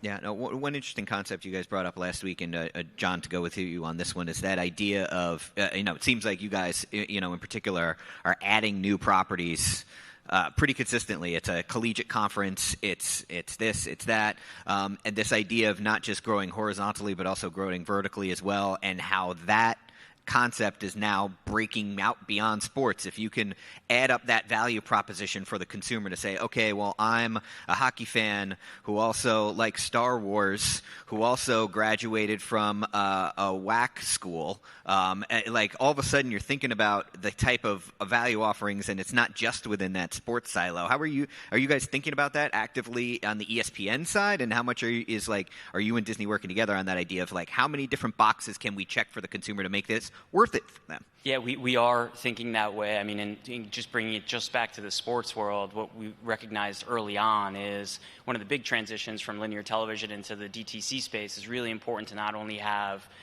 big events of interest, but making sure you've got something else on the back end to offer folks. We learned early on. We had a Manny Pacquiao fight. I can't remember who he was fighting. In maybe the first 6 weeks of launching ESPN Plus, got a lot of people to engage. We lost just about every one of those subscribers right after, right? So you put all this effort into marketing something, right? Like you market something like the Super Bowl on a linear television, from a linear television perspective, in that business, it makes all the sense in the world. From a direct consumer perspective, you got to make sure you use the word verticalize so that you've got not just really quality things to offer, but then, consistently, important things in that category throughout the year. And then what we're doing is now taking those interests and crossing into other categories. You're a sports fan, but you probably have kids, so you might be interested in Disney. And Disney actually has a bunch of sports movies as well, so we use that to sort of transition people into ESPN Plus. So there's so much opportunity, like Eric mentioned, with all those direct consumer services and the touch points to bring it together and cross-promote content. Yeah, I mean, I'd add to that. We've seen a lot of success, and where, I think we had this conversation before the pandemic at SVG, was how the bundling of services goes beyond just sports, at least at an NBC perspective. When we used to see Sunday Night Football, and where does that audience go? Well, we could send them to other VOD properties, but there's not a lot of sports live at, midnight Eastern. Right. There's certainly some, but now we have a whole catalog of VOD content that we could potentially push them to, and now start personalizing content to keep our service, quite a bit stickier. Sure. Ben, from the Facebook perspective, I'm curious if you kind of illuminate for everyone where your guys' current stance is in terms of live sports. We were talking a little bit earlier, and you said, hey, we're maybe moving away from the exclusivity nature and that route that we were going down for a little while and becoming a little more additive. What made you guys make that decision? Yeah, I think we've had a great kind of couple-year run of experimenting with what live sports and kind of premium content, premium rights mean for our platforms. We had really a two-pronged approach. One was investing kind of in premium properties in priority Facebook markets, primarily outside the U.S. So, we had UEFA Champions League rights in Brazil, La Liga soccer rights in India, these massive Facebook markets that help us light up the user base there. And it's interesting hearing, the ESPN Plus and Peacock perspectives, because for us, the way we measure a lot of this is, what is somebody watching? Are they spending more time than on Instagram across our family of apps? And so what we've seen is that we can coexist really well with broadcasters. Exclusivity doesn't necessarily have to be, the most important thing for us. I mean, our most watched live sports event of all time was the Champions League final last year. It was also on pay TV, and it was the most watched pay TV event in the history of Brazil. So clearly different audiences, additive audiences, when you factor in the social media consumer. I think going forward, what we've tried to do is really just build the products and tools and services to allow properties of all sizes around the world to monetize and distribute their content, whether that's free to air globally or in dark markets, whether that's via pay-per-view or other user pay levers that we have. So we're really trying to just build various systems kind of, there is no one-size-fits-all for the sports properties around the world, but Facebook, because of the 2 billion people on there every day, the active, engaged communities in lots of different sports verticals, there's a home for your content no matter what length or type of distribution you've had previously. Sure. Now, we know for better or worse, streaming tends to get its most ink around big events when people are just sitting there itching to wait for, like, anyone have any problems? And they just can't wait to tweet, throw up a post about the 4 tweets that said they had a hard time with the live stream. But that being said, understanding that what you guys do is a 24/7, 365 thing. But I would like to talk about those big event spikes, things for you, John, like the college football championship that's coming up. You'll have an NFL playoff game. Eric, you're doing two things called the Super Bowl and the Olympics at the exact same time next year. So thanks for being awake and conscious and with us right now. What can you explain for the audience that kind of illuminates what it's like? And Eric, maybe we'll start with you. What do you and your team have to do, and just how stressful is it when you have to dial up for an event like the Super Bowl or when you shift gears for an Olympics? So, we've talked about this. We've never done them overlapping. So this is the first Olympics that we've had overlap with a Super Bowl. But it is a bit of, when we look at holistically how we approach our streaming and infrastructure, it's a scaling exercise for us. So we wouldn't be breaking new ground. This isn't anything new. It's a little bit of rinse and repeat, but, rinse and repeat to a very large scale. So, not to suggest that, we're not over-preparing. We've got daily meetings on this. You've got all sorts of testing that's being done to make sure that it scales appropriately. But, you're not trying to break new ground on a Super Bowl or an Olympics. You want to make sure that you're getting a great event through. There may be some new features and functionality, but that's stuff that's well tested in advance. But, this is a team of over 1,200 plus engineers that's ridiculously well prepared for it. So we're really excited for February. Okay. And for ESPN, John, you guys have a lot of long tail content because there's a lot of small college conferences that are very important to those schools, and those are really engaged audiences, but they're probably not pinging any alarms in the office or anything like that. But when you do hit these big time events like, let's say, college football championship night, when you have 20 different megacast options that are all up and available, how do you guys prep for that? Part of our challenge is our scale. So I just got the sort of count yesterday. We're going to hit about 22,000 events on ESPN Plus this calendar year. So if you just do the math, right, on the available hours in a day, how much we're doing, particularly on a Saturday and a Sunday. So the scale and the prep isn't just in the singular events, it's in the aggregation of events and making sure. It's really important to us that the women's volleyball championship from 2 weeks ago is getting the same sort of service and coverage, because although it's a smaller fan base than maybe the SEC football game, it's very important.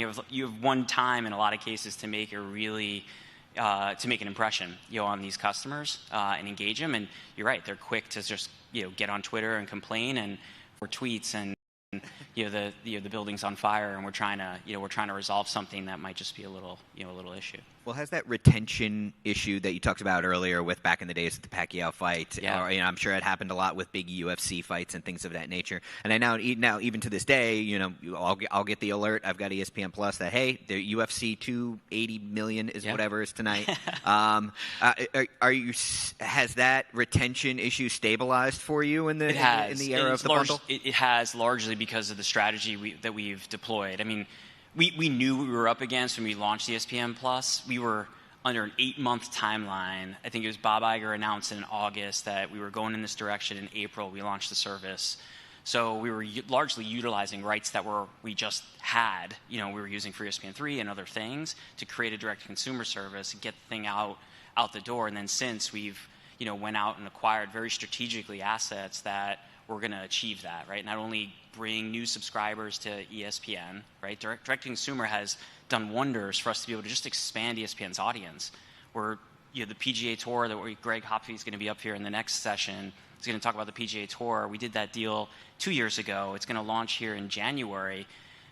3 years ago, we'd have no chance of doing a PGA Tour deal. And here we are, being able to take care of or serve an audience that we were never able to do before. Yeah, it was funny watching the reaction to that deal because there's going to be so much golf as a result of that deal. And again, we're not going to steal any of Greg's thunder here, but that was the first time I actually saw fans respond by going whoa, that might be too much golf. I guarantee you it's not too much. And Greg and the team have talked, we've all talked about this, it's one of those sports in this world of streaming where the expectation is I should be able to watch a shot. I should be able to watch my daughter's basketball game. I should be able to see that event. And, golf has been one of those where it's still been sort of cast into the linear television window. And what we're doing with the PGA Tour and PGA Tour Live is breaking that wide open. and making sure that fans have that it's as accessible as it actually deserves to be. Okay, I think that segues us nicely into the next generation viewing experience, a phrase that we've been saying on this stage for quite a long time, but I'm curious to see where all of you gentlemen think where it's kind of at right now. We had some great conversations in the streaming and OTT workshop yesterday about how interactive betting and live data overlays and all these customized audio feeds, be them language or just different participants commentating on the action, all the different things that allow you to customize your experience a little bit more if you want to go down to that deeper granular level. Ben, for you guys at Facebook, what do you, when you think about making the live event more engaging, what does that mean for you? What are some of the touch points that you think are actually piquing the interest of your users? Yeah, I think from our perspective, we like anything that increases engagement, increases personalization, increases interactivity. In theory, you could have a different feed or experience for every single viewer out there on our platform. And so I think some of the great things that we've seen to date and will continue are, having athletes, other celebrities, people in chat, in comments, engaging with the fans, giving perspectives, live to the Facebook or Instagram audience that's consuming that content, clearly polling, getting fans involved. Was that the right call or not? We've published case studies showing that people who vote in those polls are going to watch 6 to 7 times longer than the average viewer. So clearly there's a stickiness there. And then I think looking out long term, I'd be remiss if I didn't mention kind of the metaverse and the rebranding of our company. Ding, put the dollar in the jar. Check the box. But I think really, if you haven't watched kind of the Oculus NBA coverage, WNBA live games, like it really has come such a long way in terms of an immersive experience that you can actually consume for several hours at a time like you would something on ESPN or NBC. And so I see that just getting better and clearly more opportunities opening up in this metaverse, whatever it might be, over the next few years. Sure. And I think to your point, it's the engagement time that is probably the ultimate goal that everyone's trying to drive up. Obviously, you want to get people to stay, but you want people to stick around for longer. Eric, when you think going into the future about what makes a streaming production or a streaming viewership experience different / better in certain circumstances than a linear production, what excites you about what you can do? I'll give you the boring technology answer, which is when we look at what we're bringing forward to our customers, we want to drive engagement. We want to make sure that anything that we're bringing forward and whatever the product and business leads want to bring forward, that we're capable of bringing that forward in a non-intrusive way, so that it could be a lean-back experience or it could be an interactive experience. The goal is that it drives engagement, but that every user wants to interact with video content in a different way. And we want to make sure that we're able to offer that. So whether that's some of the things that you've mentioned, when we look at it, it's around scaling, stability, quality. Those are most of the things that we're looking at, and quite meticulously. So how do we make sure that when we have an engaged user, we are down to a user-by-user basis of how was that streaming experience for that person? And it could be someone that's using a mobile hotspot, streaming it to their PlayStation 5 device. And I still want to know exactly how was that experience to that user from a technology perspective. That's what's critical. And then the features, I'll let these folks talk about it, but we want to make sure that we're able to tack that on and make sure that it's a seamless experience from an end user perspective. So it's really to us around quality and over-delivering on the quality of the streams that we're getting to our customers. Sure. John, how about you? What do you think about when you think about the next? I'll be even maybe more boring, Eric. That wasn't boring at all. We are, and Eric mentioned this before, and maybe I'll just double down on it, is all the engagement aspects. There's obviously, opportunities, that are infinite, right? And being set up to, serve fans however they want to engage with content is hugely important to us. Where we found success, and I think we'll continue to find success, is just making sure the highest quality video gets to the fan. And we're not getting the 2 tweets, right, that something is fuzzy or something went down, et cetera.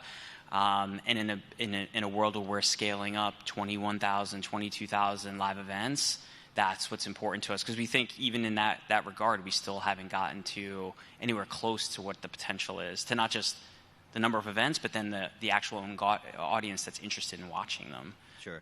Well, it seems like if not everything, most everything in this next generation sports, like the sports ecosystem has just become so data fueled. Everything's about data overlays or statcasts or being able to do live betting in real time, that all of this data that the leagues are generating That's fueling live graphics that you could overlay on top of a live stream, all that stuff. I have to imagine that really puts an extra emphasis on latency, because that's an experience that does not fly if I'm getting an update, if my points graphic is five plays behind. Right. How much does that play a factor in when you and John, maybe I'll start with you on this, when you decide to do something that might be a little bit more interactive? Do you think like, all right, well, if we're going to go out on that limb, we got to make sure this is all synced?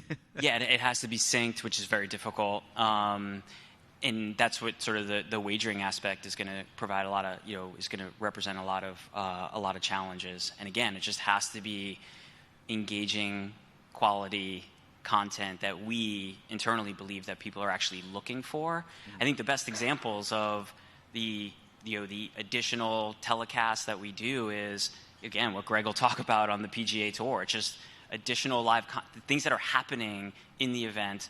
The tennis that we do, there's 13, 14 courts happening, and linear television offers you one whip around feed or one match. Like, our business should be to serve as many of those matches up as we possibly can, and that's been our focus. Sure. Anything, Eric, or no? Latency? Yeah. We've been talking about it forever. We've been talking about it for years. It's critical. I actually believe, we've done a lot of proof of concept work. We've got a lot of stuff that's in pipeline. We've got stuff that's in production. I think from a digital perspective, I do see the light at the end of the tunnel. I do think that this is going to get solved.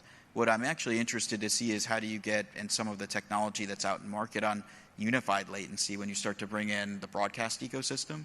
So satellite latency versus cable versus OTA versus digital. You still have different clocks against this. And how do you start to bring that together for social viewing? We're in New York City. How do I make sure the guy next door to me isn't getting the game ruined because he got the game, a half a second before I did? So I think a lot of that's gonna come forward. And I do think, some of the gambling stuff might actually get us there from a wagering perspective. I'm interested to see, though. But the technology is absolutely getting much more mature at this point. It's exciting. Cool. Is that any factor really for you guys, Ben, or not so much? Because it's one of the things that came up yesterday was that latency depends on what your broadcast is, depends on the circumstance. Like, sure, if you're trying to do a live interactive betting broadcast, it better be split milliseconds distance. But if you're doing I have a challenge in my own house. My wife's upstairs watching the game. I'm watching the same game downstairs, and it's 3-4 seconds behind. No, it's absolutely the same challenge, but it does depend on the content. You're absolutely right. So like NFL, I would put it more to that, what we've been dealing with for years, which is that Twitter effect. How do I make sure that you're not getting the game ruined by an alert that just came onto your phone? It's like, oh, they just scored. Or I guess I don't need to watch that anymore. I think that largely will get solved, in short order. Yeah, that happens to me a lot during soccer matches. Like if it's like in the 94th minute and my team's lining up for a corner, I'm like, I better flip my phone over because it's just I'm going to already know what happened as a result of this. Ben, wanted to follow up on something that you mentioned earlier that I thought was really interesting. That idea of a individual athlete being the broadcaster of their live event, individual athletes and not brands. Now, individual athletes are obviously huge influencers. Many of them, in certain circumstances, the really biggest athletes have more followers than the team that they play for have. But the idea that their live event could be broadcast to certain countries, what kind of tools are you putting in the hands of those kinds of creators who want to try some of those things, whether it's across the board or in specific geographic regions, like you said? How do you work with them to empower them to do that? Yeah, it's a great question. And, again, I mentioned our tools are flexible and self-serve. So we arm athletes, talent, creators with the same tools and distribution methods as properties. So everything from Facebook Live, Facebook Pay-Per-View, our paid online events tool, to Reels and short-form content. And so what I think has been really interesting on the athlete front is, one, the way that properties have started to work with their athletes to increase their distribution. So a great example would be the Pro Squash World Tour. Great relationship with their athletes. And you've got not only the Pro Squash World Tour going live on their Facebook page, but then cross-posting that to some of their top players' pages. So you have the world #1 player effectively using his following to then increase the distribution, and he's broadcasting his own matches. And then you have the Joshua example, the Anthony Joshua pay-per-view example, where he effectively was the exclusive distributor of his last world title fight. through his Facebook page in select markets. And so it's an exciting time to see that development. I think there's great examples of athletes, both for premium content like a fight, but also just workouts, training sessions behind the scenes, giving people a glimpse, at their day-to-day lives. We've also seen some great success from kind of fitness creators, non-traditional personalities that aren't the LeBron Jameses of the world, but have a dedicated following on Facebook and Instagram and can now start to monetize that through pay-per-view or through commerce and shopping or through sponsorship, our branded content tool. Let's spin that off to get to you guys. Isn't it just the general multi-platform concept? You guys are a part of mega media conglomerate organizations that are not living in a streaming bubble and a linear bubble and a social bubble and all those kinds of things. So maybe Eric, when you think about how all that comes together, when you think about broadcast, DTC, linear cable, TV everywhere, digital, social, the list continues to go on. But how does that all come together to kind of create one synchronous opportunity for you?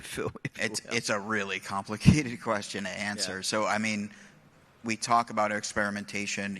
There's a lot of things you didn't even mention there. So part of, sure. Fandango and movie ticketing and transactional with Voodoo. And we have a parks business. So we actually touch a lot of different areas of people's lives. And how do you bring that all together? I think we're going to continue to experiment and evolve that. I think a lot of what we're doing around the D2C space or the TV everywhere space and a lot of what we're doing for video streaming is, again, the customer is always right. We need to give them best in quality video, drive engagement. Yeah, that'd be great if they engaged on Peacock or TV Everywhere streams or on broadcast. But at the end of the day, we want to make sure that they're engaging. And that's the most important part for us, which is we need a touch point to that customer. So if they're going to a park, if they're engaging with NBC content, or maybe it's Sunday Night Football, we want to make sure that we're over-serving them that content and it's the highest quality we can give to them. Okay. And John, obviously Disney.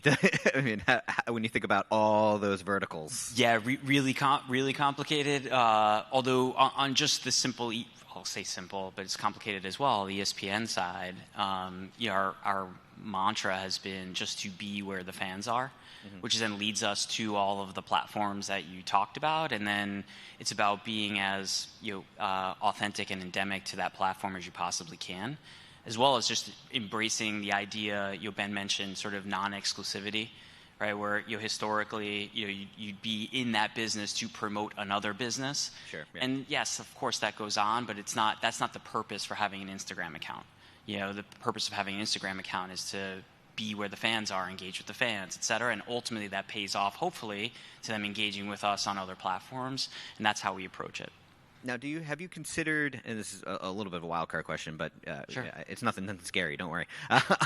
When you think of like that driving and that changing of usership behavior, like the NHL deal is a really good example. And Gary Bettman had said this, where he's like, we feel this is a different deal because there's it was kind of an NHL television deal and also the NHL.TV package, like all in once. And it's like, now this is where you're going to come to watch most everything. How as a whole, and sometimes I guess you pull out the big hammer and you're going to say this event is only going to be available here because we want to bring you over here. Yep. How do you manage those kinds of decisions, I guess? Yeah, so what we do with the NHL deserves a lot of credit for sort of their vision here and sort of engaging with us the way that they did. Yes, there's obviously an exclusive package of games that are largely driven to drive our direct consumer service. Some of those games are on television, which is in fact helps grow the league, right? Which is really important, especially if you're thinking about a direct consumer service. You've got to keep growing the league. Your pool of audience gets bigger. You could hopefully drive more subscriptions. But then within that, we have all the necessary rights that we need to populate the Instagram platform and Facebook platform and all the other things that we're doing. Are all part of sort of the entree of rights that we negotiate with the league. And then the 1,000 games that you mentioned goes back to what I mentioned before about having, it's not just about the 75 exclusive games, it's having a persistent and valuable presence throughout the entire regular season so that we keep the fans engaged and hopefully offering them something that they think is valuable to them. Right. And now we were saying we want to drive. You want to be where the fan is at all times, but every once in a while, there's going to come a time where it's like, all right, we want to get our fans onto Peacock, and we want them to experience it that way because we're trying to drive that adoption or behavior or whatever it may be. Yeah. I'm trying to think how to answer that in a technology way, right? Smart. What I guess I would say is, no matter what the audience is, we strive for consistency in technical deliverables, whether the business ultimately drives to Peacock or a TV Everywhere stream or a broadcast stream. It's got to be best and brightest. And I kind of keep repeating the same thing. Yeah. But it's very, very true, which is regardless of how we're engaging with the fan, we're engaging with our customers, it has to be a consistent experience. It has to be world-class, and that's what we're striving for. Okay. We've asked virtually every other panel this, and we'd be remiss if we didn't ask you guys this, but how did your internal, and this is like just you and your teams, like how did you work during and through the pandemic, and how do you feel it has changed your own internal workflows, if at all? And Eric, I'll just come right back to you on this one. You guys have obviously huge data centers and things of that nature that help you, funnel all this stuff. But genuinely, you and your team and the engineers that you say that work on your team, how different are they working than they were 2 years ago? It's different, and my hat's off to our counterparts in the broadcast world who are still on site and dealing with what needs to be done at an Olympics venue like in Japan or in China, or frankly an NFL game. They're doing amazing work. For us, we've gotten much more hybrid, as you'd expect in digital workflows. We can do a lot remotely. We're mostly cloud-based, so there's quite a bit that we can do remotely. But I think where I'm in awe is really just our counterparts on the broadcast side and seeing things like remote announce and multi-language audio and how we're doing things in different territories and a lot more at-home operations. It's really quite impressive, and I think it sped things up quite a bit from an industry perspective and adoption of a lot of the tooling that maybe it's been there, maybe some of it's been invented, but it certainly sped things up quite a bit in terms of industry adoption of some of that. Sure. And at Disney streaming services, direct-to-consumer streaming, whatever you want to call it, it's been naturally just kind of growing and figuring itself out over the last handful of years. But how would you say the pandemic has affected how your team works, if at all? I mean, it's hard to say it hasn't. I mean, it's pretty unbelievable what us humans can sort of evolve to do in a really short period of time, and sort of the ways that we were set in, being in the office and doing things a certain way.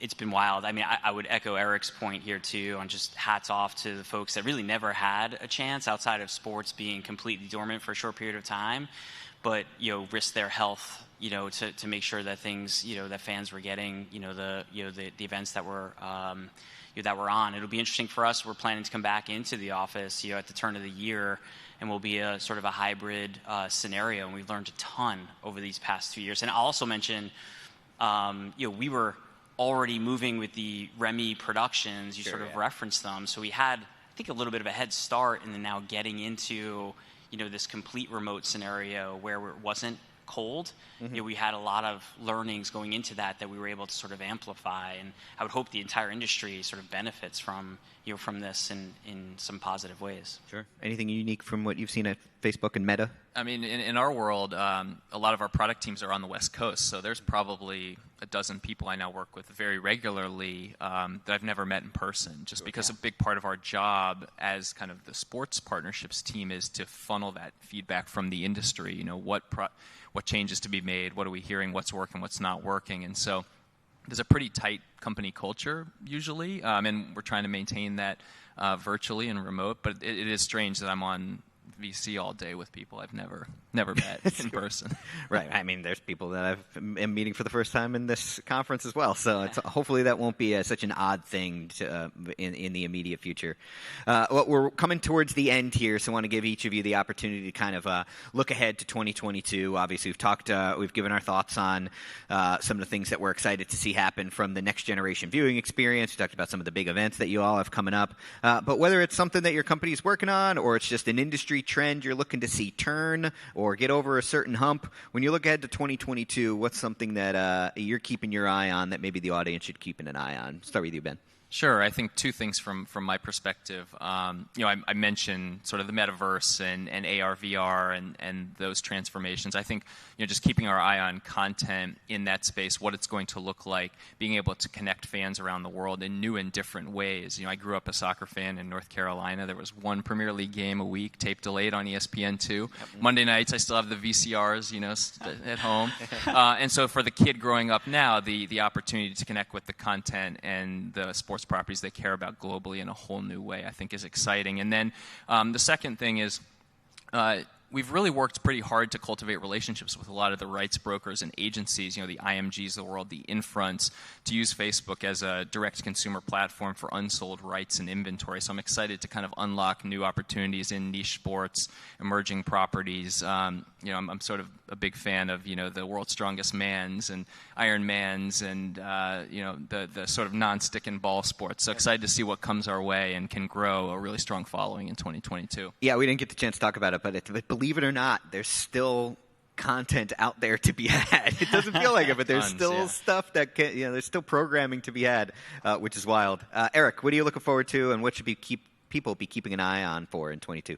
I think I would be looking forward to hyper-personalization, so applying AI, ML to this vast array of content, whether it's Peacock, whether it's ESPN+, whether it's Hulu, whatever the service may be. But how do I start applying more techniques to get really, really intelligent about our customers and suggesting content that's so incredibly relevant to them that they would never want to leave a service? And I'm excited to see it as someone who's going to be building some of this, and I'm excited to see it as someone who's going to be consuming as well. John, let's put a bow on this thing. Yeah, the three things I'm looking forward to is the continued sort of tethering of the bundle. Reminder, Disney Plus is only 2 years old. And so, another year to come here with Hulu and ESPN Plus sort of being brought closer together to Disney Plus and leveraging the things you talked about with, cross fandom, et cetera. Our first Stanley Cup Finals in, over a decade or a decade and a half. And then I mentioned it a bunch of times here, but I couldn't be more excited for the PGA Tour, coming back to ESPN in a really new, robust, meaningful way. I think it's going to be an industry darling, and golf fans will be rejoicing for sure. Yeah, looking forward to it. We'll have more on that in the next session coming up with Greg. But we are going to take a brief break here, 10, 15 minutes for you to hit John, send an email or two. But please come right back into the room. We have our League Perspectives panel coming up, and then we're going to finish things up with the remote production service companies. But until then, enjoy your break. Thank you, Ben. Thank you, Eric. Thank you, John.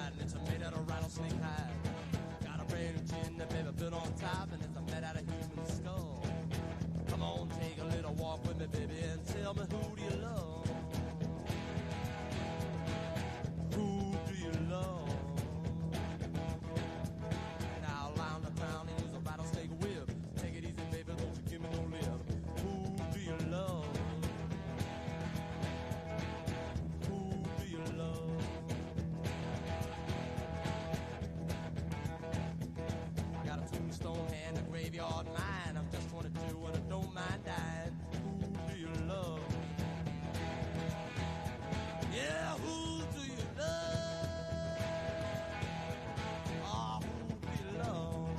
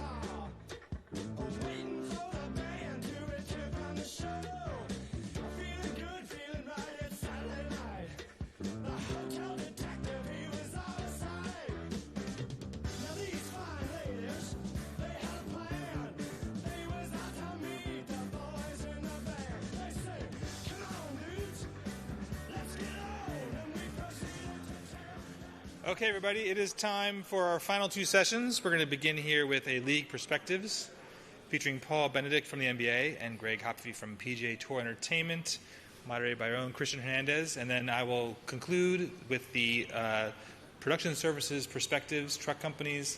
That'll be a great session as well. But for now, please turn it over. I'm going to turn it over to Christian. Sorry. Christian, take it away. Sorry. You got my name right. I know. Every once in a while. Ken, thank you. Appreciate it. This is without saying, again, I'll be the fourth of the four editorial people to say it's great to see everyone here. I haven't been on the stage, and neither has anyone else is here. It's been for 2 years, so it's great to see everyone and their smiling faces, even though there are masks on top of them. We have Paul Benedict and we have Greg Hump from PGA Tour and NBA. I will let them introduce themselves, even though I just did that. Name, title, organization, and kind of a bird's eye view on what the last year has been in terms of production. Paul, you can go first.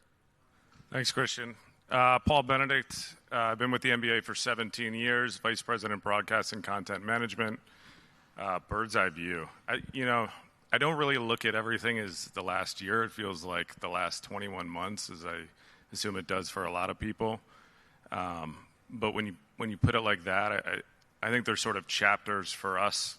It was March 10th. I remember I was traveling in LA when the pandemic hit, and it was sort of in survival mode. We're suspending the season, and then it became bubble mode, and that just getting through the 2020-21 season until October 2020 was unlike, I think, anything I've ever been through or could have imagined or experienced. It was a lot, but there was a sort of sense in relief when it was all over, a sense of accomplishment. I think the workflows, the technology, the communication was sort of breathtaking to see from my standpoint, and a lot of people in this room, I think, contributed to the success there. I think the last calendar year is sort of the 2020-21 season for us, and that was playing in 30 arenas, remote production, talent calling games remotely, no fans in the building, fans coming back. I think some people in this room know, the measurement was sending out 2 league-wide memos per week, 3 league-wide memos. It was still very much a challenge, and the changing protocols were a lot. And then, honestly, the last 3 months has felt like a little bit of a breath of fresh air, just because things are trending. They're not necessarily back to, I hope they will be soon. They're trending back to a little more normal, and it gives you a sense to sort of stop and smell the roses a little bit, appreciate what everybody in here has done on the technology side. I mean, yesterday, thinking through augmented graphics, drones, shallow depth cameras, rail cam, we learned a lot. We learned a lot. We took a lot away, and now it's being smart and strategic about how we deploy a lot of these innovations. And this year has been fun. I hope at some point the face coverings and all of that can go away, but I think we've really advanced the industry in the last couple of years, and it's been fun to see. Right. I think looking at the time frame of not just the past season, but the past 20 months, because I think I saw a tweet a couple months ago that said LeBron and the Lakers played and won the bubble championship a year ago, and you're like, wait a minute, that wasn't 5 years ago? So it's kind of incredible how quick those things are. And we'll get into those remote workflows and how you guys adapted through the bubble. Greg, what about you guys on the PGA Tour side? Yeah, common themes throughout the 2 days here. I'd call it innovative. If you think about, let's take a look at just our linear partners at Golf Channel, CBS, and NBC. What they did was phenomenal. I know Harold Bryant, Patty, Mike Francis, they've all been up here, Jason Cohen. But what they did was amazing from the linear broadcasts. Paul, in your league and most leagues, it happened, and you got to figure out a bubble, and you got to figure out how to do production. Let's not forget, when golf starts doing production, they're going from one venue, from one state. They wrap up after 4 days of competition. They go to another one, and they have to adhere to those mandates in those given counties and states. So it was, you might say it's an outside sport. It had to be easier. It was actually more challenging in that regard. As it relates to PGA Tour Live and PGA Tour Entertainment, we've always done PGA Tour Live for 6 years, remote style. So I heard this team as well. I credit the engineers and the operational team at PGA Tour Entertainment for spreading us, the live team, around the building while the post team went home and started editing from home. But we if you think about it, golf returned in May of 2020 and got up and running pretty quickly. So just absolutely innovative. Right, and we'll talk a little bit more about a pretty big digital live streaming opportunity that is changing the way that fans are watching the sport of golf. But before we get ahead of ourselves, dive a little bit deeper into some of those major productions in terms of the technologies that was used during them. So, Paul, for example, the NBA All-Star Game, the most recent one that was in Atlanta. What were some of the new, I guess you can say, tools that you were able to distinguish and use? And you went a whole entire year without not having one. Right, because 2020 was a little bit of different, obviously a different year, because when the All-Star Game came, we were still kind of fighting through a pandemic. So what were some of the highlights of those of that production out in Atlanta? I've been getting a kick out of the shallow depth conversations, and especially people saying they're overused, because if you go back and watch the 2021 All-Star Game, we used the crap out of it. But it's sort of the perfect event to do it. Like we don't pretend. We're a league that we push out our stars, and it's a star-driven type event, and without the energy you're going to get from fans in the building, you want to capture those sort of shots. But hearing Mike talk about it yesterday, and I mean, everybody sort of saw it at the same time, like, whoa, this is really something. We moved very, very quickly. We threw a lot of energy behind it. We spoke to our national partners about it. They were 100% on board. So seeing it sort of really come to life at All-Star was very memorable in a lot of ways. And we've sampled with super slow-mo cameras. We use cable cameras. We didn't use rail cam at this year's All-Star. But a lot of that, just a lot of new technology that wouldn't otherwise ordinarily be available in a typical fan setting was very, very interesting. I think we're onto some new things. Again, there was a lot of learnings. I think we're onto some new things for All-Star this year, so sort of more to come on that. Right, okay. We're very much looking forward to the next All-Star Game to see what happens, but you're also going to be dealing with an NBA Finals at some point, and that'll be also interesting to see. Greg, before we dive into the digital part of the Players' Championship, on the linear side, what were some of the major tools that you guys were able to kind of use to make sure that linear broadcast was kind of interesting for the fans that were watching? Yeah, I mean, it's our crown jewel. The PGA Tour is not affiliated with four majors, so Tommy Roy at NBC and that entire team do such a great job of always trying different things, whether it be cable camera or ARL or anything. We jibs all over the place. We try. They don't come to us without a new thing every year. They do such a great job, and we really try to step up that technology at that event. Right. Okay. This is the only time that we'll talk about health and safety restrictions in terms of COVID, and then we'll kind of go into more of the nitty-gritty tech stuff. But, Paul, I know you're more on the lines of healthy and safety ops for the NBA. What was it like? What is it still kind of like rebounding from the pandemic, and what are the kind of current state of affairs for people that are operating within the NBA, the family, in terms of a broadcast linear side? I mean, there's still a lot of challenges. We postponed 2 games this week. There's a number of players and protocols right now. It's just forced you to think about things differently. It's forced you to be much more open-minded about production workflows that you might not have otherwise ordinarily been comfortable with. I think had you asked me 2 years ago, talent calling remotely, I would have kind of shushed it away. I think, listen, our sport is different. The Hollywood seats, being able to sit 4 or 5 feet away from the court is something special. Steph Curry is playing down the street tonight. He's going to break Ray Allen's 3-point record. I just heard someone say how excited he was to go to the game. I might actually try to go. There's something to be said about that. Talent calling, being able to be emblematic of the stature of that seat, capturing the energy of being close to the floor, that's really near and dear to us. But at the same time, I mean, Greg and I were just talking before, and I don't know if I've heard anyone mention it here just yet, the Manning brothers. I mean, talk about a remote production that is eye-opening and in some ways has changed the industry. I mean, we've been focused on influencers and alternate telecasts in that vein for quite a long time. I don't think you want to undervalue the importance of talent. And I think when you're changing up these workflows and you're developing technology, nothing's going to change. Nothing's going to lessen the importance of storytelling. And storytelling requires amazing storytellers. And that's what Peyton and Eli bring to the table. And I think that's space that we're very much invested in and continue to look at. And again, these, despite the challenges, 82 games, we're going to miss some games. Some stars have sat out due to protocols, but still being able to tell those stories is really important. Okay. To piggyback off of what Paul just said, Greg, galleries are back in full force. How is that? I mean, aesthetically, it's changed the dynamic of what fans are seeing because they're like, oh, shit, there's people here finally after kind of being a little bit empty. How has that obviously improved the quality of each of these shows? Yeah, I think we're getting back to normal. Keeping our fingers crossed here on this. We're in conversations right now with CBS and NBC as to how to get the compounds back full bore. PGA Tour Entertainment, as we'll get into, has a large presence in the compound, so we're talking about how do we interact with their crews. We're following their lead as far as vaccinations and things like that. And we're just Hawaii. Everyone has to be vaccinated. So I think we're coming out of the tunnel, I hope. And, to your point about crowds being back, it's huge for our sport. Harold Bryant talked about piping in music or crowd noise earlier to their broadcast when no one was out there. That helped. But you know what? Our players, and I'm sure Paul's the same way too, our players feed off the crowd, kind of good and bad. I mean, there's some quiet times out there when a golfer's, in a lead by one, has never closed the deal before. And having that crowd out there can be intimidating.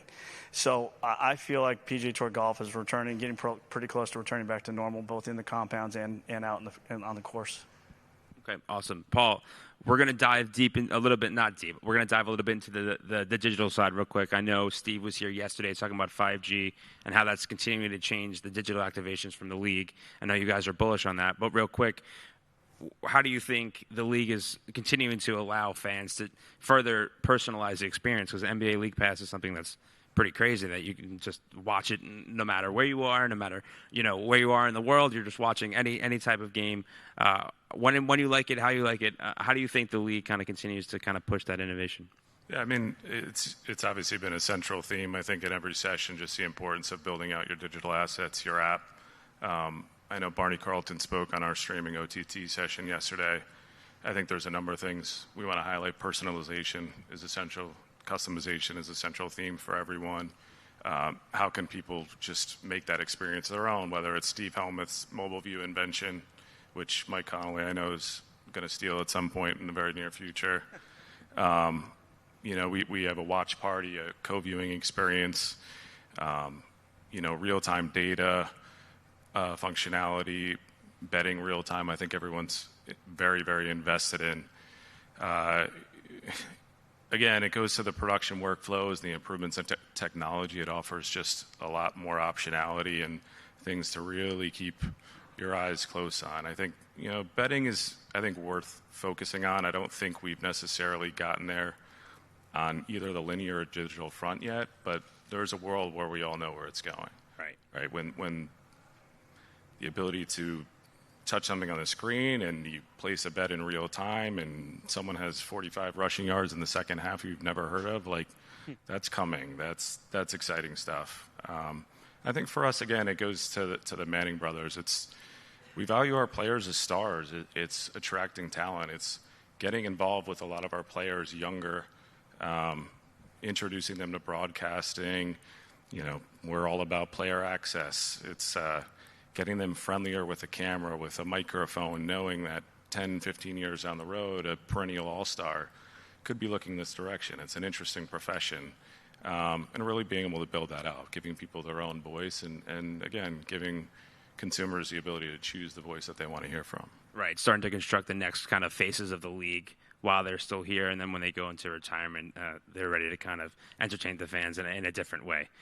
Greg, I wouldn't say we wasted, but we filibustered for 10 minutes. I think it's time that we show every shot live. So we have a video, and then we can kind of have a couple questions to follow that up. So we can play the video now, if we can.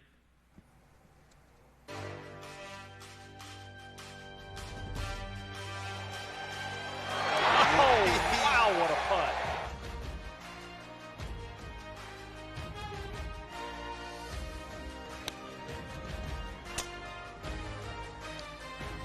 The overnight leader, Sergio Garcia. This could be really good. Yeah, They go in for two.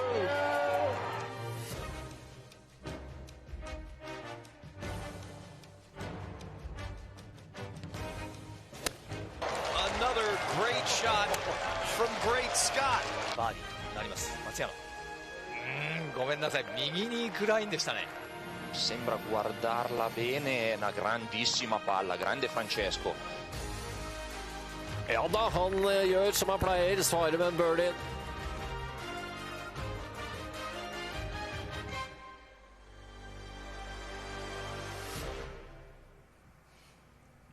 Pretty cool. And Greg, that is your baby that you're holding near and dear to your heart, correct?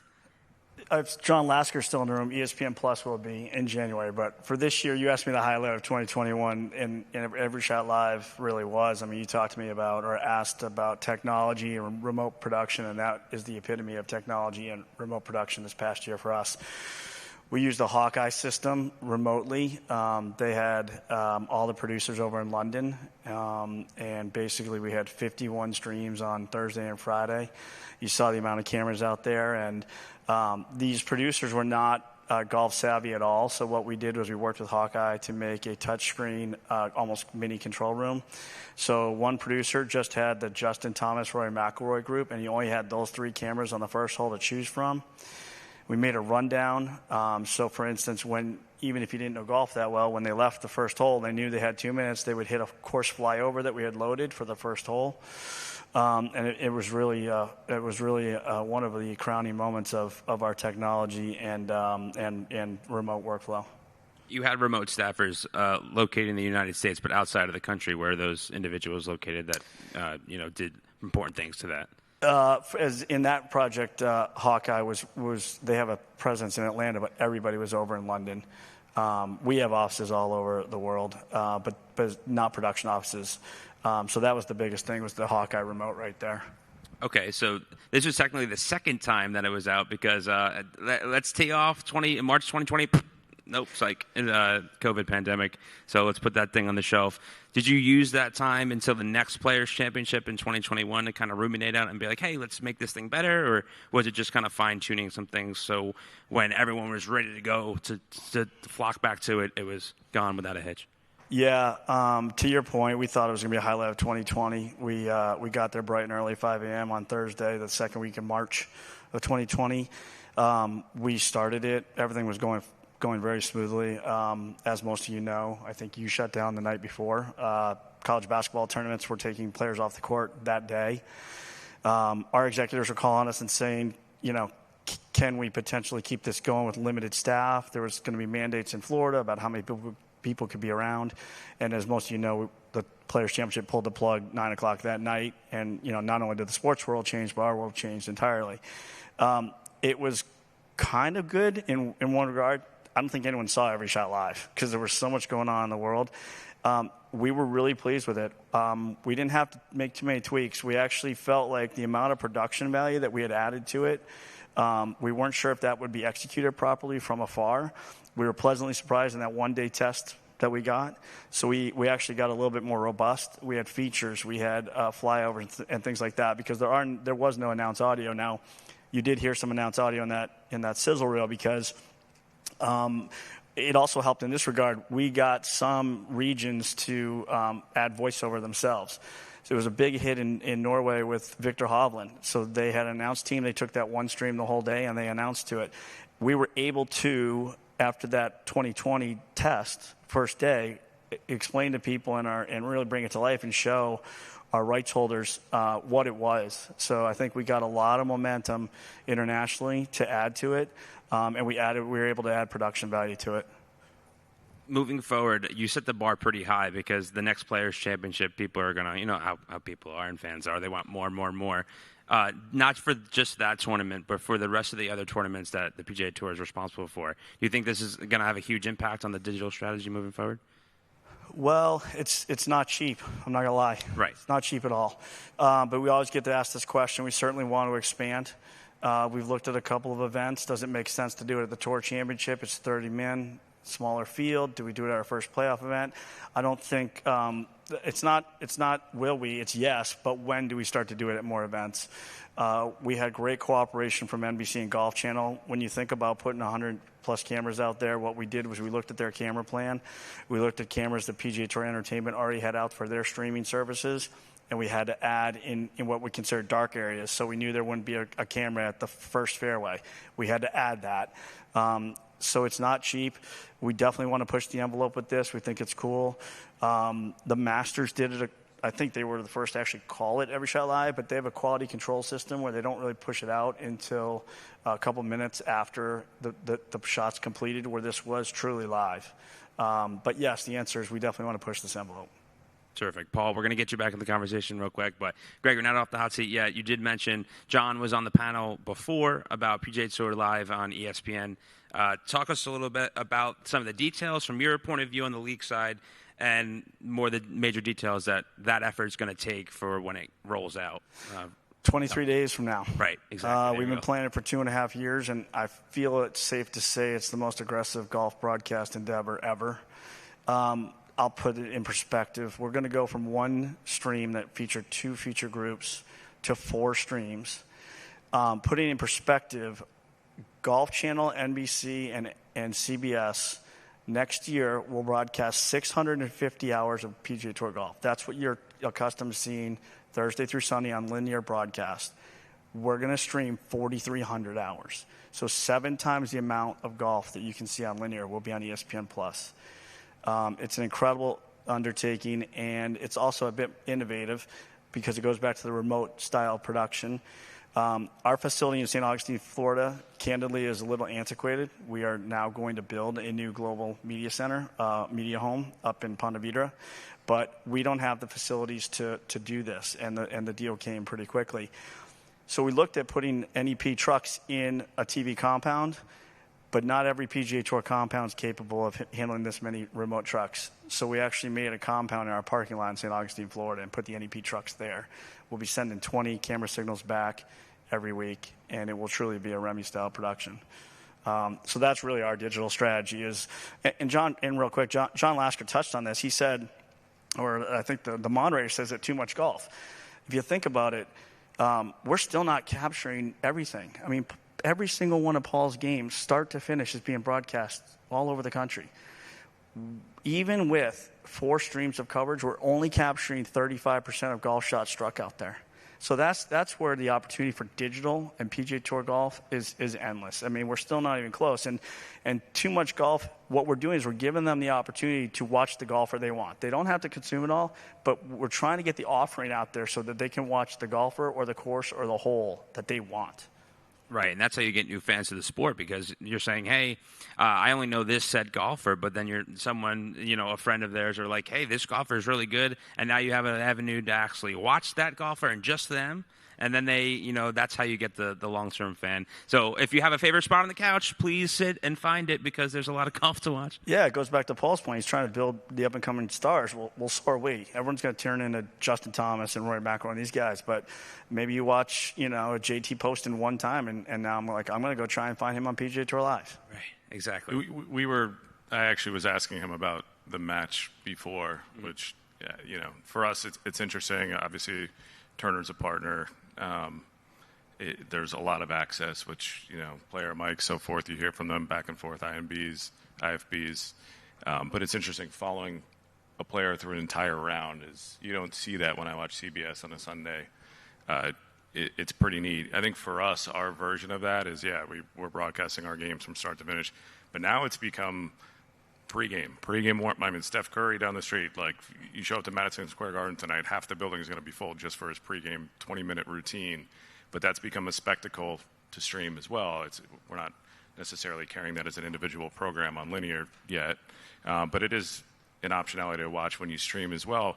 But also this whole other world, and this goes into this star-driven sport, is this merging of fashion and pop culture. Like Russell Westbrook showing up to a game in a miniskirt wouldn't surprise me right now. Like people tune in for that, and several teams have built out fashion runways outside their locker room and the loading dock on way into arenas now. Like it's almost the sport beyond the sport. Post-game press conferences are getting better traffic than they ever have, and it's along the same lines. The streaming world has introduced us to just more than what you have traditionally seen in your programming hours on, for the duration of a game or an event. It's pretty cool. Speaking on Steph Curry, who would want to miss Steph Curry having his hands tied behind his back, blindfolded, turned around, and making a shot from the parking lot? So I'm sure that's something that always people want to see. Paul, we'll stick with you. The bubble obviously was something that was a huge, massive undertaking, but now it's starting to come a little bit normal where people are going on site, announcers are going on site. Is there a little bit of a challenge getting everyone kind of back to what was pre-COVID type of procedures of, hey, let's all go back in a truck, or people got used to announcing the games over TV or back at home. Has there been kind of I guess scratching off the rust to kind of get back to the traditional way of producing things? Yeah, it's a good question. I'll go back to the talent piece of it. I think most of the content people, maybe not all the business people necessarily, agree. Our best product is with our talent in the building, calling the game, feeling the energy, being able to tell stories. On the RSN side, if you are telling 82 stories and you're not allowed to have contact with coaches or players on charters, like, you're not able to tell the same stories. That matters. I think in terms of the production workflows, I think we're very open-minded. We want our games to be on air, and we want to be able to use the technology at our disposal. Our perspective on it is not necessarily we're trying to facilitate anyone pinching pennies or accusing anyone of doing that. We want to put the best product out there. And I think we've uncovered a lot of that, so we're in support of anything that contributes to that. If it's traveling out a truck, if it's doing dual feeds, if it's doing remote productions, I think we're in support of what just affords us the most flexibility and the ability to just produce the best possible game. And quick follow-up, content that was generated in that bubble season, what has kind of stayed from that? Or is it kind of just a reverting back to how it was back in 2019 before COVID was a thing? Yeah, I mean, super slow-mo, I think, has been a big one. Putting cameras in places where you wouldn't ordinarily get to capture. That was, I think, the biggest takeaway from not having fans in the building, and especially the bubble, where we could have put anything pretty much anywhere. I think pictures are everything, right? That's what everyone's chasing.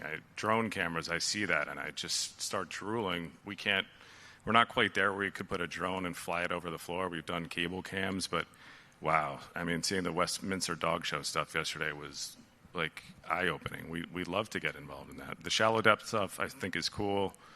Again, super slow-mo, 4K, there's a lot. Volumetric capture is more on the digital side, but something we're looking at. I think pictures. I think people are tuning in, and this bridge of the live sports experience and a cinematic experience is very real and very tangible, and our research suggests that that's what people want to see. And I think our sport is also a little bit different. It's not necessarily just about the live experience. What's the 20-second super slow-mo replay of LeBron James with a reverse dunk that you can then put on our app or put on social, and it gets millions of views? Like, we're looking at it like that. Not necessarily the 2.5 hours or 2:12, whatever our game length is this year, but sometimes that 20-second capture that will just kind of take your breath away. So you mentioned types of sports betting in terms of the digital avenue, but on the linear side, an update on integration of real-time data and things of that nature. So if someone's looking at a game that's on TNT or on ABC or ESPN, what can fans kind of expect in that front? Is there an update from the NBA side? Yeah, I mean, I think like every other league, we're very invested in it. We're keeping a close eye on what's going on in the industry. We're obviously very invested in real-time data and the importance of just being able to access it, integrate it, create the functionality that fans can interact with it very rapidly. I think we're seeing some traction on our front. I think we'll see more and more. I don't think anyone viewed this as a one-year process when legalized sports betting took place a few years ago. I think it's a more slowly driven out process, and I think it sort of weaves in the digital fold a little bit more. The linear, it's been a little bit of a slower integration, but I think there's definite progress, and we'll see more in the next couple of years. Slowly but surely. Okay. Greg, what about you on the PGA Tour side? I know real-time data is a big thing for, top tracer and shots like that, and, someone tees off and you're seeing how far it's going and velocity. Any other ideas of how it can continue to be implemented? So PGA Tour Live has been really bullish behind this. I don't know how many people watched PGA Tour Live, but we had a persistent stat bar on top. We have an incredible statistical gathering department called Shot shot link at the PGA Tour, and it literally tells you everything from spin off the tee and things like that. But the way we utilize it is, if Bubba Watson were 166 yards out, he's on PGA Tour Live. The bar would pop out at what his proximity is from 166 yards, and where it ranks on the PGA Tour. We used it a lot on PGA Tour Live because we feel like the linear broadcasters, didn't have enough time to really dive into it. And what I mean by that, I'm not critical of them, but they go shot to shot to shot. They'll go from Rory on 5 over to Justin Thomas on 7.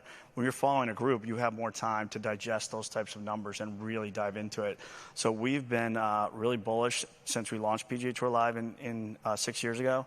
And ESPN Plus is really thrilled with it, and I know that we're going to push it with them. The 4 streams that we've already settled on are marquee groups, featured holes, and things like that, but they're not for the term of the deal, and they might not be for the term of this year. It was just we all agreed on this.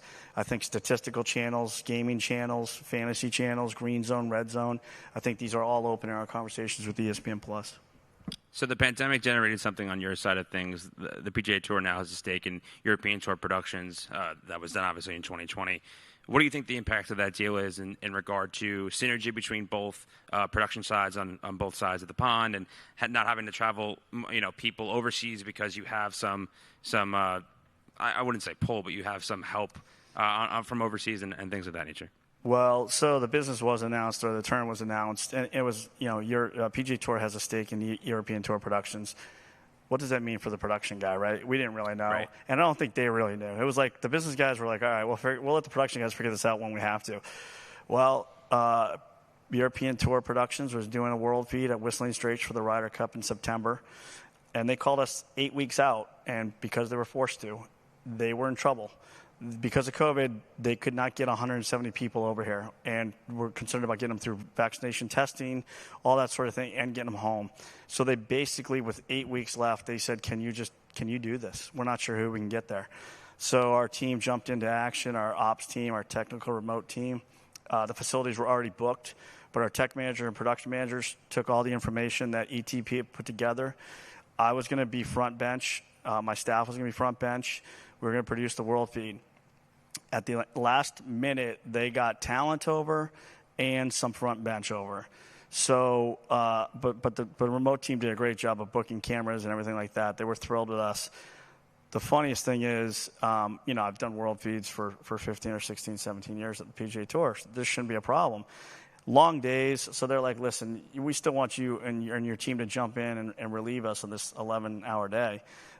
Little did I know how important it is to understand your talent and know your talent. I know they were speaking English, but I literally could not tell who was a walker and who was play-by-play and who was an analyst. And I would look back, they're supposed to be on break. I'm like, who was that? And so it was really much like COVID does. It forced us to unite, and now we're talking to them about the Scottish Open, which is a new event for the PGA Tour. It's a sanctioned event, and we're probably going to send a handful of people over there in August and use a lot of their below the line and above the line. So that was one of the really cool things about COVID. It forced us to really get together quicker probably than what would have.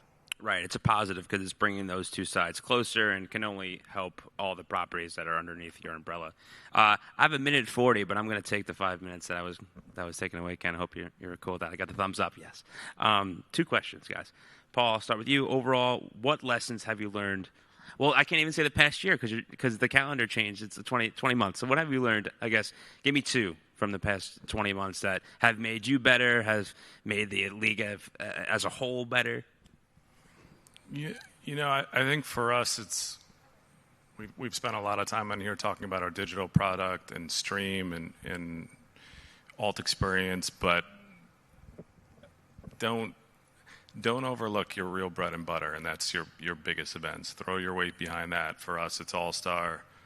For us, it's the NBA Finals. And you get lucky tonight, the ability to be nimble, be flexible, communicate well, effectively, and being lucky enough to have Steph Curry at Madison Square Garden on December 14th. It's an 82-game season. It's not always easy. You don't always get these sort of moments, but we're throwing some weight behind that game tonight. I know Turner's excited. And then just All-Star and Finals, like we can we can go back to the mat over and over again and think of really creative ideas to help our alt streams, but those are your biggest shows. Like, throw your biggest ideas out there, and you don't necessarily always have to reinvent the wheel, but take advantage of those moments and just blow it out. I think this day and age, with so much competition, not just within sports, within the entire content landscape, those are differentiating opportunities. Like, you still need to really go out there and show people what you got, both in terms of your production, in terms of your sport, in terms of your league, in terms of your network. And I think our focus is still there, going really big, and again, innovating and just opening eyes. Sometimes the stars align, and the storylines write itself. Like you said, Steph Curry, MSG, holiday season, so everyone's in here.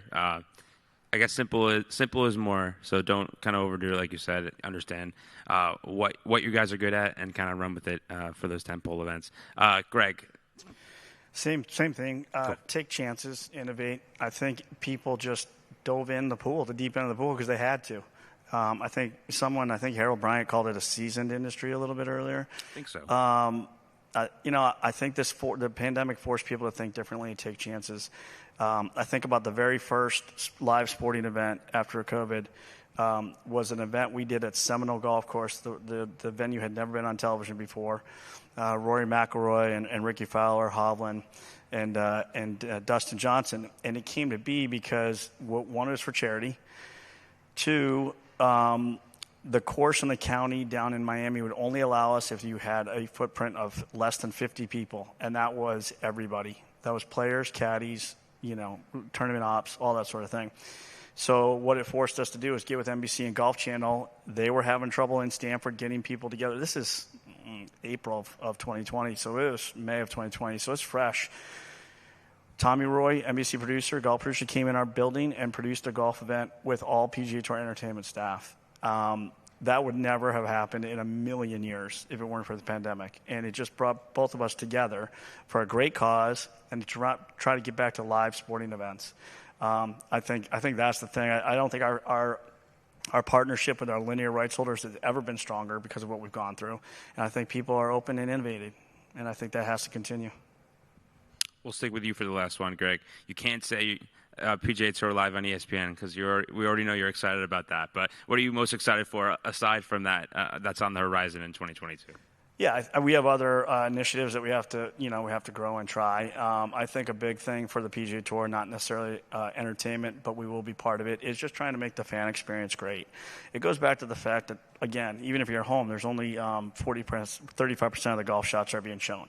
If you've been to a golf event, you feel like, you're missing something on the other holes. So how can we make that experience better? The digital team has a great app, Tourcast. It's almost like any other game cast, but literally it's hard to do. 18 holes at the same time. You see the ball plots from every player. Can we get video to the people on site quicker so they can see what's going on? I think just making the fan experience better is something we'll concentrate on. And then also developing our Korn Ferry and Champions Tour broadcasts. Korn Ferry is our developmental tour. Champions Tour is for the guys that are above 50. Those are our experimental grounds. That's their experimental tour. It should be the place we're trying things, and we will do that with bonded cellular technology and things like that. Golf is a very expensive sport to produce. Things, Paul's venues are all pre-cabled, pre-wired, plug and play, not ours. So I think those are the concentrations and the things we're excited about. Okay, Paul, you get the last minute and change. What are you most excited for next year? I'd say from the league perspective, I called out just the communication with our network partners, with our vendors. I think for us, what's been especially exciting, there's been we're all in this kind of together mentality, and that goes beyond just those groups. I think with our players, with our coaches, with our teams, there's more unification than there's ever been. We got to get through this. We've got to innovate. Everyone except for maybe one league probably has somewhat of a ratings issue, and they're trying to figure it out. We've seen more cooperation from players, from coaches on doing things differently than we ever have. the WNBA from our side is a great example. Again, we fancy ourselves on access and player marketing, and they've done some what quote unquote uncomfortable things. I think from a competitive standpoint, a player doing an interview in a WNBA Finals game at the start of the fourth quarter, live mics for players in huddles, live mics for coaches, drawing up a game-winning play with seconds left. Those are things that on the NBA side people have rolled their eyebrows at for years and years, and now they're starting to see the light. They're starting to see what Greg just said, like the fan experience, the viewing experience. Like those are game changers. That's some interesting stuff. I'd like to think we'll have one quote unquote uncomfortable moment on the NBA side soon. I think we're getting pretty close to that. But there's a lot to be excited about. Just seeing the players and coaches kind of turn the corner like that when it's been a certain way for so long is pretty refreshing. I lied. The clock says 99 minutes. You guys want to go another hour and a half? Paul, Greg, thank you for the time, guys. A round of applause for these two. Thank you. Thank you. Thanks, guys.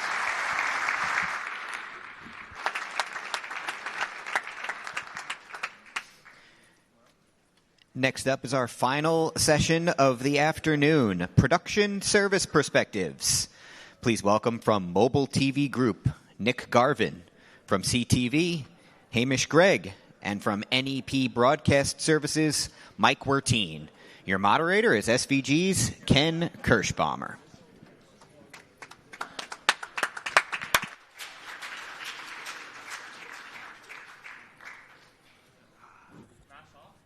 Masks off, sure. Living the edge. So there's no COVID on stage. Yeah. All right. So this is the kind of rubber hitting the road panel, literally and figuratively. We have about 35, 40-ish minutes. Let's call it. We have a lot of ground to cover. So some of the themes I've heard today, I've heard in the same session, by the way. There's not enough people, and we need more trucks. And this kind of seems like something that is an equation that doesn't quite work out for me. Then there's, of course, the conversations around remote production, and you have all new facilities. I mean, if we had this conversation 2 years ago, we'd be talking about trucks, and now you all have these amazing production facilities that are kind of stuck in the ground, if you will. And obviously the last time I saw both of Hamish and Mike was at the Ryder Cup, and we just heard Greg talking about that relationship. So let's we're not going to make news here, but before I bring you into this, is everybody familiar with the Arena TV situation in the UK? Show of hands? Not too many people. So Hamish, I'm going to put you on the spot. Just stick with what the newspaper reports. I'm not going to make you conjecture, but explain the Arena TV situation in the UK, and then how it impacted both of your companies, and how you guys had to both respond to this amazingly crazy situation. As I say, I think it's the first time I've ever known of such a situation in the industry, and such a major player to leave the market in basically one email. On midday, there was one email sent out to all his staff saying, and to their clients saying, that's it, we're no longer trading, bring all your equipment back to base and go home and wait for the news.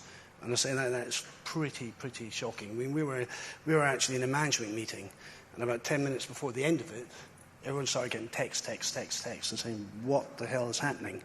And it's a big company, by the way. 20. How many trucks, Arena? 10 trucks? 10 major trucks, and then VT and other bits and pieces, and a remote center. So it had a big inventory. They were the third major player. If you look at NEP, look at CTV Intelligenic as EMG, then Arena were the third major player. So it's really significant that they just went out of business like that. And initially, there was no reason why. It was a complete shock. I don't think anyone expected it. None of their staff expected it. None of their management team. And we're talking about the operations director. We're talking about the managing director, because it was a combined effort of OBs as well as an aerial arm, because they used to do helicopters and plane shoots and all the rest. So it was a fairly significant operation, and for it just to go out of business like that. But England were playing a football match, an international football match, 2 days later, and obviously the broadcaster saying, who are going to get to cover this? And ourselves and NEP were on the phone at about 20 minutes, probably, saying how can we help the industry, how can we help the broadcasters, because they had so much business that no one facilities provider could just, especially with all the problems of trucks, of crew, etc., no one could just, solve the problem. Right. So we agreed that we would help them out, and we divvied up about what we would be best placed to do, and that's continued. That has continued all the way through. I think the broadcasters initially had to get how we're going to survive December. And as I say, we sort of divvied it up and shared. And I think it's been a really good relationship. I think we all work very closely together. It's a good, it's a family. OB's our family. Yep. Absolutely. So when something like that happens, we're talking about 10 primary OB trucks. That's what mobile units are called in outside the United States. When on the day of production that the client's employees, management are getting an email that says, we're done, that's a tough place to be. So there was the first thing, as soon as the text started to come across, first of all, we know there's shows that are going to be affected. We know there's employees of Arena that are going to be affected. And we can't let the industry down. So we've seen not necessarily this situation, but other situations where productions are at risk, and we always come together in those types of situations to make sure that there's not going to be a production that goes unproduced. There's a lot to unpack with the Arena situation. Yes. Supposedly, now this is not reports. These are the owner, owner or the CEO. The owner, Richard. The owner has vanished, and there's supposedly about $450 million missing in or a bag like somewhere. Something like that. No. So he owns an island somewhere, but so maybe he's in France. There's a lot to unpack there, and it'll take some time for all of it to play out. But first of all, there's going to be there's really talented people that were part of Arena, and they're going to be going into the workforce. There's shows that still need to be produced, and we're going to continue to make sure that we work together to make sure that those shows are produced. And it's also it's a lesson for us, at least. We want to make sure that we're owned by a large private equity company, that we're fully transparent about finances. We are fully audited. We make sure that there's going to be that kind of communication with our clients, so that they know that that's not anything that would ever happen within NEP. But it's as Hamish knows, the UK is a tough and competitive market, and I think when there's such tight margins, that when the pandemic hits and something unforeseen happens, there can be results from that. Sure. So yeah, it's been amazing, because I think the weird thing is that would have been the last way I figured a company would have exited the business would have been some sort of grand larceny, theft, or what have you. So. So let's kind of shift to life under the pandemic, because I think that again there was the concerns of, are the games going to come back? Is there going to be enough work? There's obviously you guys lost a lot of revenue with canceled events and what have you. And now we're in this massive, I don't know what exactly is going on. Maybe you guys can explain it to us. What is driving this explosion and demand that seems to be eclipsing pre-2019 levels? Nick? Yeah, I'm not sure I have that much to add on that. I mean, it's for us, part of the increase has been different production styles and different flavors, and so we've been accommodating more flavors than we used to, and that's increased the number of total events that we have to cover as well.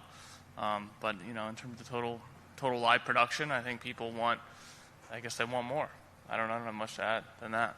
Yeah, I mean, but there's not. Hamish, what's been going on in the UK as far as and Europe? I think it's a perfect storm. I think with COVID, more people are at home. They can't go out. Therefore, they want more entertainment. And whether it's entertainment and sport, we know is the number one entertainment giver, really, for the bulk of the population. Therefore, there is a huge demand. And I think if you also look at federations, associations, there's now ability to get their product streamed and available, and that's what their aim is, to monetize it. And I think the range of productions have completely changed. I mean, we've never done so much streaming before as we now do. And I also think women's sports, and I'm not going to call it sports anymore, because women's sport has had such an increase in viewership, such an increase in actual sports available as mainstream, that I mean, we've been doing women's rugby, women's football. There's a lot going on in the women, and it's really good standard, and it's on terrestrial TV in UK, which is a big giver. It probably gets more viewership than all the satellite channels put together. So it's a growing market. I think you put all that together, then there's no surprise that there's more and more business for us. So, Mike? I think there's also there's been a little bit of a movement of some of the events too. So some of the events that were scheduled in 2020 got moved into 2021. So some of the events that have been added to 2021 have been pushed from 2020. And to Hamish's point, there's just a lot more people that want to create content too. So you want to make sure that you're delivering for your existing clients. But also with the new entrants that are coming into the market, you want to make sure that you lean into those opportunities as well. So, in addition to those added events, though, it's just tougher to do work these days. What used to be if an event came in and the sales operations engineering team took them 2 days to properly prepare for all that's needed to deliver on that show. That's not the case anymore. It takes much longer, in some cases 3 or 4 times longer than what it did before. So added events, added stress, it's a perfect storm. Right. I guess when we really look at it, it's, because I think back to like our first college video summit, for example. And our first digital summit, right? So the first digital summit was trying to help people understand why they should be streaming their matches and games. Our first college one was why you should be investing in broadcast quality equipment. And I think this digital explosion that was discussed the last 2 panels, they're no longer, small cameras and small shows. They're getting big cameras and big shows, and they need big facilities. And I guess the question that I have as far as those facilities is, I know Pat's not here, but they're building 6 trucks. I know all of you guys are building new trucks. So how do you look at the ecosystem then because everyone's on the stage talking about all their mix of workflows and maybe we'll do Remy and maybe we'll do this and do you have a plan? I mean, it seems like, are you ready for anything? But how do you get ready for anything? And Nick, what have you guys been working on to kind of make sure you're ready for anything? Yeah, no, it certainly is tough. Our design team really has 3 major initiatives. The first is continue to build mobile units. We're completing our 50th mobile unit this month, 50 Flex CC, and the shell of 51's mobile unit will roll in the next day, and we'll start building. So that hasn't stopped. We know that job well, but the design of the mobile units has evolved. So we are building our mobile units with our cloud control service in mind. So the design changed a little bit. The second initiative is cloud control, MTVG Cloud Control, which we initially started on in 2018. So this has been sort of part of our roadmap for some time. But we've built and integrated now 17 cloud control rooms across the U.S. Throw a picture? Yeah. There's a little picture of just of the ones that I could find and get a picture of. But we're building these cloud control kits and integrating and commissioning them out of our headquarters in Denver really as fast as we can. And then we ship them out and we integrate them anywhere that our clients would like them. Maybe we'll get a picture, but I'll keep going. The third initiative. It'll catch up to us. Yeah, the third initiative. Yeah, so just some pictures. This sometimes showcases how lightweight they are. Some have more permanent installs and integrations. Some we do in a day, and then it's done. The third major sort of design direction for us is MTVG's private cloud to supplement 1 and 2 mobile units in the cloud control rooms, along with our involvement and integration into private data centers with the tier 3 type plus redundancy. So to sum that up, our design direction really hasn't changed, which is continuing to find the most efficient way to do productions while at the same time giving our clients, the producers and directors, the tools they need to ultimately deliver the best production quality to the fans. Great.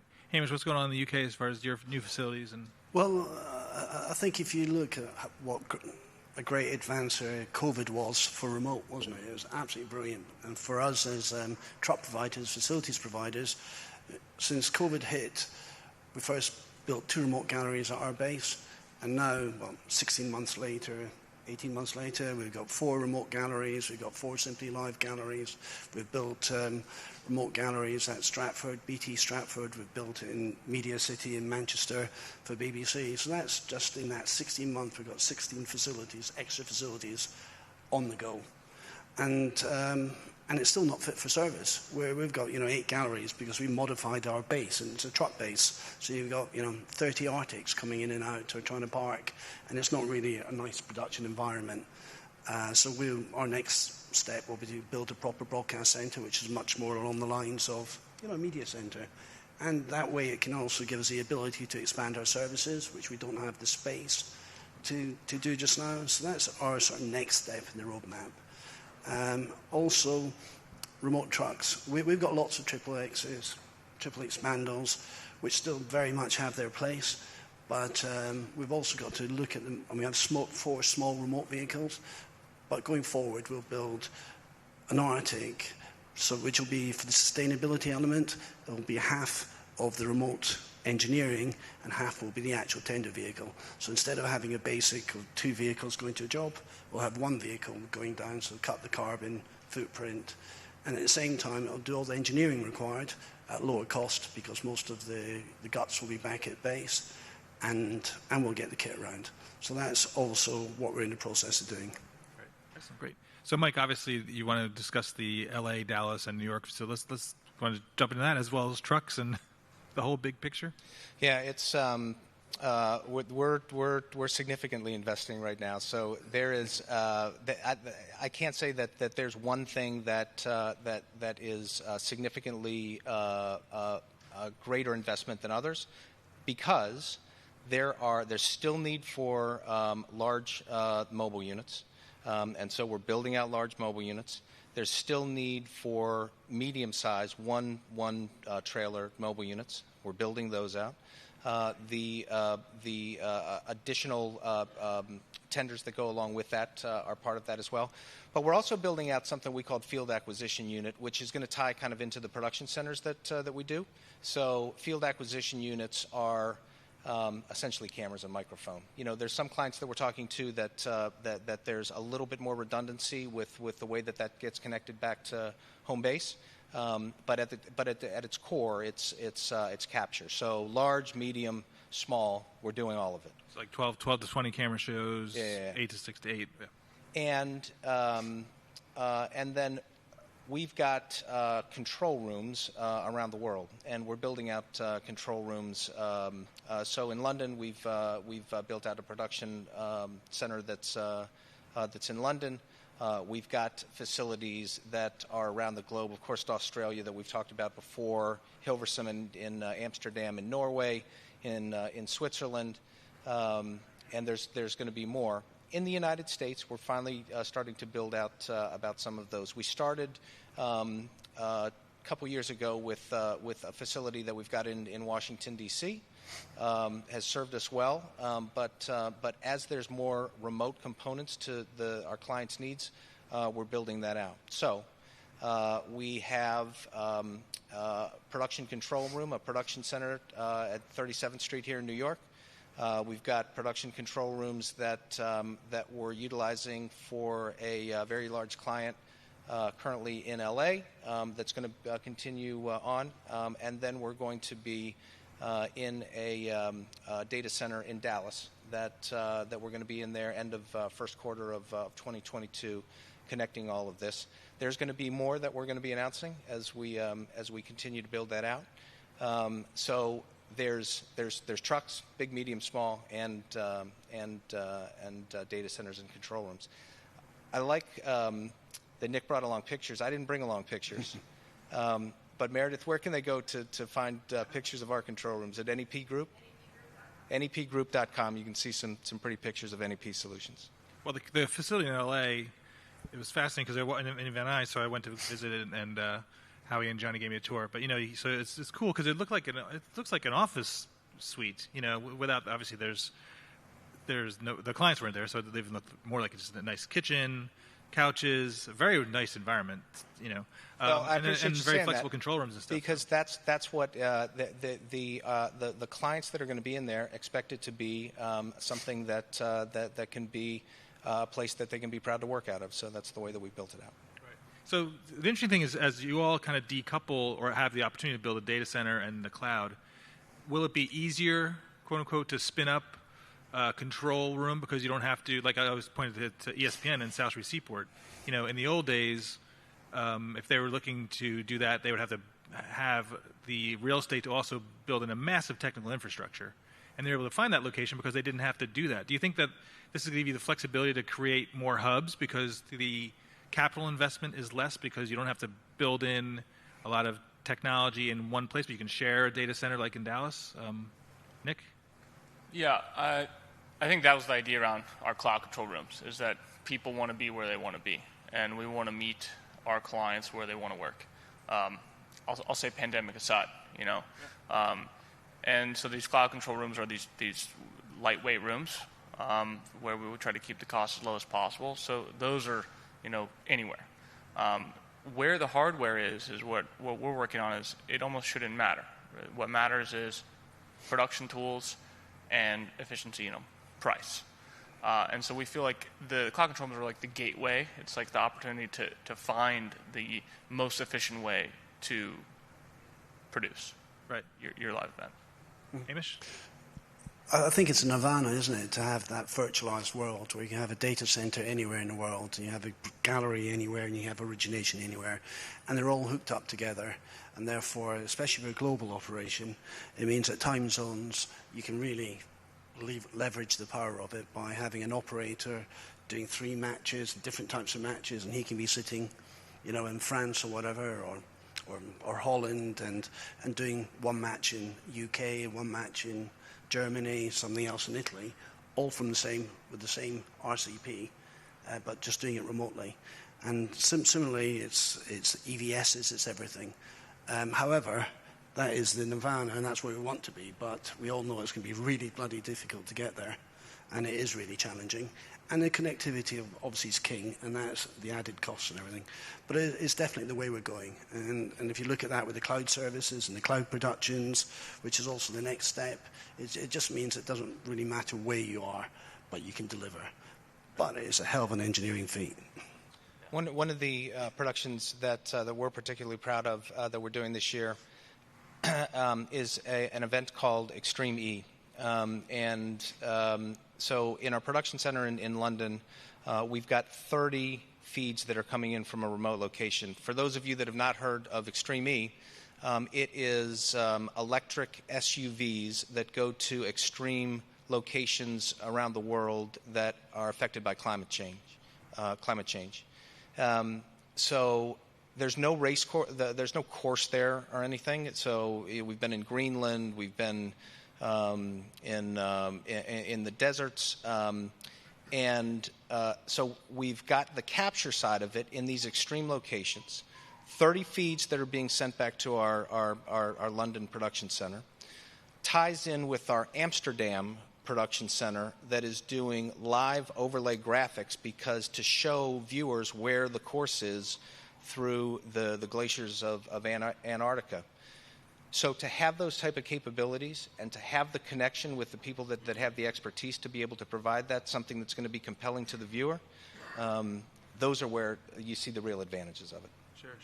What I find interesting is, back in the day, as these kind of decentralized productions happen, you are introducing more possible points of failure, right? So the beauty of a production, the first time anyone ever goes to a compound, they're amazed because you're basically rolling up a TV station, and and you're connected, and you have kind of ideally if you have satellite, that's kind of gets you out. There's obviously potential for power failure and generators and but you're not dispersing the risk across dozens of locations and people's homes and Verizon cable net and internet and AT&T and are there any concerns as far as just that risk that you're increasing the risk of something going wrong? Yeah, like we lose graphics for this show. Or I something? think Mike Connolly mentioned we had a cloud control event where it was just an administrative error where someone booked fiber line to end at halftime, right? And one of the production staff was actually at home watching the game and didn't even notice that the cloud control room had gone completely black watching the game. And so that was sort of a big win for us in terms of the design of cloud control. But I think it goes back to kind of what you're saying about all the different styles and requests of different types of production. You got to find the right tool for the job. So again, the appetite for a certain level of efficiency for a certain client might not be worth it, or maybe it is worth it to include some of those things. But on the other side, redundancies are becoming more common of all different types. Yeah, definitely. I think once again that's the beauty of COVID. It brought everyone home to the fact that you can use the internet, you can trust the internet to a certain amount, right. And that production teams, they know the issues with it. They know when it does go. Well, that's why you also need some form of redundancy, whether on-site or some other play out to get something out. But I think they're much more forgiving now. I mean, I remember that 3 years ago, you had a problem and everything has to be built in half the time, and you're on air and there's absolutely nothing. If something goes down, all hell breaks loose. Now, with the internet, they've experienced it for 16 months. They've realized the advantages of what the ability it gives them to do, because it's really exciting, the productions you can do now through the internet, which you'd never have thought of, 2 years ago. However, it does have its issues, and as long as you have a certain level of redundancy or a backup somewhere, then you can make it work. Our primary responsibility is to make sure that we've got a reliable solution. So anytime that there's complexity that's added, there's a level of concern. However, it was required when COVID hit, and so I think that changed everybody. I know it changed my perspective on the way that I look at it, because by and large, the industry was pretty successful at it. There's been some failures, of course, but there's always some failures, and so I think it's pushed it pretty far along. Right. So, Mike, I want to kind of pick your brains on the business side. And again, there was a simplicity. I know it wasn't totally simplicity.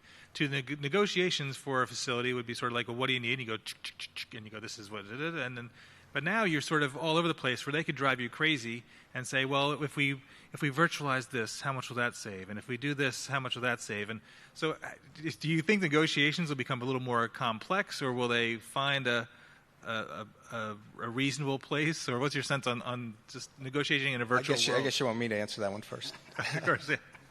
That one first. So negotiations have always been complex, but the complexity that exists now is, I think that people just want to make sure that they're making wise choices. And there's a lot of options that are available now, and there's a lot of different ways that you can look at it.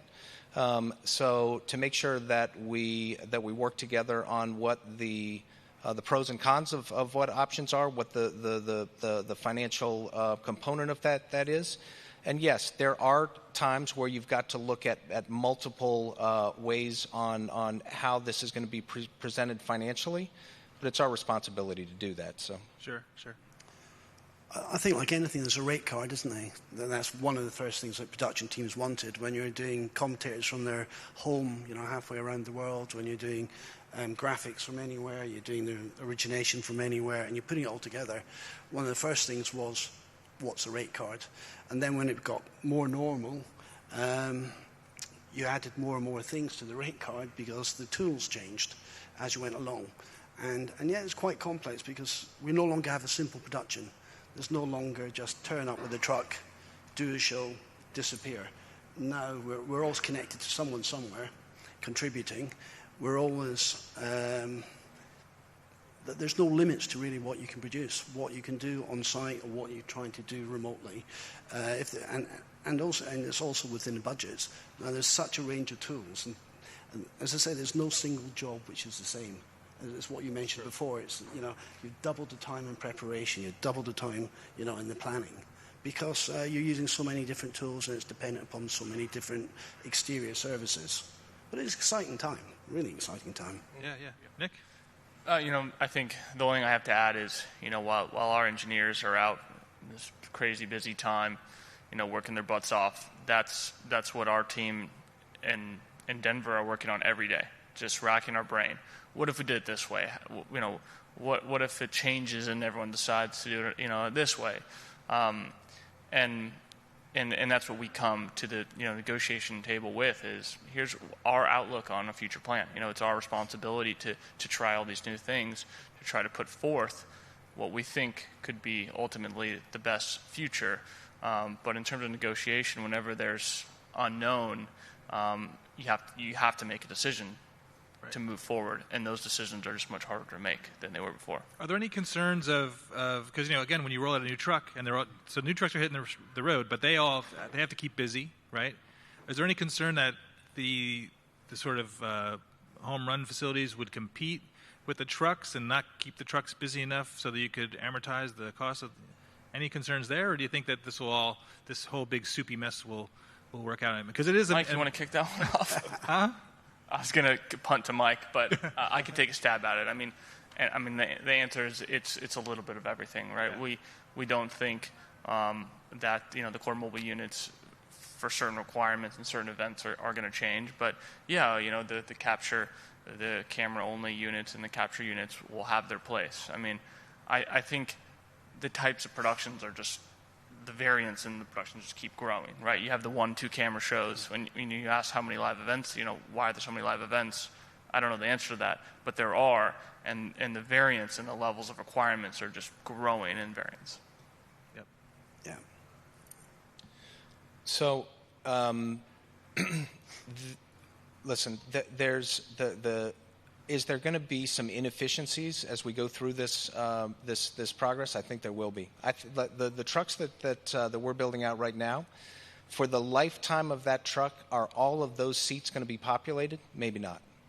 So there may be some inefficiencies until we get to whatever the next step's going to be.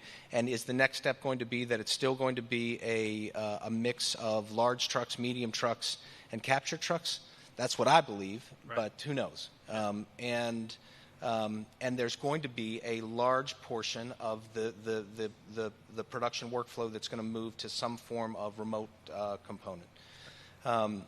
So to answer your question, there may be some inefficiencies as we go through that. However, as things move to the remote side, a lot of the components that are in the truck, maybe not the actual consoles, but maybe, can be moved to other locations. Right. So you can do some migration. So, God willing, the cost of building a truck will come down, and you can more easily get more work out of the gear that used to sit in a truck and have to be on the road for 2 days to get to the next show. Now you can actually use it for those 2 days. But I think that's the key. Yeah. So it's all about the utilization. That's what it is for all of us. So it's typically our clients will not pay for a truck driving.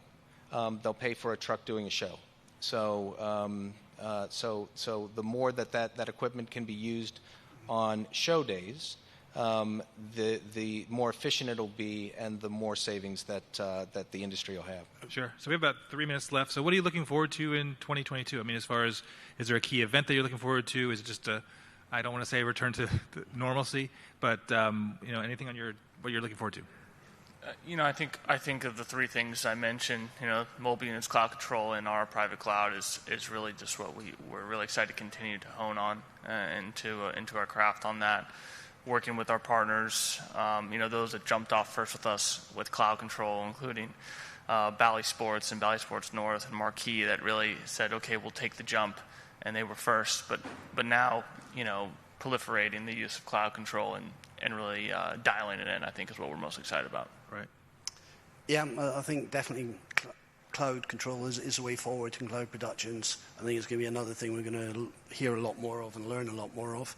5G as well. We all know see 5G, but I'd love to see proper 5G with the full core infrastructure rather than just the end, to actually be able to make use of that service. And for us, at EMG, we're just looking a bit like Mike does as well. We want to hook up all the centers and actually start the job. So it's been amazing to just kind of be part of this journey with you all, and it's a privilege. On behalf of all of our team, I will say we enjoy it immensely, being a big part of your world and your community. So we thank you all from the bottom of our hearts. With that said, we will go to shift gears to the Hall of Fame, which is going to kick off in about an hour. So that is a ticketed event. It's going to be another great class, another great evening of celebration. So with that said, thank you, gentlemen, so much for joining us. Thanks, Ken. Thanks, everyone. And again, a big thanks to all of our event sponsors, including especially our title sponsor, Unreal Engine. A really great day. And we also are going to look forward to our 22 events. We have some planned, so upcoming events. We have a Team Summit. That is a virtual event, so there'll be a little more Zoom in your life, but it's going to be a great one. And then, of course, we're going to have some real-world events at NAB, and now hopefully in February in Los Angeles.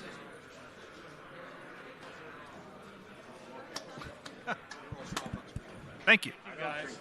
Thanks, Nick.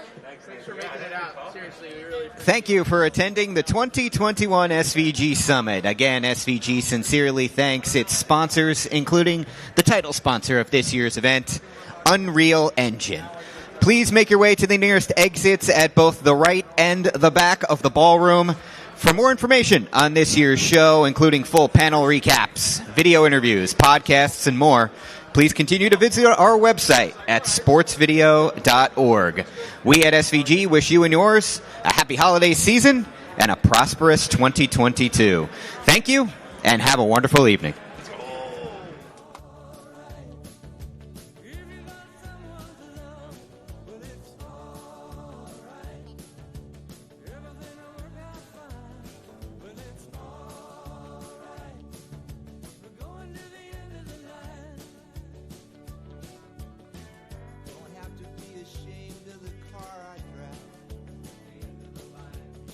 I'm just glad to be here, happy to feel that. And it don't matter if you're by my side.